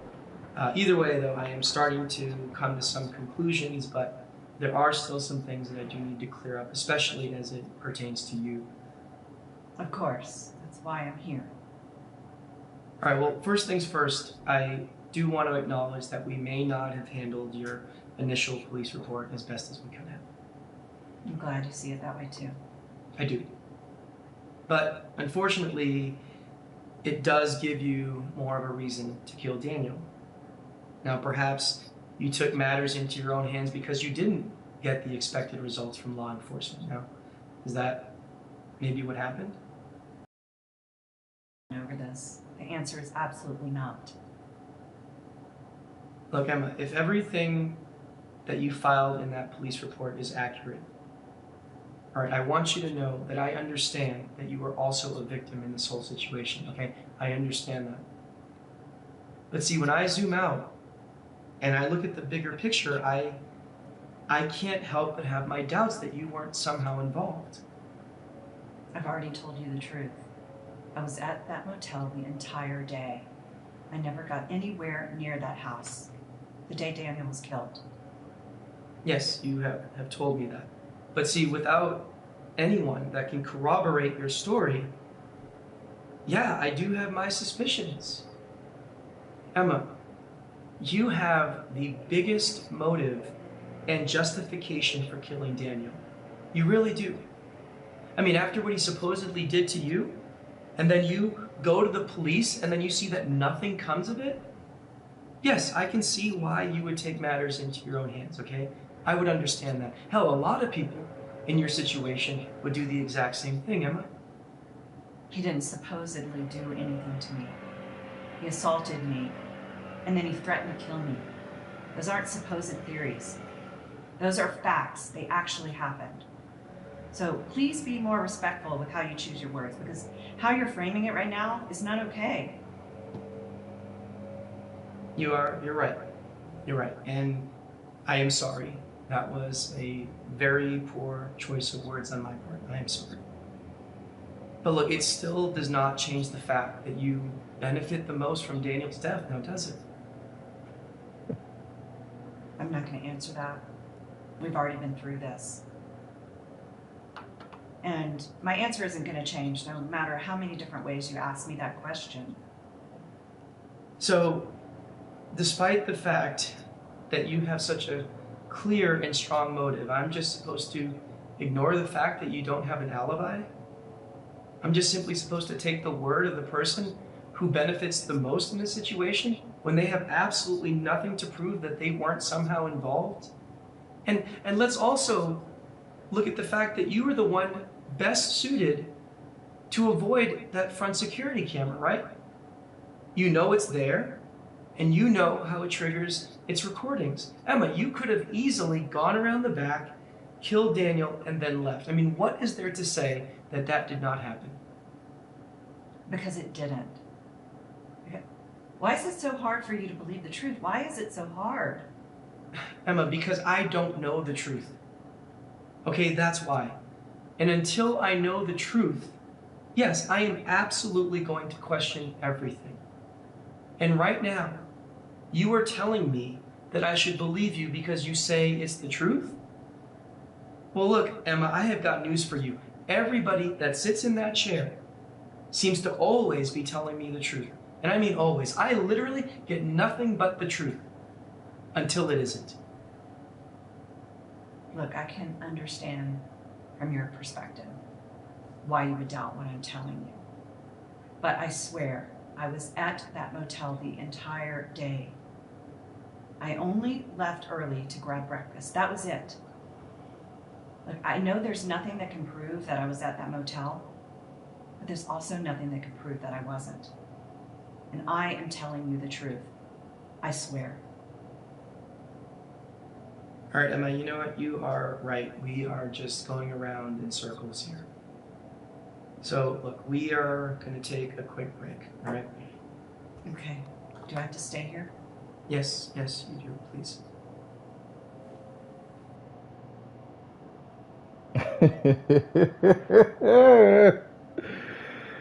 Oh, man. What time was the gunshot heard, and why would Janice enter the house with an active crime scene whisk on parole? She has to know she was on camera. Yeah, very true. Well, I'm not too sure I made any progress just now. The main thing that we gotta assess here is whether or not we think she's telling the truth about being at the motel that day. Because she's right. We have nothing to prove she was there or not. All we have is her word. This one's a pure judgment call, and honestly, I'm not sure. Once again, I'm going to trust you on this. Look things over and let me know what you think. But take your time and make sure you get this right. I have a feeling that moving forward, a lot is going to be based on how we play this. All right, call me when you made up your mind. Bye.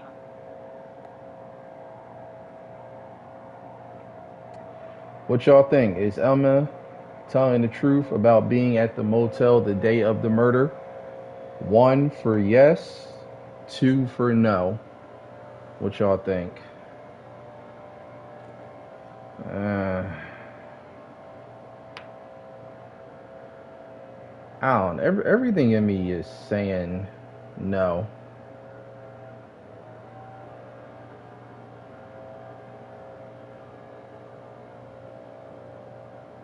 Janice nor Charles may not have known about the cameras and how they work. They don't live there. That is true. That is very true. All right. You guys are all saying 1. All right.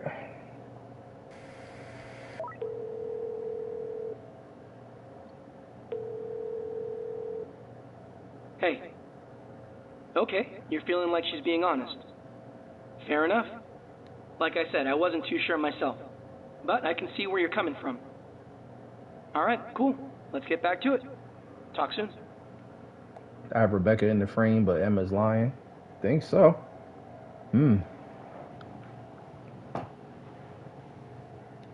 We shall see.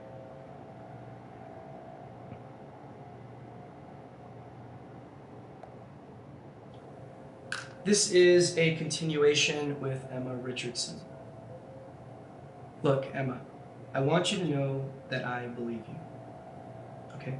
I believe that you were at the motel, and I believe that you didn't go anywhere near Daniel's house the day that he was killed. No, good, because it's the truth. Of course. But now we do have to take your words into consideration as we try to piece this whole thing together. So what I want to do is I want to look at the facts. All right. Now we have video footage of both Charles and Janice seen entering and leaving Daniel's house the day that he was killed. Right now that obviously makes it very possible for them to have killed Daniel.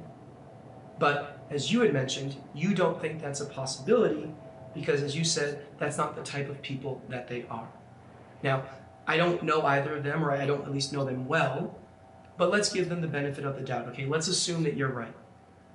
So now, if you're right, that means that we can remove the 2 of them as suspects.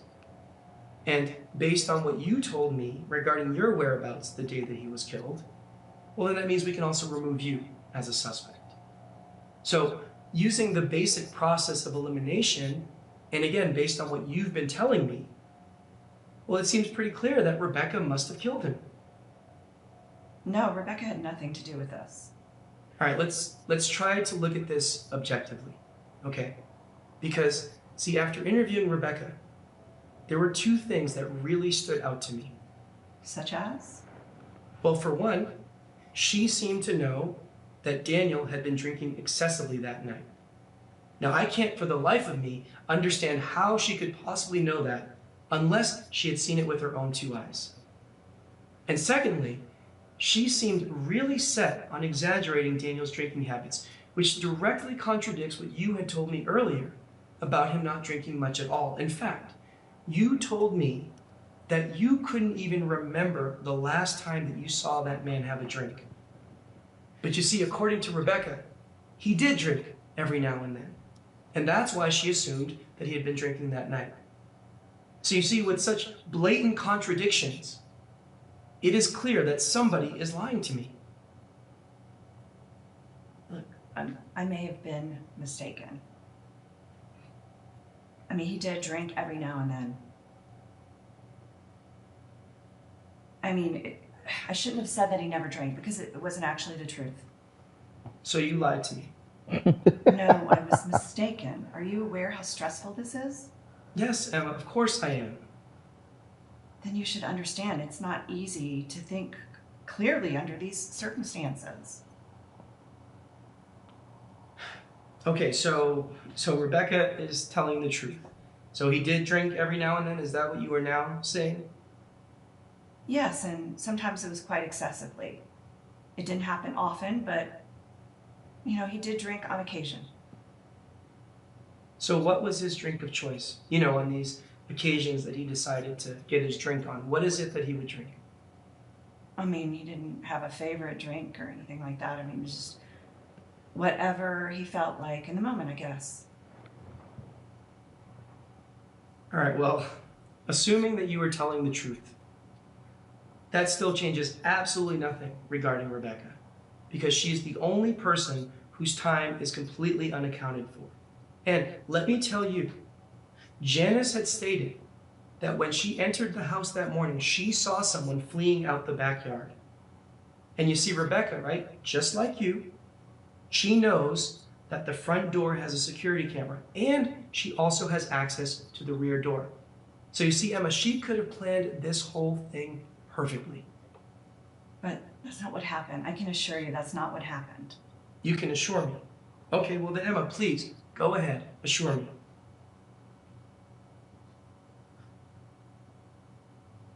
Break. Look, Emma, somebody is getting charged with murder. Okay, that is a fact. So if you have something to say, you better say it now. Don't nobody want to snitch. Emma, either you are lying to me, and you did go to the house that day, or Rebecca is lying to me, and she went to the house that day. Maybe neither of us is lying. So then who was seen fleeing out the back, huh? Who could that have been? I don't know. Maybe it wasn't either of us. Did you think about that? Emma, there is absolutely nothing that supports any other persons of interest besides you, Rebecca, Charles, and Janice. So yes, of course I have thought about that. And Emma, no, it doesn't add up. Look, I don't know what more you want me to say. It's like you're intentionally backing me into a corner. I'm done. I'm not going to answer any more of your questions. And now I'm requesting the opportunity to speak with an attorney, so I'm not going to answer any more of your questions. So now you want an attorney? Yes, I'm done. So that's it?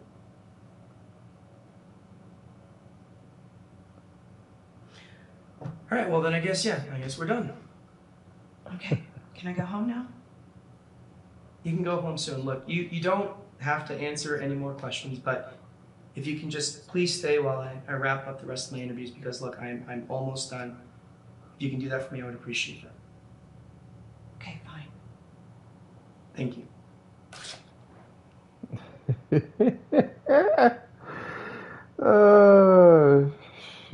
She's buckling. I said no. Y'all said yeah.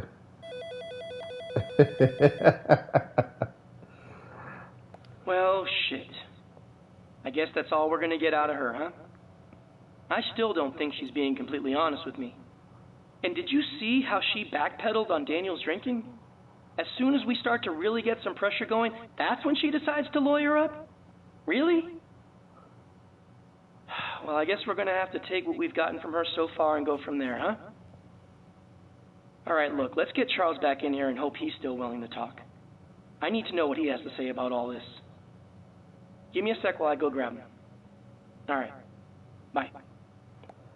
I said it because I'm like, yeah, 1 minute, oh, he doesn't drink. She was confident. She was sure about that. Now all of a sudden, oh, I might have mistaken. Like, ain't nobody trying to hear that. Either the man was drinking or he wasn't. Like, oh, I don't know if E-Money is still here, but like he always says, see what happens when you start applying that pressure? He said, "Am I trusted you?" It was Batman. They both killed him together. That's what I'm thinking. Remember, I said she was at the hotel. I didn't say she was there the whole time, right? Okay, this is a continuation with Charles Humphreys. Now, Charles, I know that you've been here for quite a while today, so I'm going to do my best to get right to the point, all right? Great, I appreciate that. Of course. Now, after reviewing everything so far, It really does seem that either Rebecca or Emma may have had some involvement with Daniel's death. There's no way. And I don't care how you came to that conclusion. I'm telling you, there's absolutely no way that either one of them did this. Now, Charles, I can completely understand why you would feel like that, okay? I really do. But we have to look at the facts, Charles. Now, as of right now, Rebecca and Emma are the only two people whose time is completely unaccounted for. They're also both very aware that that front door has a security camera, which could have recorded them. They also have keys to the house, so they could have entered through that rear door. But most importantly, Charles, they both have a motive. What possibly could be Rebecca's motive? Charles, Rebecca is aware of the abuse that her mom has experienced, okay? She went to the hospital. She saw firsthand just how badly this man hurt her own mother. Now, do you think that she wanted to see that happen again? No, of course not. So, what is the best way to make sure that that man never lays a finger on her mother again? Well, simply end his life. Problem solved. That's ridiculous. That's your motive? Heck, you might as well consider me the one who killed him. I mean, I care about Emma. You know, I never wanted to see her get hurt like that again, and I would have done anything to protect her. So what, does that make me a killer too? Well, possibly. Oh my God, wow. Rebecca has her whole life in front of her. You think she's going to throw that away? And let's remember, she went with Emma to file the police report. She literally encouraged her to do so. She was trying to handle everything the right way. So your motive makes no sense whatsoever. Well, Charles, you might be right, okay? You might. Okay, maybe Rebecca has nothing to do with this. But what about Emma? All right, let's take another look at her. Now, she's a mom. She seems to be a really good person who seems to care a lot about her daughter. Now, we know that Daniel not only threatened to kill Emma, but he also threatened to kill Rebecca. Okay? Now, you're a parent. Wouldn't you want to protect your child in a situation like that? I mean, of course I would. I mean, she's my daughter too. So I'm in the same exact situation as Emma. But I'm not going to kill someone. Well, Charles, maybe not. Okay, but the difference between you and Emma is that at least your time is somewhat accounted for because we have you on video. But let's say that Emma did not kill Daniel. All right? Well, then we got to go back to Rebecca. And if Emma, or even you for that matter, knew that Rebecca had killed Daniel, well, wouldn't you do your absolute best to protect her? Wouldn't you lie and do everything that you could to cover it up? No, I wouldn't, and neither would Emma. Come on, Charles. I find that very hard to believe, man. Look, I mean, you spent time with both Rebecca and Emma today, asking them all sorts of questions. I mean, you're a detective. After spending all that time with them, do you think either one of them is capable of murder? I mean, do you believe that? Truthfully, Charles, I don't know. Well, regardless of what you think, the answer is no. It's a 100% no. Well, Charles, since you seem to be so adamant about it not being Rebecca or Emma, why don't you tell me, what do you think happened? I already told you what I think. Well, Charles, please, refresh my memory. I brought it up earlier today, and you seemed pretty dismissive of it then. But I still think this guy might have taken his own life. Maybe there is no actual murder. And you believe that? Yes, I do. I mean, he was under a lot of stress, and we know he wasn't the most mentally stable person. I mean, look what he did to Emma. Like, no sane person reacts that way. And Emma also told me he was put on leave by his firm. I mean, I'm pretty sure that whole job was his identity. That's got to be devastating. Maybe this was all too much for him to handle. And honestly, the more I think about it, the more I believe suicide is exactly what happened. Okay, Charles, fair enough. Now, another possibility, as much as I hate to say it, is Janice may have been involved. And why would you say that? Look, we both know about her past. I mean, she's already killed one guy that was an abuser. And I don't want to throw any suspicion her way, but I got to be honest. The few times that I did meet her, something seemed off. I mean, her attitude towards me seemed pretty off-putting, especially considering she hardly even knew me. I mean, it's like instinctually she had something against me because I'm a man. And I know that sounds crazy, but that's what it felt like. So, Charles, how did you get to know Janice? Emma talked to me mostly about her. Like I said, I met her a few times in person, but we didn't chat much, mostly because she just seemed bothered by my presence. Like I said, she just seemed off. So, Charles, is this pure speculation? Because it seems like it might be a bit more than that. I don't know. All I'm saying is you shouldn't be so quick to dismiss Janice. All right, well, Charles, that is noted. Look, we're going to take a short break, all right? I want to mull this over, okay? All right. Oh, somebody snitch already. Good God. They are just dragging this case out. I mean, it's fun, but good God. I just lock them all up. See, if it was me, that's what I would do. Okay, he's being real defensive of Rebecca and Emma. But I honestly can't blame him. I do have to admit, I can't picture either Rebecca or Emma being capable of taking someone's life. But as I told him earlier, crazier things have happened for sure. And what do you think about his Janice theory? He seemed pretty convinced that Janice may have been involved. But why bring it up now? Is it to protect himself and his family? Or is there actually some legitimacy to his theory? Well, either way, let's see if we can trip him up. To be honest, I'm pretty drained. All these interviews today are starting to blur together. Work your magic one last time. See if you can find any evidence that pokes holes in his statement. I know we gotta have something. Alright, give me a call when you got something. Talk soon.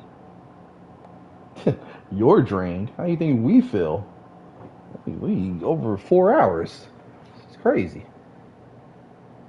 Alright. Let's see.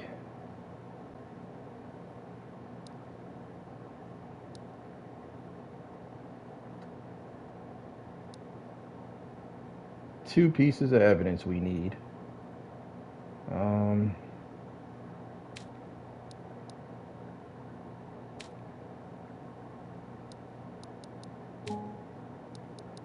Alright, neither one of those.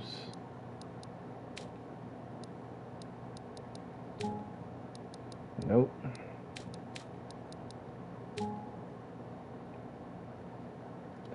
Yeah, it's still going. Cause see, you know what they're doing? It's like as soon as that pressure starts to apply, they start bringing up additional information and things that they left out. Oh, like how the Emma was like, well, I might have mistaken that he actually was a drunk, and I was just like, come on now, like it's like, oof, how these people don't want to get themselves locked up. I I don't know where to begin.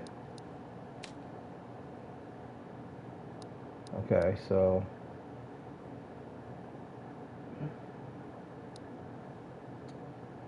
let's see.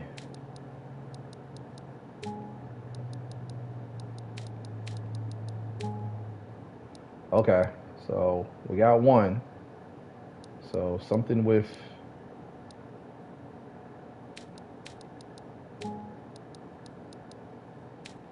not Emma's statements, Janice's statements. So it's clearly one. And who else?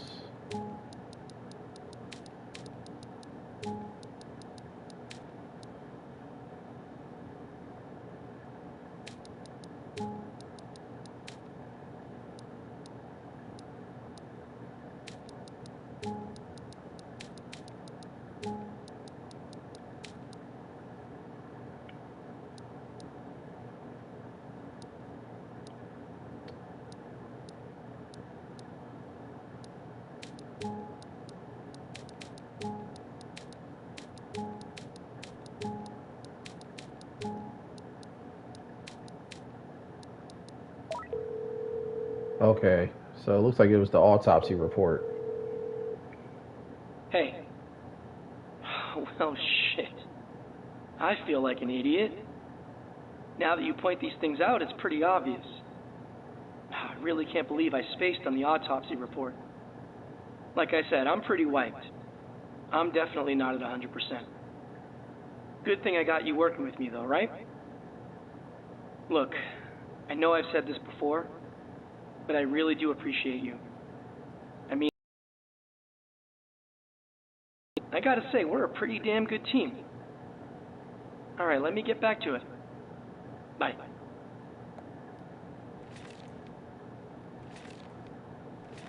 Alright, I just took a random guess. Autopsy report.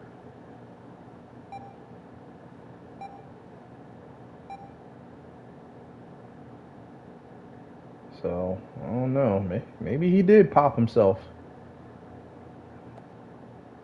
Let's see. All right, this is a continuation with Charles Humphreys. Now, Charles, I want to dig right back into this, all right? I want to go over a few things that you had stated earlier, okay? Sure. Now, I want to revisit this theory of a possible suicide. Now, that has been mentioned a few times today, and I'm realizing that I've only shared secondhand information. So, Charles, I want you to take a look at this, all right? Now, that is an official copy of the autopsy report. Now, I want you to look at the section labeled Final Diagnosis, right there. Now, you'll see there that it states that suicide is considered highly unlikely. Okay, so maybe it wasn't a suicide. I'm still not 100% convinced, though. Well, to be fair, Charles, you are not the person that needs to be convinced. Now, regardless, let's move on to your other theory, okay? And that being Janice and her possible involvement. Now, I have to admit, I did have some similar thoughts to you when I spoke with Janice earlier today. Now, I didn't get, any weird vibes or anything like that, but her past certainly does not do her any favors, especially in this situation. And then after hearing you mention the way that she acted when the two of you met, well, yeah, that did raise my suspicions a bit more. But see, Charles, there is a problem here. And that is? Well, see, according to Janice, the two of you never actually met. In fact, she claims that she doesn't know anything about you. And you believe her? Charles, I don't know what to believe, all right? But her statement does seem to contradict yours, so someone is lying to me. Now, she also stated that she saw someone flee the house through the back door at the exact same time that she entered the house. So she was the person that entered the house before me, and that's why the door was unlocked? That is correct. Well, who did she see? Well, see, that's the thing, all right? She wasn't able to make out who that person was, so unfortunately, that part is still a mystery. Now, Charles, there is one other thing to note here, all right? Somehow, Rebecca seemed to know that Daniel had been drinking very heavily that day, all right? Now, that is not typical behavior for Daniel, okay? At least based on what I've gathered so far. Now, she did say that this was just an assumption, all right? But I gotta say, that assumption was pretty damn accurate. I mean, hell, you were there, right? You saw all that booze. So, what do you think? Do you still believe in this Janice theory? Yes, I do. Even more so now. I think she played you big time. Really? And why would you say that? Look, as you just mentioned, Janice went in the house before me. I mean, she could literally say anything she wants to clear her name. There are no witnesses. I mean, she could be lying about seeing someone flee. I mean, what proof do you have that any of this actually happened? What, Janice's word? Do you think a convicted murderer is going to tell the truth? Of course not. They're going to lie about everything. I mean, why in the world would you believe anything that she has to say? I mean, what has she done to earn your trust? Well, honestly, nothing. But if she did kill Daniel, then why are her prints not on that gun? She could have easily wiped the gun down and placed it in Daniel's hand. I mean, did you find anybody else's prints on the gun? No, we did not. Well, there you go. All right, your theory about Janice is certainly a possibility, okay? Maybe she is lying. But see, if we go with that, then we really do need to explore all possibilities, Charles, and that includes you. You already know that Janice went in the house before me, and you know that I have absolutely nothing to do with this. Do I really know that, though? Yes, you do. See, Charles, I don't know. Okay, I don't know, because we are both aware that you are very capable of putting on a very good performance. What are you talking about? Charles, I am talking about that little performance that you put on for the security camera, in which you tried to make it seem like the reason that you were at Daniel's house was because you were there to pick up some of Emma's belongings. Now, what is there to say that you weren't the one that entered through the back door? I mean, you could have easily gotten the keys from either Emma or Rebecca, right? You go inside the house, okay? You kill Daniel. You're the one that wipes down that gun.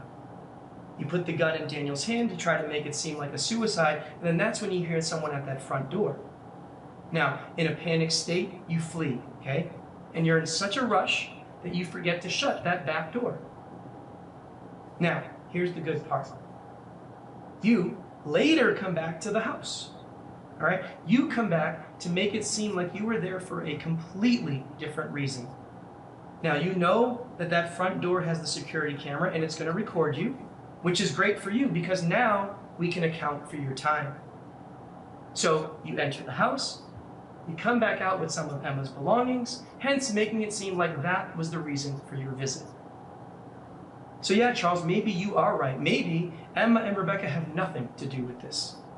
Maybe they are simply trying to protect you. So what do you think about that theory, Charles? Damn. I think you have an incredible imagination. And I think you'll make up whatever shit you have to close this case. That's what I think.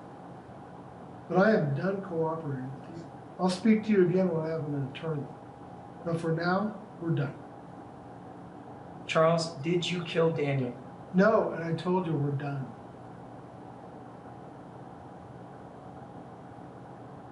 All right. Well, look, Charles, you don't have to answer any more questions today, okay? But you do need to stay at the station for just a little while longer, right? Now, we are almost done, and then you can go home, all right? Whatever, that's fine. All right.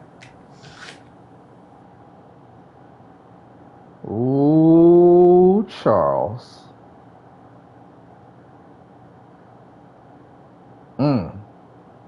Damn. Okay, that went somewhat well, I guess. But now we got both he and Emma wanting to lawyer up. I think we're at the end of our rope here. We need to make a decision. There is a lot to consider here. Many possibilities of what could have happened, but ultimately, there is only one chain of events that's correct. You've got plenty of evidence and footage to steer you in the right direction. I trust you to put the pieces together. But let's make sure we get this right. First, I want you to look things over carefully and let me know who you think committed this murder. Once we've nailed that down, we can discuss things further. All right. Take your time and get back to me. I'll talk to you soon. Bye. Welcome back, JD Goat. Man, you missed a whole lot. Oh, okay. You missed an awful lot. Dang, you know, the way he just kind of said all that, Detective Ruiz, that sounds damn near like the truth. Like, he probably went in there, popped Daniel, escaped out the back, forgot to close the door, then came back and made it seem like he was there to pick up her stuff. Damn, that's crazy. Alright, for those that are still here, it's the moment of truth. Who do y'all think did it? Who killed Daniel Murphy? Was it 1, Emma, 2, Charles, 3, Rebecca, or 4, Janice? Man, that was a lot. I don't want to get this wrong. I don't want any of us to get this wrong. Honestly, why would Charles do it? Because I believe he still loves Emma. And, you know, okay, we got time. We can talk about it. I gotta head to work soon, but yeah, let's try to deduce this as quickly as we can. Okay, so I'm saying Charles because of, for one, when he found out about the whole situation with Daniel abusing Emma, how he flipped his lid. And just the fact that he's kept this really cool demeanor, like you could kind of see everyone else breaking. Like you saw all three ladies break. At one point, he never really broke. Just up until the point where he was like, all right, I want to lawyer up now. That was really his only breaking point. But the rest of the time, he was just cool as a fan. And normally, you know, just from all the movies and TV series I've watched with those like serial killers or people that, you know, do the type of stuff they do, it's always that one that you least expect that's just so cool as a fan. Maybe he didn't break because he's innocent. That maybe too. Maybe that too. I think there was a bit of alcohol involved with the actual crime. Yeah. But just from what the detective said, that yeah, that could have been his motive. He was probably so pissed about it, and he probably thought that Daniel was probably going to commit even more, go on more of an abusive rage to the point where it would have probably got worse. So he probably just figured, okay, you know what? Let me just take him out the picture. Don't send Emma. I need that back room. Well, what y'all think? What y'all think? 1 for Emma, 2 for Charles, 3 for Rebecca, or 4 for Janice? We're gonna get a majority rule, and that's what we're gonna go with. I'm just kind of giving my theory on who I think it is. And then, like I said, when Charles came out of the crib, he was in there for way too long just to go get that small little bag. And then he never even dropped the bag off to Emma at the hotel. He literally just brought her dinner. And that was it. So there's still the question of what happened with that bag that he casually walked in and retrieved. Because remember, he went in at what, 9:27? He walked out. That he never said. He never said, what did he say about why he got the bag? He explained it.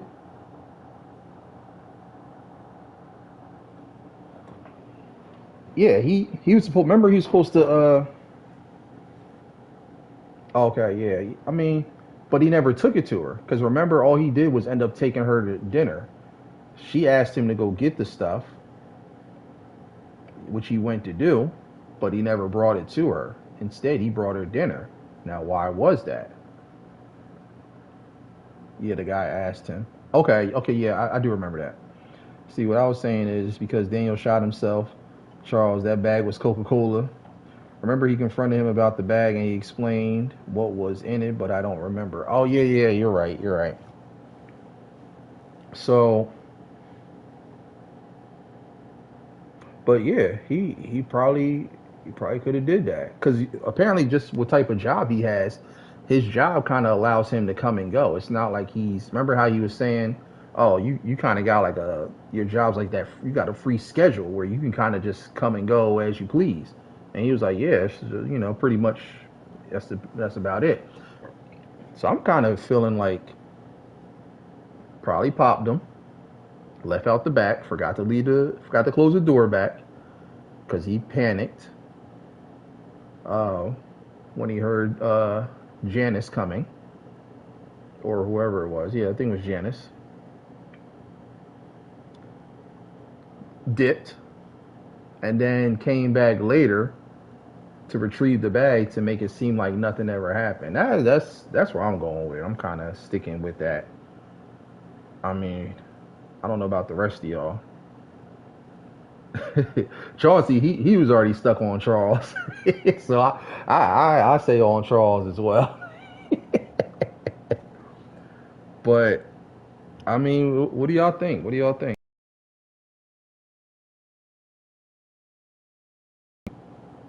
Um,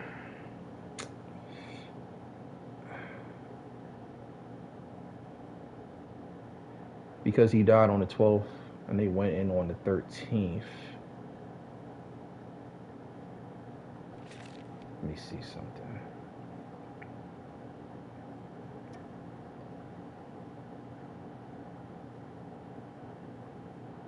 Okay, the 12th, the time was unknown.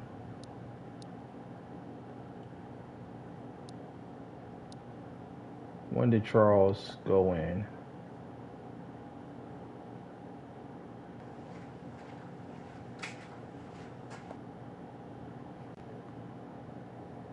But see, Charles was there on the 12th. He got there at like 9:27. Didn't leave until 9:31. So he was there on the day that Daniel got murdered. You see? Now hold on a second, because that was at 9. Let's go back to when Janice was there.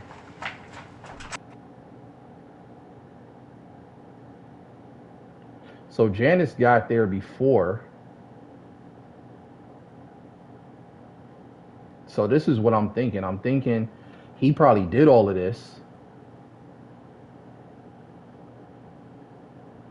Because remember, she said that, oh, he brought her food at like 6. So he probably, maybe he did go get the food, but then he probably went back to retrace his steps. Because see, she got here at what? 9. 8:59. So I never played a game like this. Yeah, this is the second. This is the sequel to the first game that they came out with. It's a really dope franchise.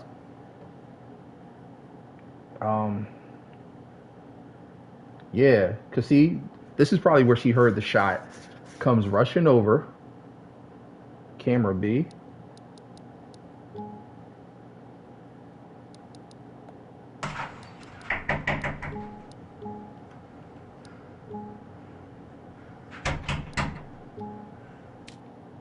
Yeah, I'm pressing. It's not. Yeah, it's not letting me do anything. I think that's just for when you're in the interrogation room.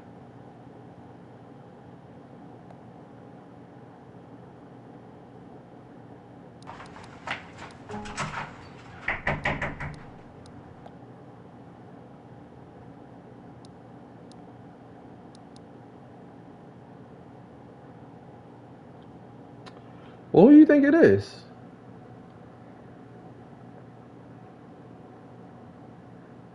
Chauncey and John say Charles. I say Charles.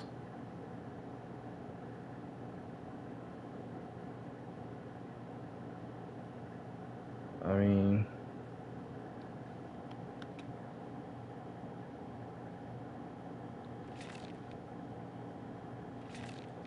yeah, because he was there. You sure?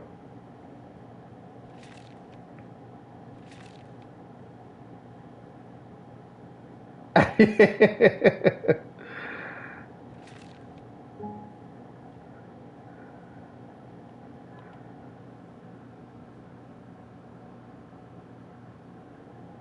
mean, yeah, I got some time. I can do that real quick. Read back through the stuff. So,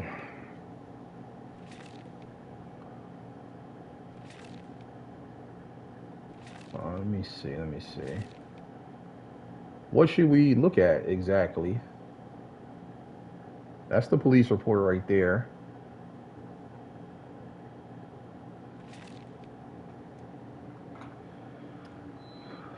Clearly, someone put that in his hand. Like, because remember, Loki was saying that his hand wasn't even on the trigger. So someone clearly put.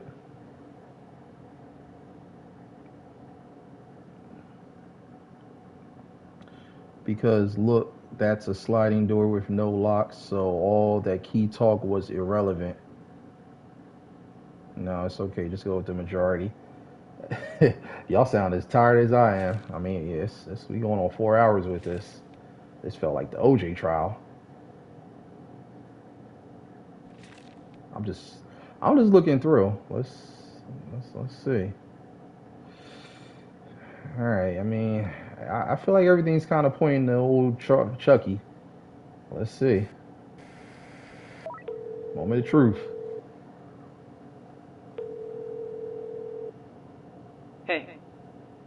Okay, so you think Charles killed Daniel, huh?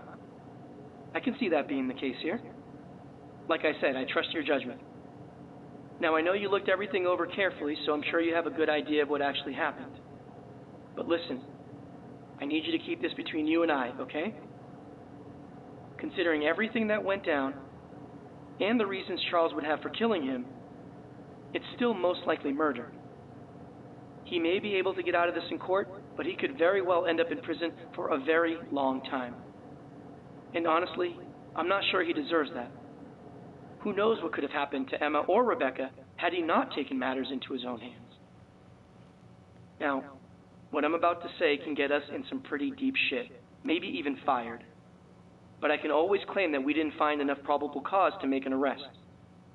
We can let him go home. And if we're pushed to continue the investigation later, then we'll deal with it at that time. But for now, we can let him go. I'm really not sure what to do here. This whole situation is just really complicated. Your decision-making has been great so far. I'll follow your lead on this one as well.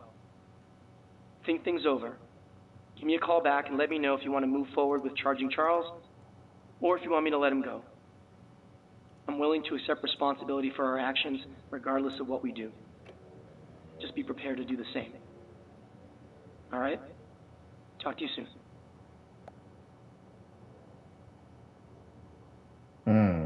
That's crazy. This was his idea. I'm kind of sitting over here too, like with the Kevin Hart look. Like, wait a minute. What if Ruiz did it? All right, we gonna charge Charles. 1 for yes or 2 for no. What y'all think? A single shot in the abdomen, not a whole lot of killer intent. True, that is true. I don't know. I feel like everything just points to Charles in charge.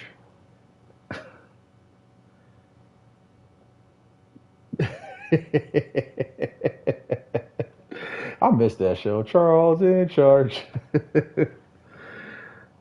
All right.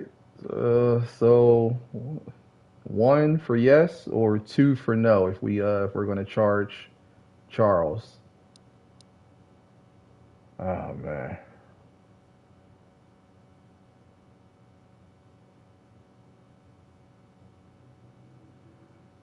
If it's not Charles, then we were given a lot of misleading stuff. Yeah, that is true too.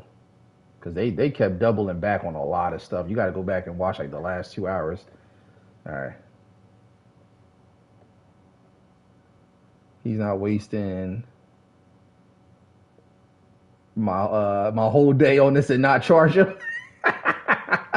The problem is he can fight it because not enough evidence. That's true. All right, y'all said 1. Let's charge the man.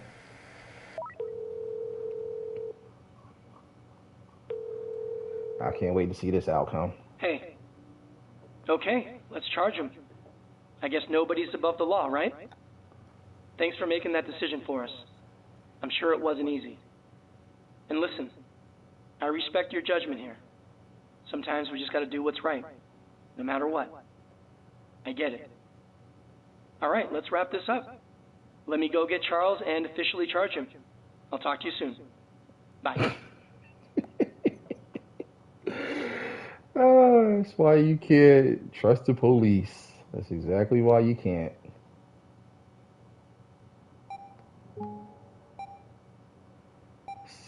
Steven Seagal is above the law. Oh, man. This is a continuation with Charles Humphreys. So, look, Charles, after reviewing all of the evidence as well as the statements made today, I am officially charging you with the murder of Daniel Murphy. What, you're charging me? That is correct, Charles. That is ridiculous, and you know that. I didn't kill anybody. Are you serious? Charles, is there anything else that you would like to add to your statement today before we take you into custody? You're really serious? Yes, Charles, I absolutely am. You're making a huge mistake. You hear me? A huge mistake. God, this police department is a joke. It's a goddamn joke. Charles, is there anything else that you would like to add to your statement today? No, my attorney and I will deal with this shit. You're charging me with murder? Really? This is absolutely ridiculous. I cannot believe this shit. All right, well, Charles, since there is nothing else that you would like to add to your statement today, I'm going to ask that you please stand up for me. Charles, I need you to stand up. I need you to turn around, and I need you to put your hands directly behind your back. You stay there just like that, okay?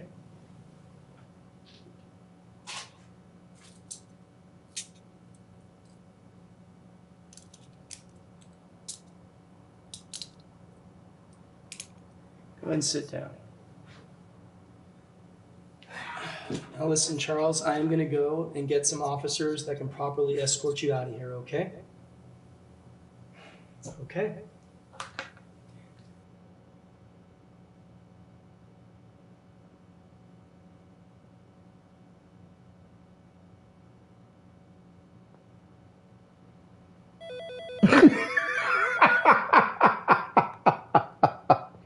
Charles, to get out of my head, because I was just about to say that. He gonna cry in the car. Hey, that was lovely, huh? You know, I gotta say that after all that, I think we may have screwed this one up. I just can't shake this feeling that we charged the wrong person, which means we just let someone get away with murder and possibly ruin Charles's life. I hope to God I'm wrong, but I honestly don't know. Oh, Just doesn't feel right. are you serious, Martin? Well, there's not much more we can do on our end. It's up to the courts now. Thanks a bunch for everything today. I appreciate it. Until next time, I guess. Take care. Bye.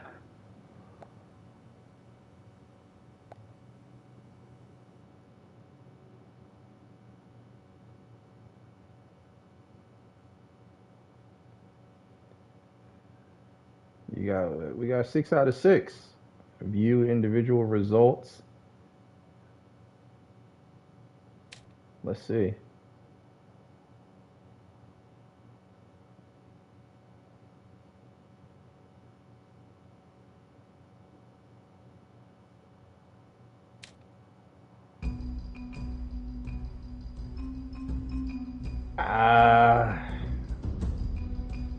I guess.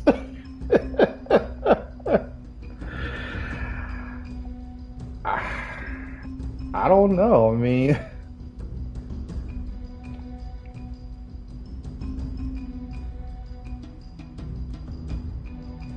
I don't know. I'm gonna wait till the credits roll out to see.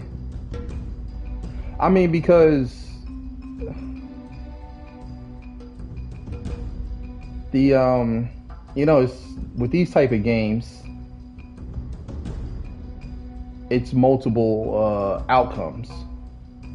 So that's what I was saying in the beginning with these movie video games. Any choices or decisions can swing the pendulum in either way. It can be good, it can be bad, it can go left, it can go right. You know, it can go here, it can go there. You know,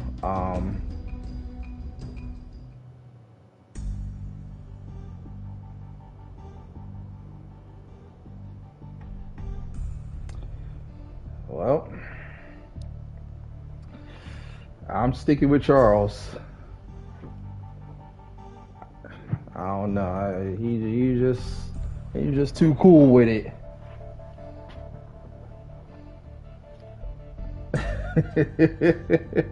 That's whack. I don't know. I mean,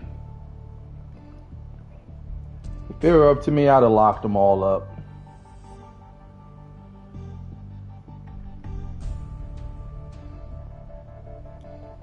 I'd have just locked them all up and just wait to see which one snitches.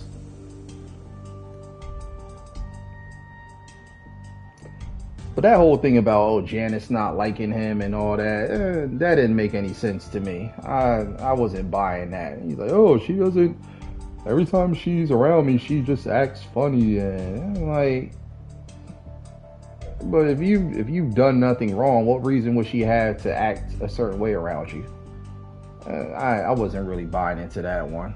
So, but everything else, I mean, with him running up on him and stuff, threatening to kill him and all of that, and then, you know, the whole thing that Detective Rui said, I'm like, yeah, I believe that. I'm like, yeah, he probably did that. He probably went in there, killed him, got out of there so quick that he didn't really cover his tracks, and then kind of went back later on to act like nothing happened. I was kind of with him on that part. You know. Yeah. This is a good one. It's a very interesting one. But yeah, I hope you guys enjoyed this one. Still more movie games to come. If you guys get a chance, check out the very first one that I did, which is the death of Paulette Williams. It's in my movie video game night playlist, so you guys can check that out. I think everybody did the murder. I think so too, ultimately. I think they were all in on it. But it's just with all the stuff they were saying, all the change ups, it's just like they dragged it out. Right, this was longer than the OJ trial. I think it's how you pursue it. That's how the ending will be. Yeah, because there's multiple endings, so it can go in so many different directions depending on, you know, what choices and decisions and stuff. So, you know, that's the thing. You know, there's never like just one true ending. There's tons of them, so you never know. But yeah, still more to come for movie video game night. I hope you guys enjoy this as the lights come on in the theater. Quietly make your way out. Make sure that you guys check out my next Battle of the Beats episode 35 on the debate table. There's the link right there that I just dropped. It's pinned at the top of the chat, but I just dropped it again so you guys have it. Click that link, share it out, spread the word, tell a friend to tell a friend to tell a friend. That's going to be Sunday, August 4th, 8 p.m. Eastern Standard Time. Again, I appreciate all the continuous love and support. Big shout out to each and every one of y'all. Make sure you guys like, comment, subscribe. Most importantly, hit that notification bell. Anytime I go live, come through, kick your feet up, relax. My home is your home. You already know what it is. And remember the 4 beautiful things that make this world go around. Peace, love, positivity, and prosperity always. So till next time, it's your boy signing off. Much love, peace, and I'm gone.